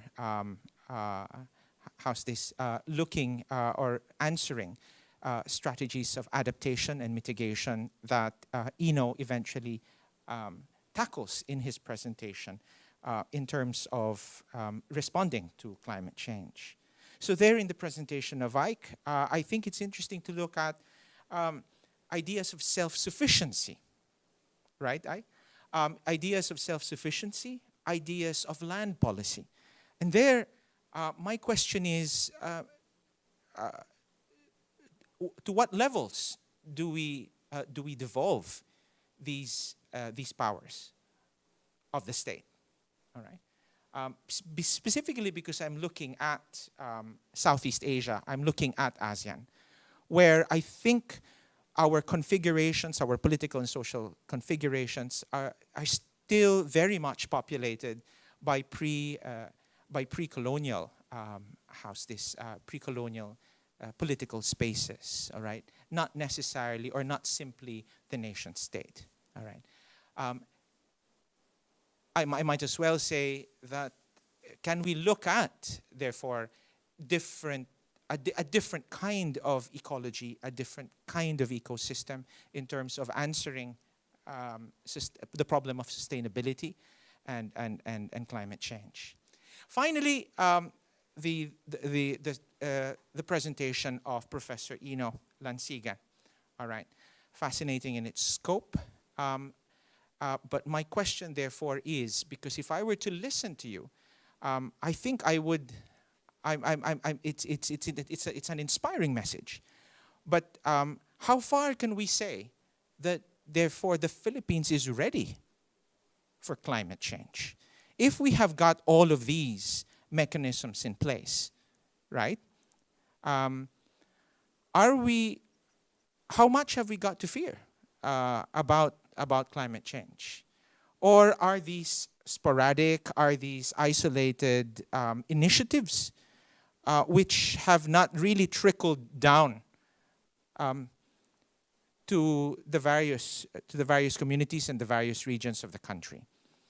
The challenge here, I think, is a conversation that we had, if you remember, Ike, with Dr. Ben Malaya, when we looked into the project of looking at climate hotspots in the country, something that I believe we haven't done yet, but I think is an interesting project to take up once again. Okay, so let me leave it at that. When we look at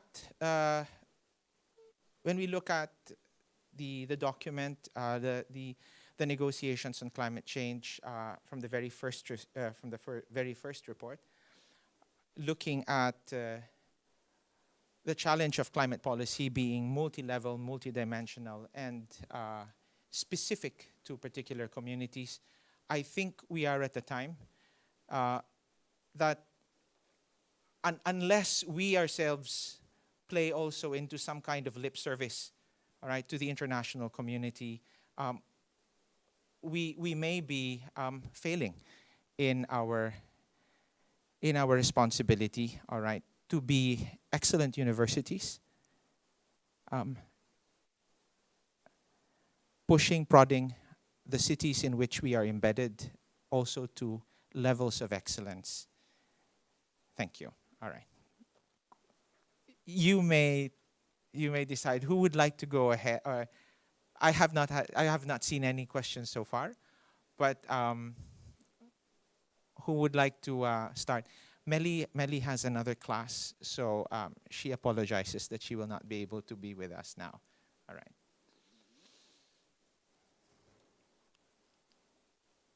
Jonathan, would you like to?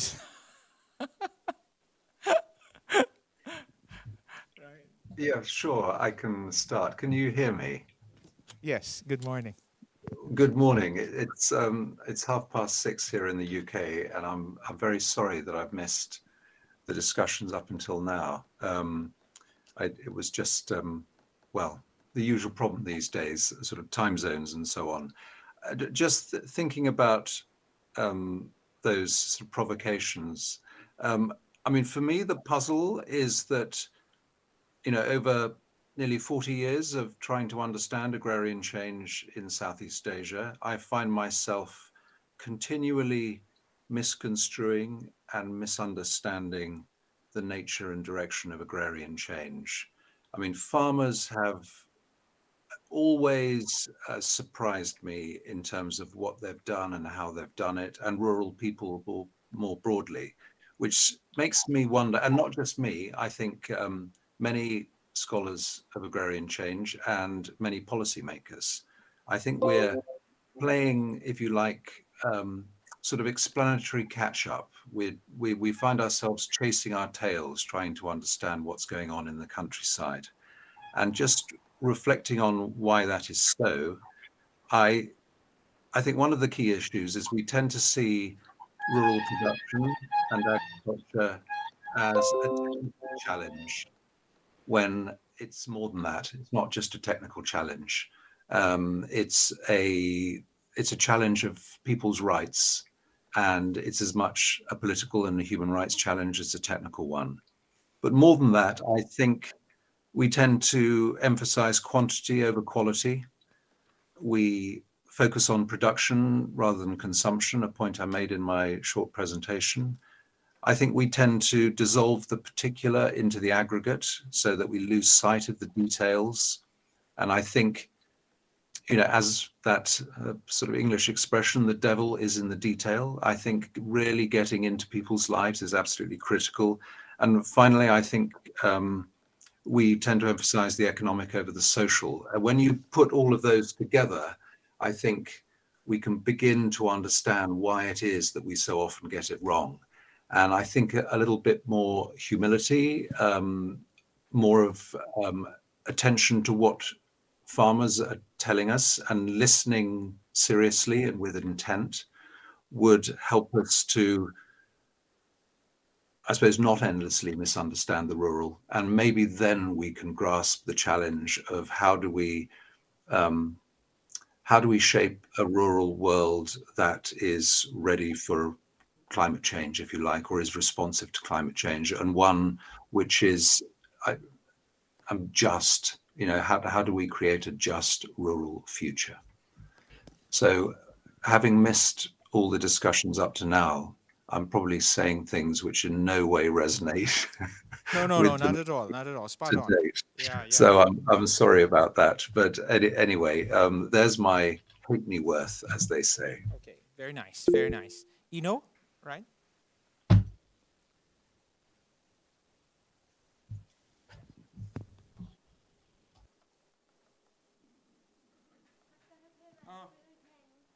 Wait, hang on.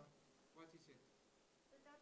I can't. We can't hear you. Could you unmute? I think you're muted. Okay, sorry All right, about okay. that. Could you start over again, please? Thank you.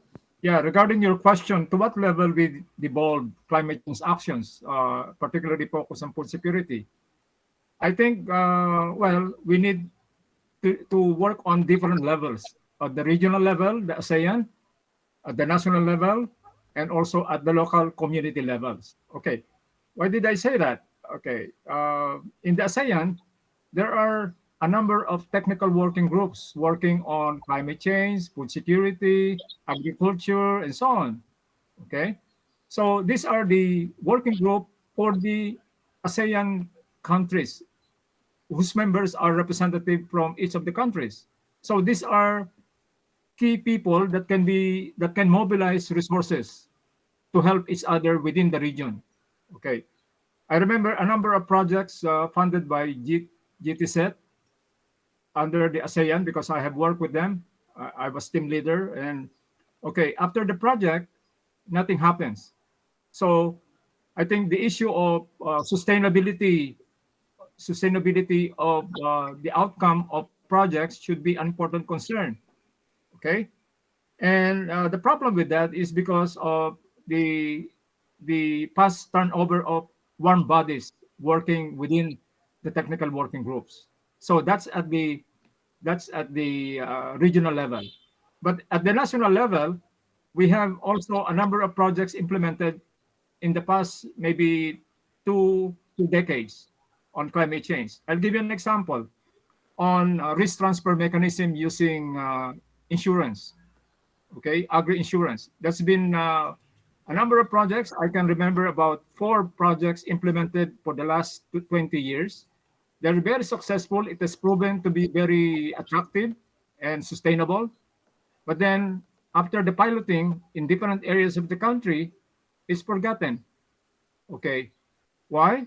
Well, again, the past turnover of people and the project implementers have not actually taken into account the sustainability issue of the outcomes of those climate change action, which are projects implemented with funding from other, like funding from GTZ, funding from FAO, funding from Millennium Development Goal Fund, etc. Okay, so we need to look at this sustainability and also on the involvement of different institutions. And then lastly, at the community level, the local level, we really have to work with them. Okay, because the actions are actually at the local community level, because they're the one adopted, they're the one affected. So I think whatever initiatives, you have to work with the local communities. Thank you. Okay, Ike? Yeah, thank you. I would agree with Doc Laksigan talking about, making things move and and be made more sustainable at the community level. Again, I was saying when I started my presentation that I bias is in a micro, no? In a micro level, because that where you could see the dynamics in the community and how the community work together if they're convinced that a project would benefit them. And of course, given the problem or lack of resources in the community, the local government should come in. But then the local government cannot do it by itself. It has to connect also with other organizations until it reaches to the national level, and I think then to the regional level and so on. So my point of entry, therefore, is if we have this agenda, it should be at the level of the community that this could be implemented and be accepted by the local people because they themselves are the one that experience the impact, the impact of climate change.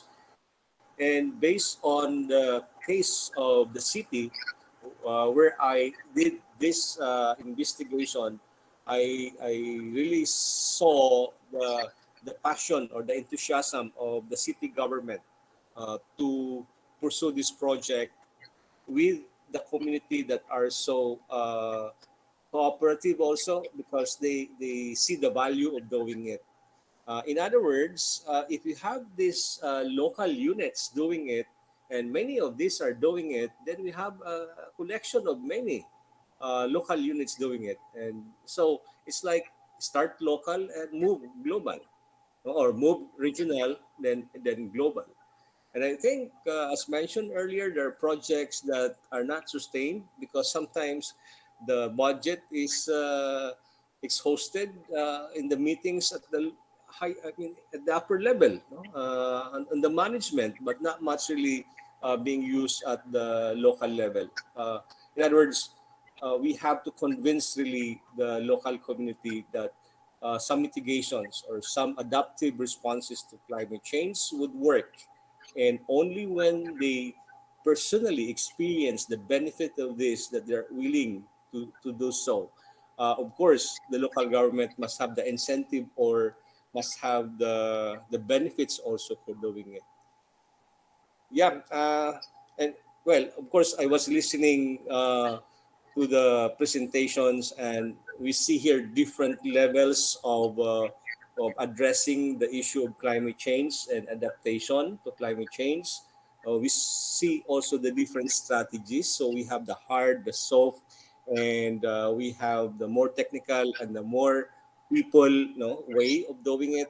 But all of this, I think, at the end should be integrated. And therefore, we are going to have a very holistic approach in responding to the threats of climate change. So I think that's the essence, therefore, of my presentation. Thank you very much. Okay, I'll push a little bit more. Okay.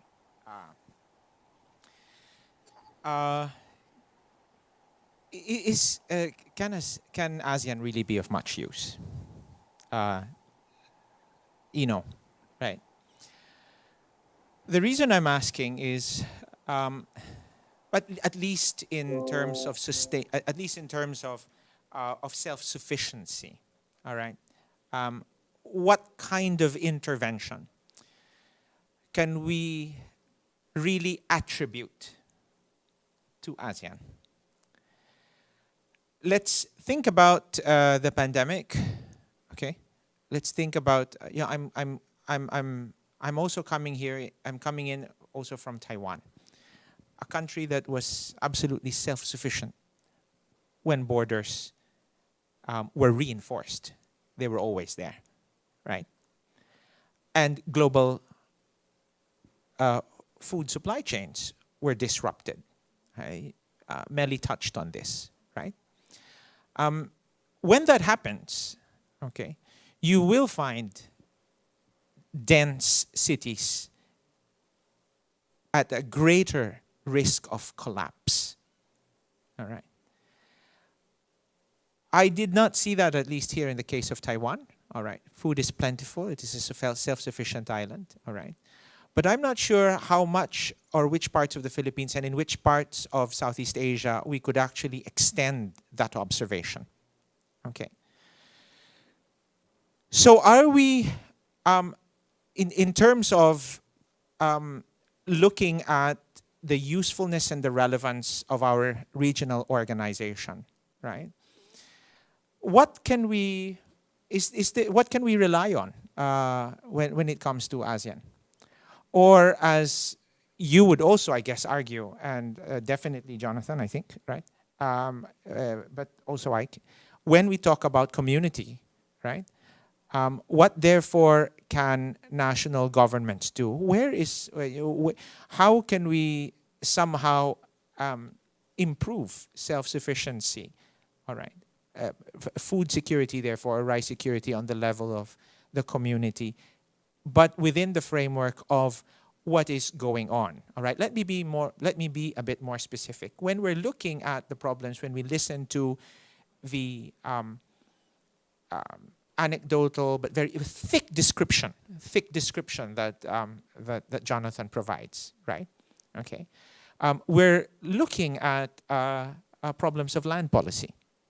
Okay, so is land policy? Do we leave land policy, for example, to the national government? Okay. All right. Let me be a little bit more specific. All right, and this is what I'm getting at is. Can we think of Southeast Asia, all right, at least parts of Southeast Asia, those of us who belong to archipelagos, all right? This is the kind of agenda that I'm on now. Can we think of organizing ourselves as island communities, all right? At the University of the Philippines in the Visayas, we have been looking at reef to ridges, right? Can we organize? I mean, this is something that struck me when the pandemic happened, okay? How is it that as an island we were not able to mobilize ourselves as quickly, as swiftly, and as efficiently? Like, for example, Taiwan. When you look at the local government code, our governors and our mayors are actually empowered to make emergency decisions. But we did not see this, right? Now, when you compare that to a country such as Taiwan, and I'm talking about this in the context of food security, self-sufficiency, and so on, all right? How is it that we were not able to do that? So the question is there any other way? Can we organize ourselves differently, all right? Because, you know, there's an interesting question there that Jonathan is raising, which is he seems to be misconstruing and misunderstanding so many scholars' agrarian change. What's the key, right? What are we missing, all right? If we are indeed looking for some conceptual tool or some observation that will help us to understand why our communities or why our farming communities behave in such and such a way, all right? I've tried to touch on several issues there, and I hope you pick up where you can. Okay.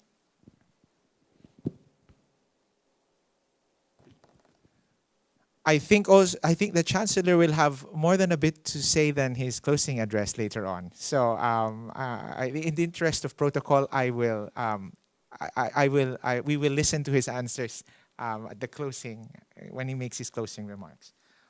Okay. Would you like to add, would you like to add, Ike? Yeah, okay. Yeah. Let me add. Okay, one particular issue is not just climate change that we need to address also in the Philippines, for example, is the lack of national policy as far as land use. So that's becoming a problem. And that's the reason why we have, it seems to me, unregulated land use change happening. You can readily see that in your province, in Iloilo. Okay, the productive rice farms used to be productive then. It's now subdivisions. Okay, and that's not happening only in your province. It's happening in the Philippines. Okay, for example, in Laguna, there are only very few towns here in our province that actually have rice production areas. Okay, so they have been converted. So I think we need to address this issue as well. Okay, now there is I mentioned about sustainability, and if you look at sustainability at the local community levels, particularly working with local government units, funding is an important concern. Funding. But fortunately, the Philippine government, through a Republic Act, has actually provided some money available for the People's Survival Fund for climate change adaptation. Okay. But that money has been there. It has never been tapped fully. The reason is there are no good proposals because the intention of that People's Survival Fund is for innovative projects of local government units and accredited non-governmental organizations. So, for example, there are a number of proposals submitted, more than hundreds of them, but then only less than 10 have been approved for possible funding by the PSF. So, because local government units look at this funding facility as just an ordinary, the usual, funding facility from the national government. I think there should be a change in thinking as far as the utilization of this. It's for innovative climate change adaptation actions. Thank you. Okay, very good. That's nice. Very nice. Okay, I think we're getting onto something here. All right. Ike, yeah. So the People's Survival Fund. I mean, this is absolutely interesting. Okay, yeah. I mean, because it ties in with so many of these funding mechanisms which are not being tapped neither by the NGOs or by private businessmen. But there's also issues of procurement and so on. But that aside, it's interesting to know that such a fund exists. But how does that now fit into some kind of a movement, right, or a mobilizing framework, right, through which, for example, universities with stakeholders, all right, the communities can actually take advantage of. Okay. Okay. Right. Ike, would you like to say more? Okay. Can you see? Jonathan is raising. Oh, sorry, hand. I didn't see that. Yeah, Jonathan. Right. Okay. Oh, I did see that. No, I don't. Yeah. I mean, if Ike wants to go first, or I mean, I will, but No. You were raising your hand. Yeah. Thank you. Thank you. Okay. Thanks. No, I was just going to say that one of the, you'll see how this relates to the earlier discussion. Sort of one of the ways in which what has happened across the countryside, right across Southeast Asia, well, one of the surprises is that smallholders have not sold their land and allowed what's known as the farm size transition to take hold. So the farm size transition is the amalgamation of small, so-called inefficient farms into larger units of production where we can turn farming from a way of life into a business. And that, of course, is what happened in the United States and Europe. And it's associated with the kind of structural changes in economy and society that we've seen in Southeast Asia. So the movement from agriculture to industry, from rural to urban, and so forth. And it's assumed that part and parcel of that is the emergence of large farms. And that has happened in Europe and North America. And it hasn't happened in Southeast Asia, that small farms, people are avidly and enthusiastically keeping hold of their land, even when they don't use it, and even when they disintensify production. So they may move from transplanting to broadcasting. They may even leave land uncultivated. Right. And of course, for policymakers, they're scratching their heads and they're thinking, what's going on? This is crazy. Why are we leaving good rice land uncultivated? Why can't we, just get a grip of this and push through processes of modernization, intensification, and so forth? I mean, for me, the reason why is because smallholders do not have the security of livelihood security that would enable them to give up the one thing they can be absolutely sure of, which is access to land. That if everything comes unstuck, then at least they can go back to their land and support their families themselves off that land. And so I've had myself and my PhD students working in Laos, in Eastern Indonesia, in Thailand, in Vietnam. And that's something that comes through time and time again, if you like, the precarity of late capitalism. And if we're going to understand why small farmers kind of keep hold of their land, I think we need to embed it. And this was what I was trying to say in my presentation. We need to look across sectors, across spaces. What sort of work do they actually have in urban spaces? Is it the sort of secure work that would enable them to cut that natal link with their land? And I mean, I think often the answer to that is no. And that explains why the rural context, the landscape that we see across the Philippines, Indonesia, Malaysia, Thailand is as it is. Okay, that's great, Jonathan. Okay, let me get back to you. On that. One is, do you see bringing technology, all right, to rural communities feasible, attractive? This is because I think one reason the city is always attractive for the younger generation, isn't it? The possibilities are simply so numerous that they would rather live in cities rather than in farms. But if they were provided, right, the kind of atmosphere or the kind of possibilities living in rural communities, all right, would you think that this is something that this would be another pathway, all right? Not necessarily just inviting them, all right, how's this, to not just simply thinking of the enabling environment as being helping them to actually let go of the small land. Because I understand where you're coming from, because this apparently is also a problem. In this morning session, we had a speaker talking about Thailand and about and Indonesia. The problem about the cultural practice of indigenous practices of inheritance, where the land is eventually cut up into four, so the children eventually get smaller and smaller pieces of the original property, right? So yes, I mean that's a question, because can we, if we're going to start thinking of protecting arable agricultural land in our countries, all right, how do we protect them specifically, all right, from lustful capitalists who see these as the next Mall of Asia, all right, or something to that effect? Jonathan, are you still? Yeah. Yes. No, I'm here still. I mean, I don't want to take up too much time, but I think there.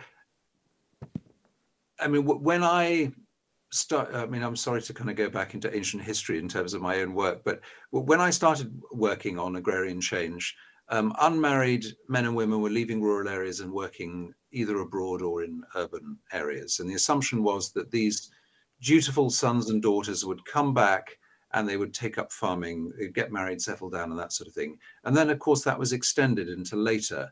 And now they're middle-aged and, they're still away from home. And there's sort of question of when, if ever, will they return is still, I'm waiting for the answer to become clear. But I think you're right. And in fact, Taiwan is a fine example of a resuscitation of rural areas.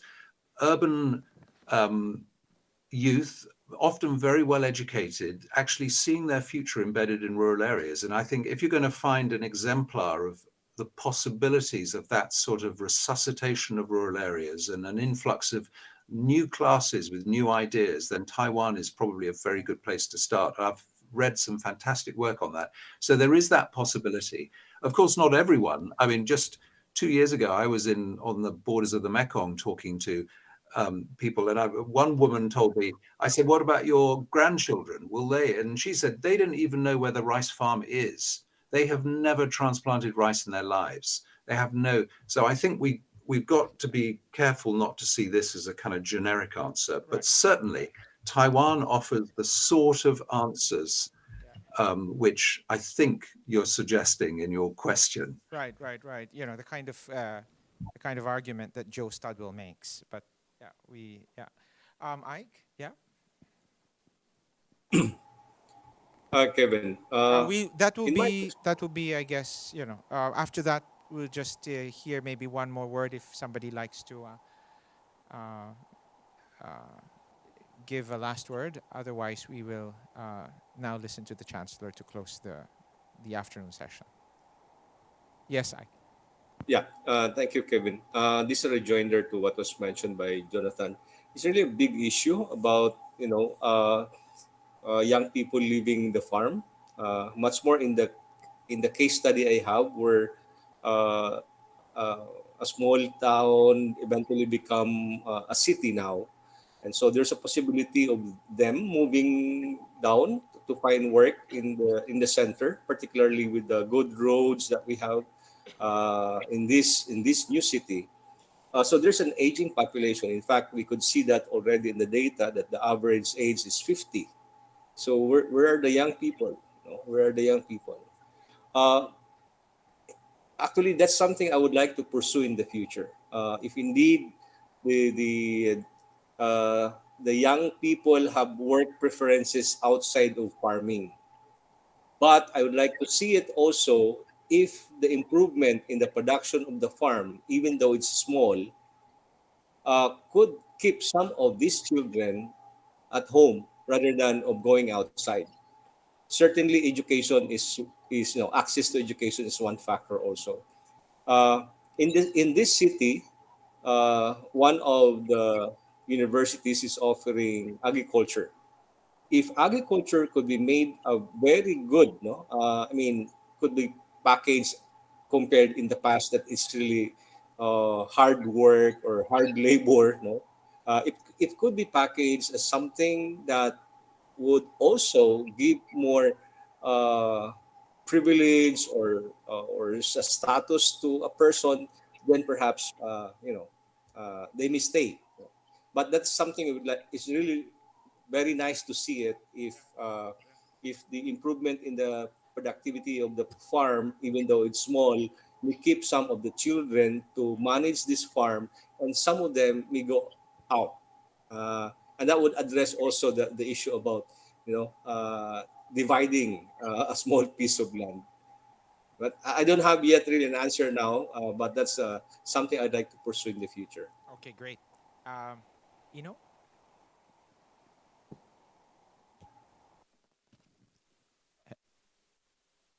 Ino, would you like to? Yeah. Okay. Would you like to say a last word before? Okay. Well, I think if we look at sustainability climate initiatives, I think we need to work with institutions. Okay. For example, there at the national level or at the regional level, there are institutions that can be tapped to participate in the whatever climate change actions is involved. Like, for example, SHARCA, for example, Southeast Asian Regional Center for Agriculture. Okay. And then at the national level, you really have to work with, government agencies like DA and also the DNR. And of course, at the local level, you really have to work with local government units.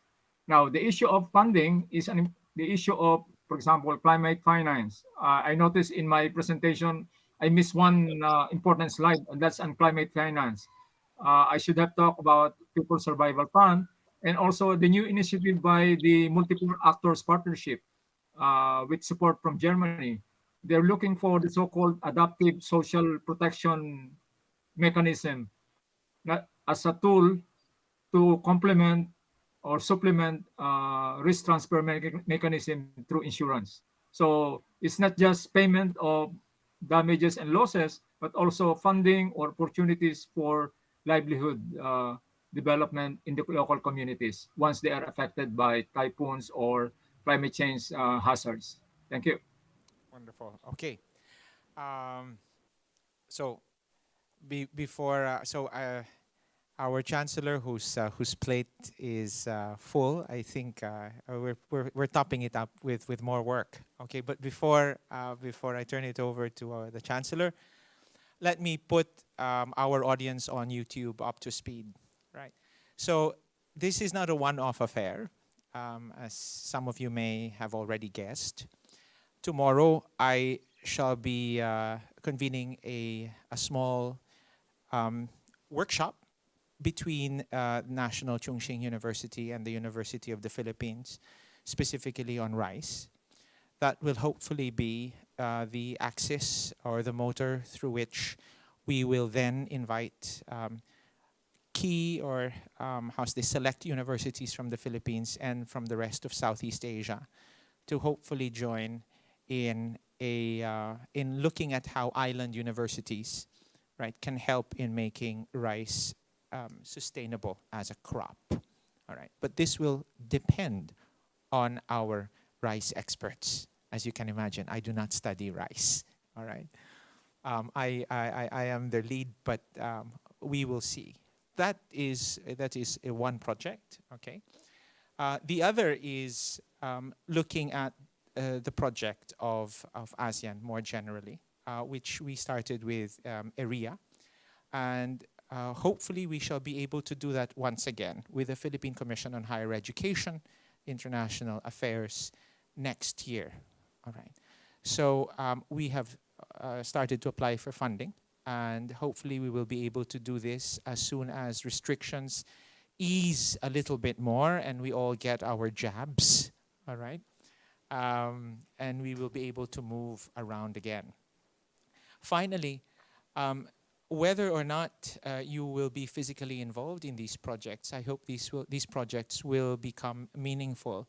It's first for our students and for the communities in which our universities thrive, because our first responsibility is to them before it is, I think, to the world. All right.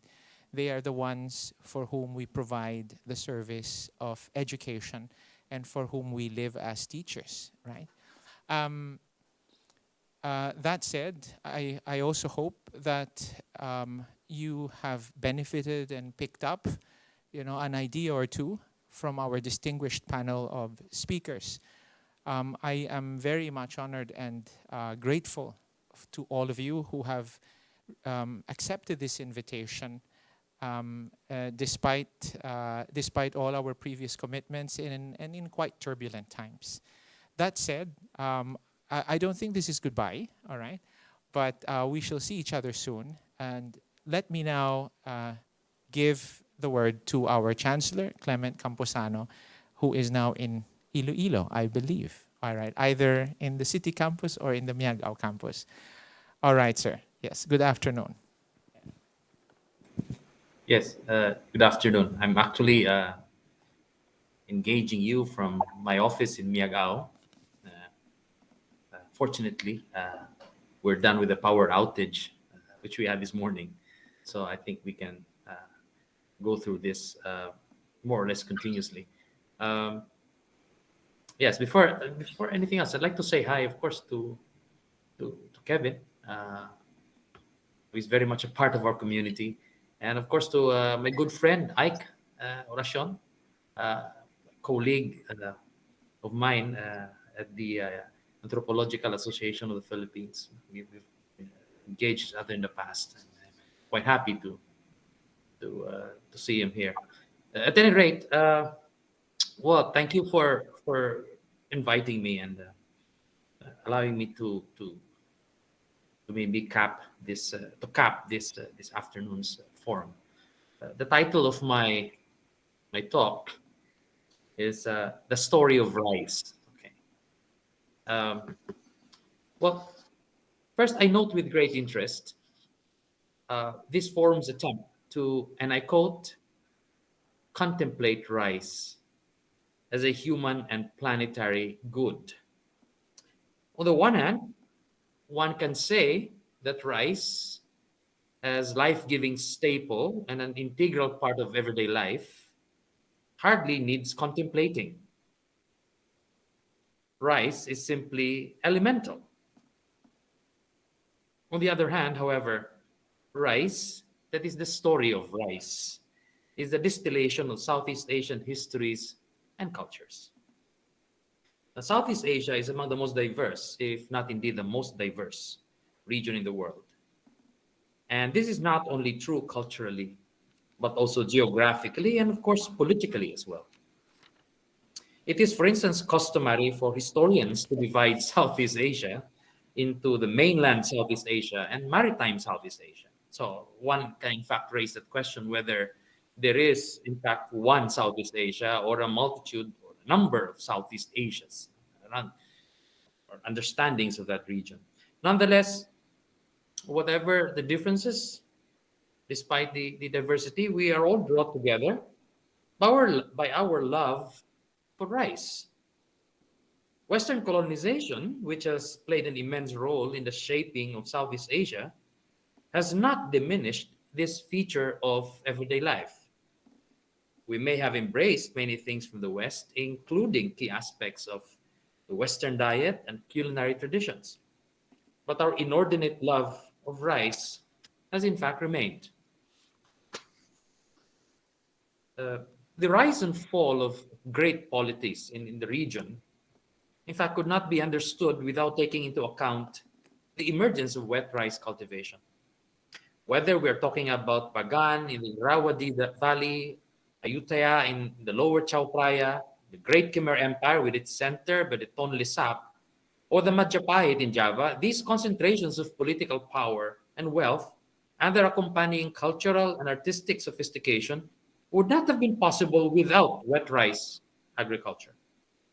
Even with the great maritime empires of Srivijaya and Malacca, whose wealth are based on the control of seaborne trade, rice was an important measure of affluence, and thus an important part of the political economy.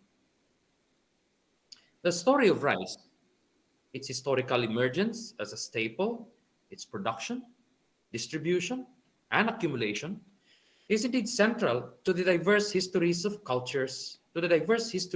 cultures of Southeast Asia. One anthropologist named Daniel Miller pointed out in his exploration of materiality that in fact the things that we make also make us. This is certainly true in the case of rice. And no other commodity is as invested with meaning or has shaped our identities to the same extent as rice. The story of rice also prompts us to focus on local dynamics. I think there is a need to understand the multitude of ways that people actually engage with rice. Earlier, Jonathan was talking about how people in communities, in fact, view things very differently from the way government planners do. And I think it's absolutely crucial that we try to, again, understand the multitude of ways that people understand and engage with this commodity, especially its production. I think the problem here is also a problem of positionality. When you talk about efficiency, when you talk about security and sustainability, you have to ask security according to whom? Sustainability according to whom? Governments can talk about sustainability all the time. NGOs talk about sustainability all the time. But sometimes these things don't resonate with local communities precisely because of the way our realities are in fact fragmented by the very realities that we encounter as we go through our lives. So I think it's absolutely crucial that when you talk about the story of rice, that we try to look at the various dimensions and how, in fact, trying to understand people's engagement with rice can bring us to a deeper understanding, to a more intimate understanding of the realities on the ground. So today, in many parts of rural Philippines, for instance, husbands left behind by wives who have migrated abroad to work look to rice farming as a way to shore up an eroded masculinity, with their wives sending sending home remittances that finance the unprecedented material improvement of the lives, husbands can only credibly perform the role of provider by ensuring that the family never runs out of such things as rice, whose cultural value obviously far exceeds what it contributes in terms of calories. Colonialism, modernity, and globalization have all worked to disrupt lifeways, institutions, and social structures. Modern Southeast Asia may be so far removed from the era of the great agricultural kingdoms and maritime empires. Yet our insistence on rice remains and continues to define everyday life. 7 out of the 10 countries who are the biggest per capita consumers of rice are in Southeast Asia. Rice, therefore, constitutes an element of continuity in a world increasingly defined by disruptive change. Our massive consumption of rice today renders many of our communities highly vulnerable to extreme weather events, sea level rise, and various other hazards, including geological hazards. To address these vulnerabilities, we have increasingly turned to science and have mobilized the vast resources and powers of the state, multilateral institutions, and the market.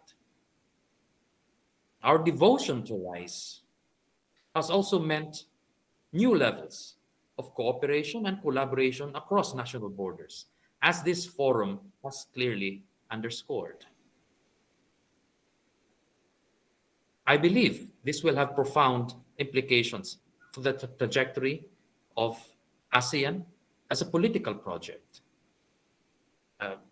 ASEAN may have begun with certain assumptions when it was born, but I think the challenge of sustainable agriculture, of rice security, is going to redefine what ASEAN will look like in the near future in ways that the founders have not really, I think, anticipated. Thus, hundreds of years later, the story of rice continues. This story is not only, but let me now say that this story is not only the distillation of our histories and cultures, but also, in fact, among the means by which we chart the pathways to a more sustainable future. This has been a most delightful afternoon, and thank you for your ideas and your thoughts. Good afternoon, everyone. Okay. Thank you, Chancellor Camposano. Thank you for that beautiful note on which we end. Maraming salamat. Damo gyud nga salamat. Thank you. All right. So, ladies and gentlemen, with that, we close our forum for today. All right. And we hope to see you, all right, again in the near future, whether that be next year or for those who will be tuning in tomorrow. And so, as the Chancellor would say, let the saga continue. All right. For after all, rice is life. All right. Good morning, good night, and good evening, wherever you are. Bye. Bye. Thank Good you. day. Okay. Bye. Bye. Bye. Okay. Bye, Ike. Okay. Nice seeing you. Hello, Gate. Hello.